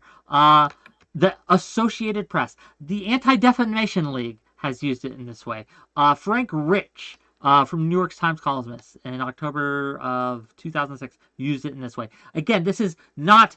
I wouldn't say it's common, but it's not unheard of. And I understand that people who just Google first term they click to know what blood libel is, or who have only ever heard it in a very specific context, might believe that it has only that meaning, but it does not anymore. It has evolved. Now, you can say it shouldn't have, and you can argue... It sounds like both of us right now are making arguments about its present-day usage. Yes. So that means that it's in contention. Yes. So you can't say it has evolved and state it as though in past tense it's decided and that your definition has carried, because currently it's in debate. So, like, there isn't a definition. Right now we're discussing how we should be using it, and you're arguing that it should be used in a way... Your argument is that my uses of blood libel tied the IDF to Jewish people in a way that was inappropriate, and I am saying that that is not the case, and the reason it is not the case is because Do you think it would be appropriate to use the term cross-burning outside of context of violence and hostility against African American people? Yes, Do you think absolutely, you could do that. So if somebody, right? Like, for example, if somebody's harassing you,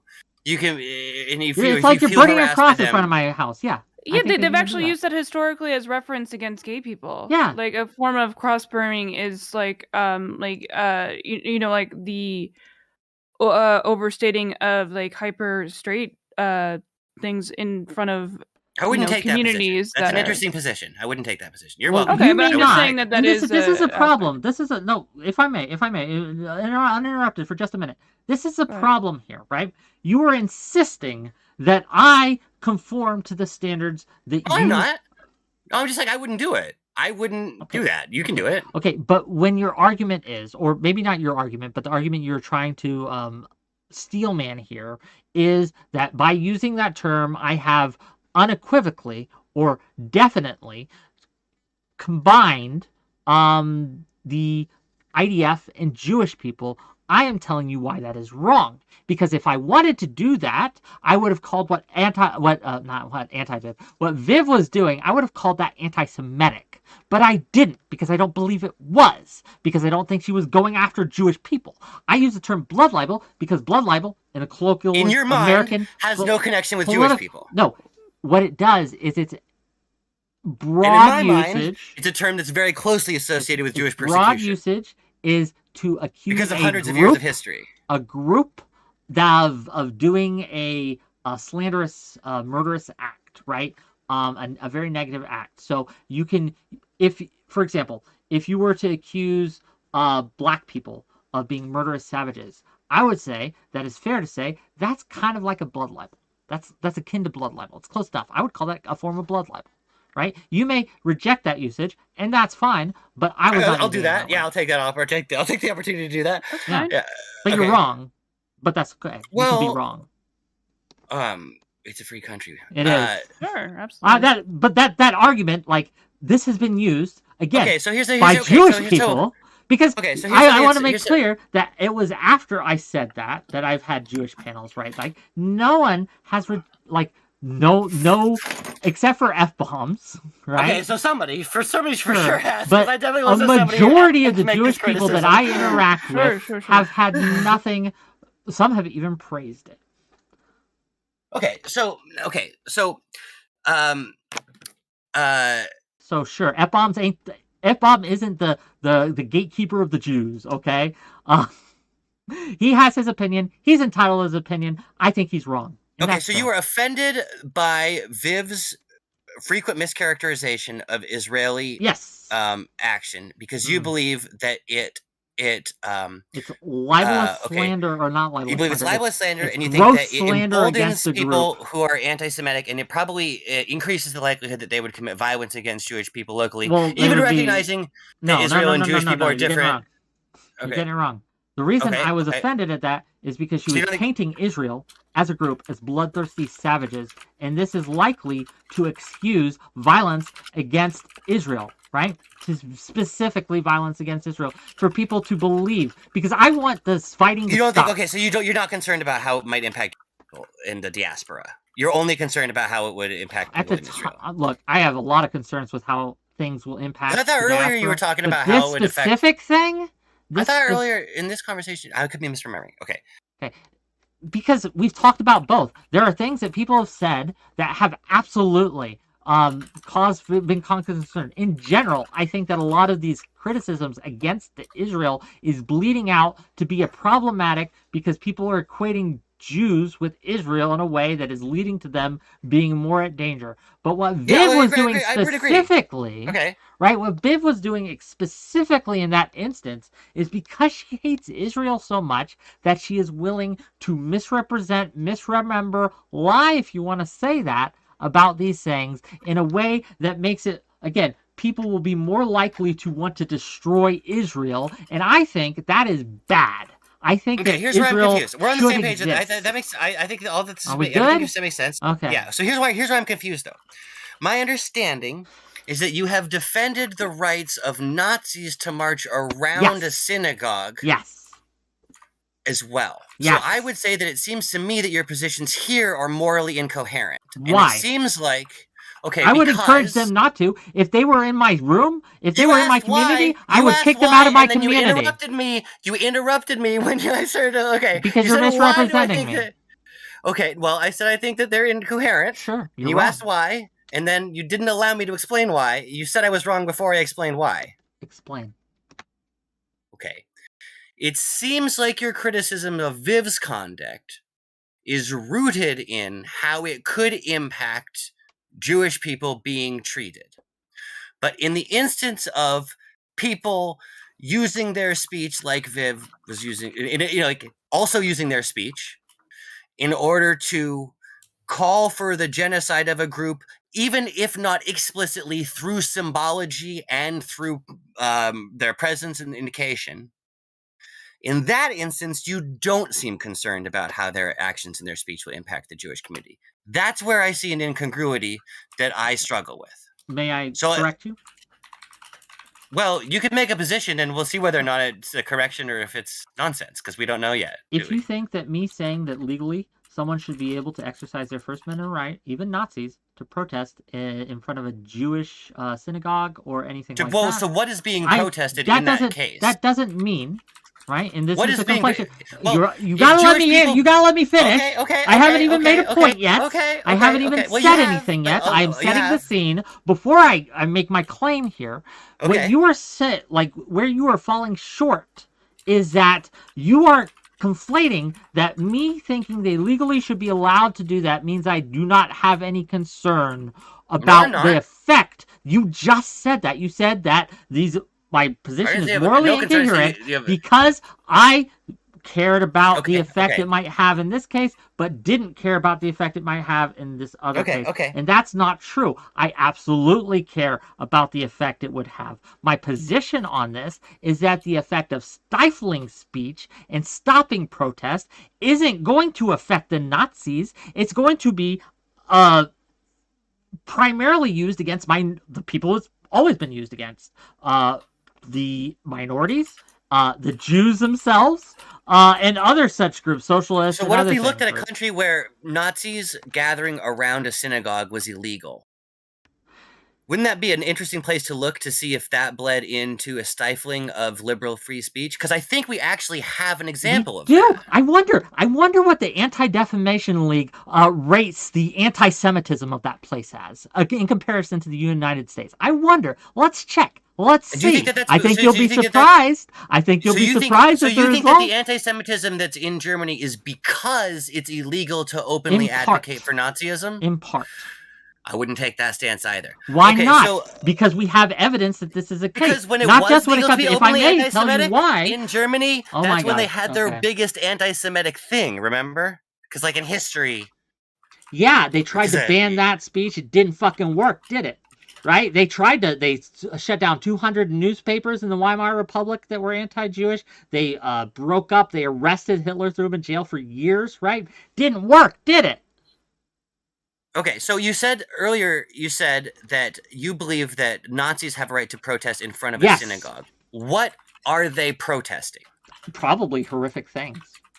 No. They're probably advocating for genocide and shit like that. It's okay, so they're protesting that Jews are alive, right? So they're calling for the murder of Jewish people. Yeah. Horrific. So you believe that people should be able to gather and call for the murder of minorities? That should be protected speech? Mm-hmm. Okay, so do you believe that all speech is protected? Because to me that sounds like hate speech and conspiracy to create a murder. Yeah, hate speech. So, hate speech isn't a thing. Hate speech isn't against the First Amendment rights. Like you. Okay, so 𝕵𝖎𝖎 is funding you, and you are advocating for people to be able to gather and openly call for the murder of minorities. I think, right, that people should be able to gather and advocate for whatever they like, because I promise you, if you start making mechanisms that prevent people from gathering and advocating for certain things, for dangerous things, quote unquote, what is going to happen is what's happened in Florida. DeSantis is going to use that to weaponize it against you to prevent you from advocating for trans rights. That's what's going to happen. And because I believe in trans rights and I care about it more than apparently you do, right? Because I am advocating for the ability of people to advocate for even what society would consider dangerous things. Was somebody banning Nazi speech in Florida before DeSantis started banning trans people have been trying to. The censorious culture has been creeping up on us for years. So it seems like they skipped effectively suppressing Nazi speech, and then they have effectively suppressed pro-trans speech. Doesn't that seem like that's what actually happened? It seems like you're living in a fantasy world that's like a fantasy not reflective world. Of the actual history. So let me ask you then, right? Like, do you think that in the U.S. that there has been no censorship towards Nazi speech at all?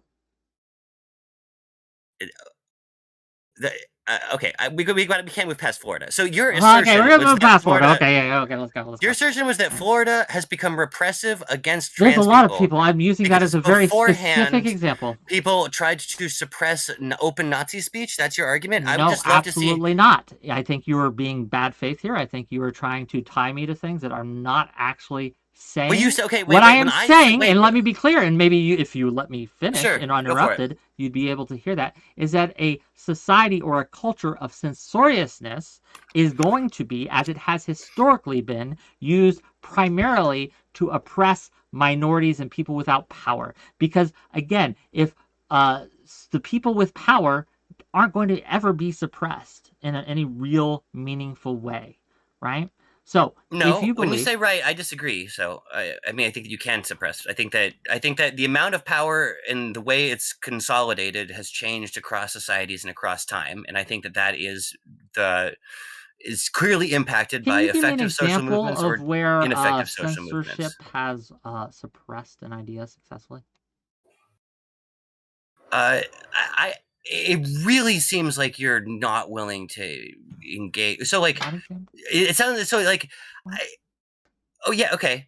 Before Twitter got overrun by Nazis, there was an active moderation team that I think pretty effectively kept a lot of hate speech from activating people into increasingly racist positions. So the removal of that moderation, I think, has led to the statistically demonstrated increase in things like anti-Semitism and anti-Arabic sentiment around the world. So that's a recent example of this exact thing. It's not true, though. It's factually well, you wrong. can just say that, but like, I'll give you a primary example, right? So let me ask you, when do you think this moderation was removed? Was it when Elon took power, or was it before? I want to be clear with this. When do you think that this happened in Twitter? Okay, so wait, let me. I'm just curious. Do you think it was when Elon took power, or was it before that the moderation was? Like lax? Most people, I don't have a firm timeline of the development of Twitter. So I'm just trying to understand. So is your position that so censorship has no impact on sentiment? Is that your argument? My argument is that when you remove, and this is backed up by evidentiary data. They did a study, and I don't have it on my fingertips, but I will link it to you. Where in Europe, in the far right, the countries that had more censorious policies towards the far right received more violence than the countries who had less censorious policies. I'd love to see this. Sure. I'd love to see this. Again, that makes sense. I'm not arguing for draconian moderation or draconian censorship. I understand. But let me finish. Because this is important. When you remove people's ability to vent, right? That release valve that has, they will be heard, but they will use other methods to be heard. They will not go away. Their minds will not change. They will simply use other methods than speech in order to get their message across. And believe you me, I understand the words that you're saying. That looks really bad. I'm super. So you think that you disagree? So I think that there's a difference between I think that actively calling for a genocide is organizing to create murder. It's really bad. I think it should. Well, I think it should be illegal, and you don't. So it seems to me that you believe that that the U.S. government should protect citizens' rights to use free speech to organize violence against minorities. Yes, because that shield also protects the minorities, and it protects the minorities more. You laugh, but this is historically true. I think that is insane, Wick. I think that you should be concerned about your channel stability if you're saying things like that. You know who else agrees with me? The Supreme fucking Court. They agree with me. You know who else agrees with me? That you should be allowed to coordinate. That you should be able to coordinate violence against minorities strategically using speech. That you should be able to advocate that. Well, for example, as long as the threat to violence isn't imminent or likely, you should be able to advocate. It seems to me that if Nazis are marching around a synagogue, that certainly implies an imminent threat of violence. They may not choose to act on it, but they may, and they have demonstrated But their ability until and their they do, preparedness to do we so. cannot suppress their speech because that would be a violation of their rights. If you do not believe in the rights for all, you do not believe in rights, sir. So you or think ma'am, that I don't know saying how- you no, actually. can't protest? Wow, I'm just You like can protest. That's what I'm saying. You can protest. What you are asking is you are giving the state the authority So you to see say no what is line- dangerous you see and what is no not. line What can be between calling said for a and what lynching- cannot be said. Okay, Who okay, do you see want no to line- give wait, power? so you see no Let line me between ask you. calling Who for do you want to a give lynching- power? Who do you want to give the power to tell you Well, I think what you're content you ceding the can and power to cannot conservatives consume? who are going What- to limit speech, and you're being an idiot by pretending that not Okay. enforcing moderation. All right, is I want to some kind of bring this down a protection little against them bit, using and it. I have to I think just Florida say, illustrates I the think failing you're of your just ideology. retarded. please. We're just having a little bit of a mental health thing, so I hate to do this. I've enjoyed having this conversation. Obviously, you don't have to end it, but I would love to have more back and forth in the future. Of course, this has been very interesting, but I just have to say, for me, I do have to leave. I'm sorry. It's been a pleasure. I appreciate the opportunity. I do absolutely appreciate. We can have a speaking debate with on all this of you. officially if you'd like at another time. Absolutely, and glitter. Of course, I don't imagine you have to leave if you're still vibing with each other. I of course. probably have to go as well. Oh yeah. Oh, I well, would I was love- the host too. What the fuck? I would love if you want to debate this officially in the future. I would love to have you on. So, DM me, get in touch with me. We can get a moderator of your choice, and we can have this debate because I think you're dead wrong. Yeah, I wouldn't mind. I wouldn't mind I think hosting you're it as well. dangerously wrong. I think what you are advocating for is going to be used as a cudgel against minorities, socialists, and other people that we want to protect. You seem okay. So, you've summarized your position. Let me. Hey, I gotta go. I'm sorry. Let me do it. I'm Wait. totally okay with you guys continuing the conversation. I just want to say goodbye to you both. I love you both very much. Okay, much love. Okay. Finish your point, then we'll let you go. Thank you. I appreciate that. I think that assuming that refusing to moderate is some safeguard against conservatives weaponizing moderation it doesn't make any sense to me. So that seems but I understand that that's your position, and I respect it, and I appreciate you sharing it. And thank you for allowing me the time to have this conversation. Have a great day. All right, take care and have a good evening. Philly. We'll bring you on for a minute, Philly. I was about to end, but I saw you in. Oh, I'm sorry I never got back to you, by the way. It's just been a busy couple days. Oh, Hello? yeah, no. Oh, Hello? yeah. Can you hear me? Yeah. Okay. I couldn't at first, but now you're here. What's up? Sorry about that. So I didn't catch much of the last conversation. I caught about 10 minutes. But I just quickly wanted to ask you. So when I first saw your channel, you seem very open-minded to let people express themselves, to let people debate things, right or wrong. And you seem to be very open to the idea. Thank you for the raid, Nina, by the way. Okay, sorry. Go ahead. No problem. You seem very open to the idea of letting people just hash their ideas out. And lately, it seems like you've been cutting down on that and being more strict about what you consider I guess lies and stuff. So you're saying people are lying to you, so they're not allowed back on your platform. And I was just wondering, did something change or No, did you just one single instance of that. I did it once. I banned one person for that, and one person alone. Does that represent a change? Maybe, I don't know. But no, I want to, and I hope. I was listening. I want to, and I hope, sorry. and I hope, as what you were listening to just now demonstrated, that I am willing to be challenged on my views still with people who have remarkably different views than me, and we can argue about it. And I didn't even get to the spicy part of your conversation with her. I heard the very beginning when you were explaining to her why your fallouts with people, and you were talking about Vivian and F-bombs for you, and then you mentioned President Sunday, and all three of them you said they lied to you, so they're not. Well, Sunday, basically you were saying they were. Sunday's still allowed. I don't think he's banned in my Discord. I just don't. Okay. I don't. I'm just uninterested. No. I'm not advocating that you talk to any of these people or anything. I was just wondering, so you think Vivian was lying about Or at Yeah. least So misrepresenting in a gross, negligent way. Does that make sense? Like, I don't know. I yeah. can't say she's No, that like makes lying sense. for a sense, but it was such a breach for me, especially because Vivian has presented herself as a arbiter of truth, as someone who is an authority, or at least listens to authorities on the subject. And so I took it in a more serious way than I would have some rando, right? Of course. So Yeah. like you considered her a friend or at least an online acquaintance that you were okay with. So I guess my main question, just to make this quick and not like drag this out. What I guess like a year ago you would have been like, you're wrong, here's why you're wrong. And if you want to debate on the facts of why you're wrong, I'm open to do it. And now it seems like you just like you're wrong either, everything you just said, you just mentioned. So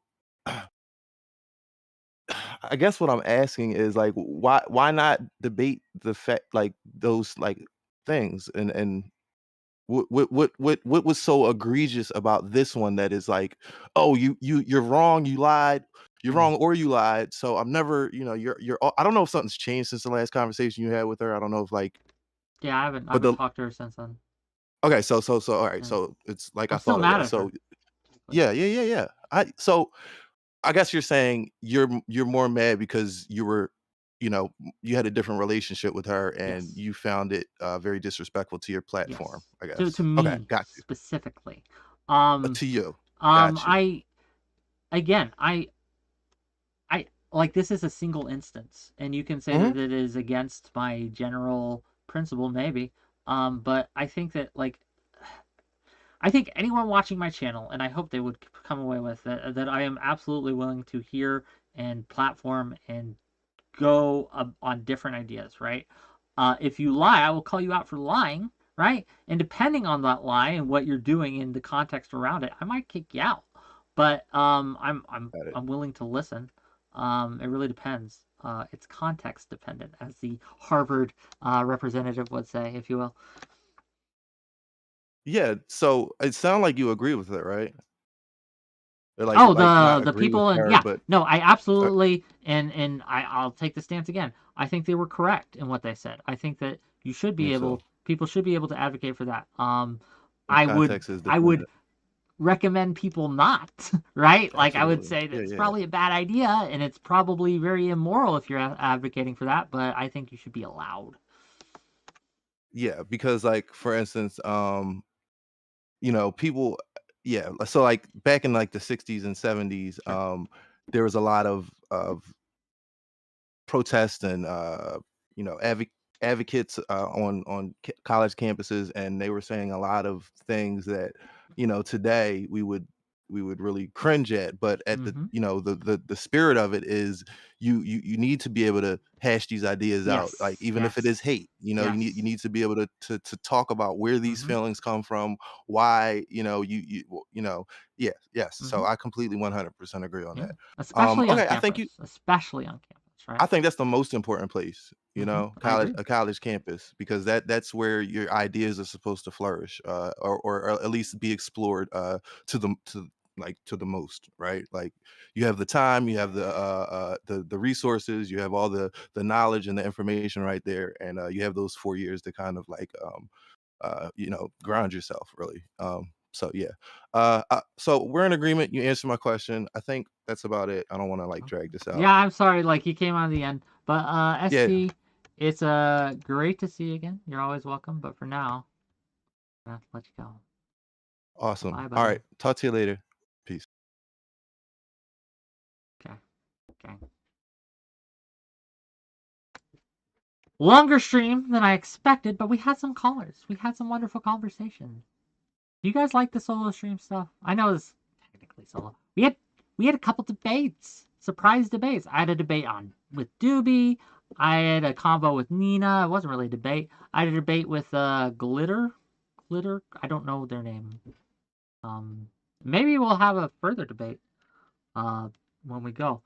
I think that, like, just before we go, I just want to reiterate why I think 𝕾𝖍𝖎𝖙, thank you.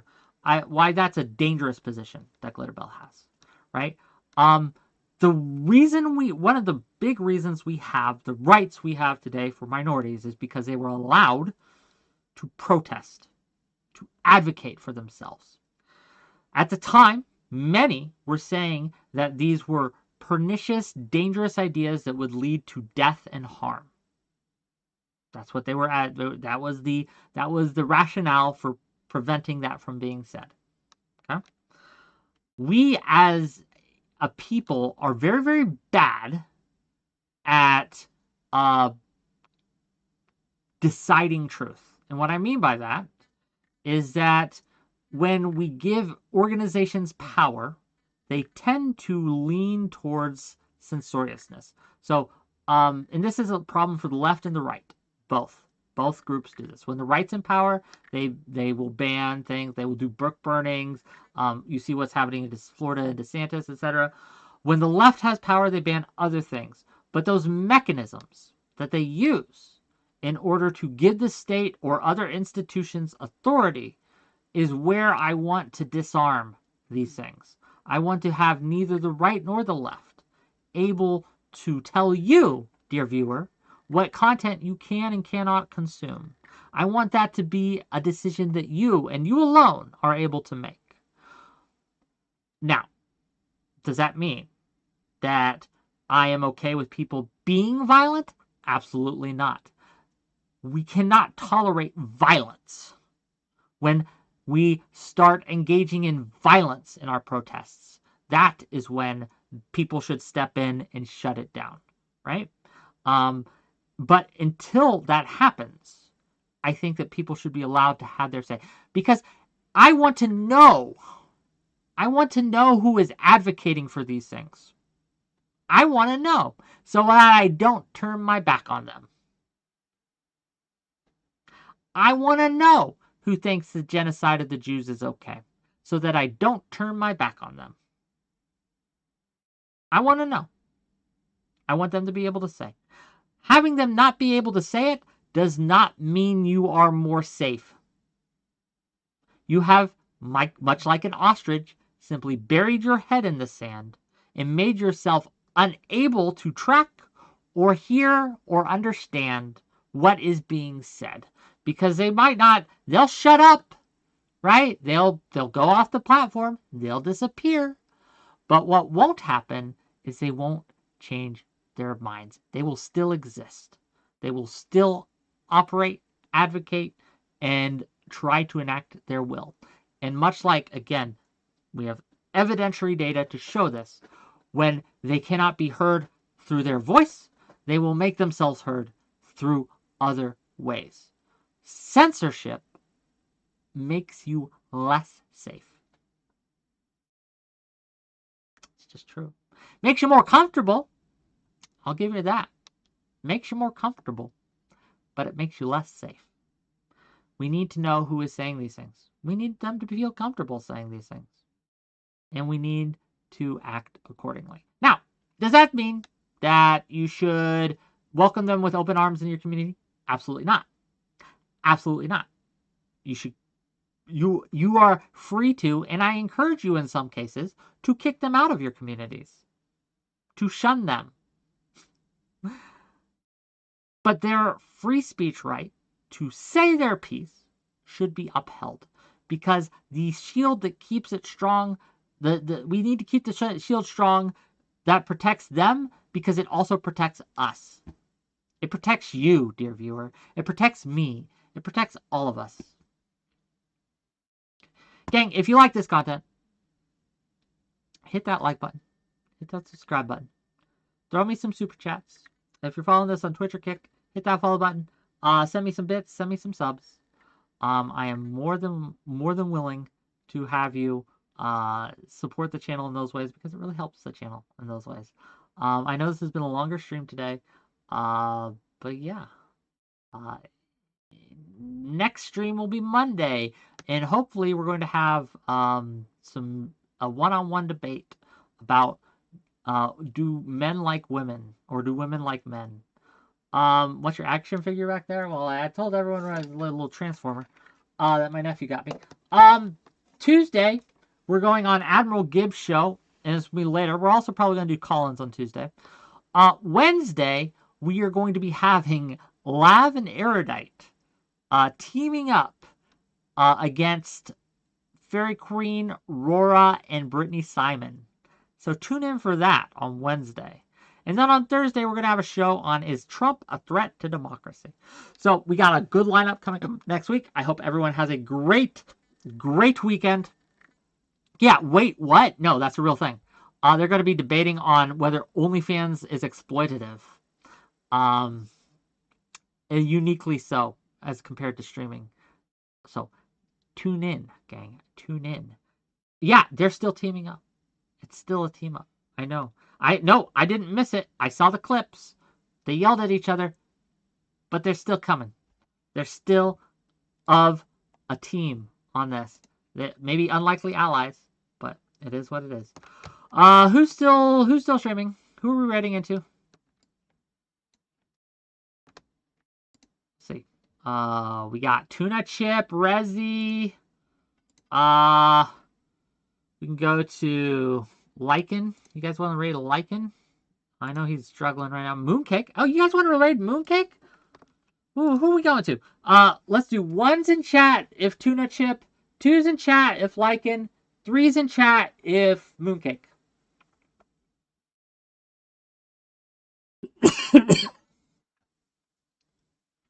Oh, well, look, we have a winner. Man, I wish this is better. Give me a second. Boo boo boo.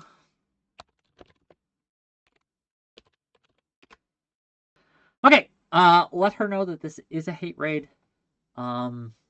She wanted to play League with me. I might play League tonight. Maybe we'll do that. But yeah. For now. See you later.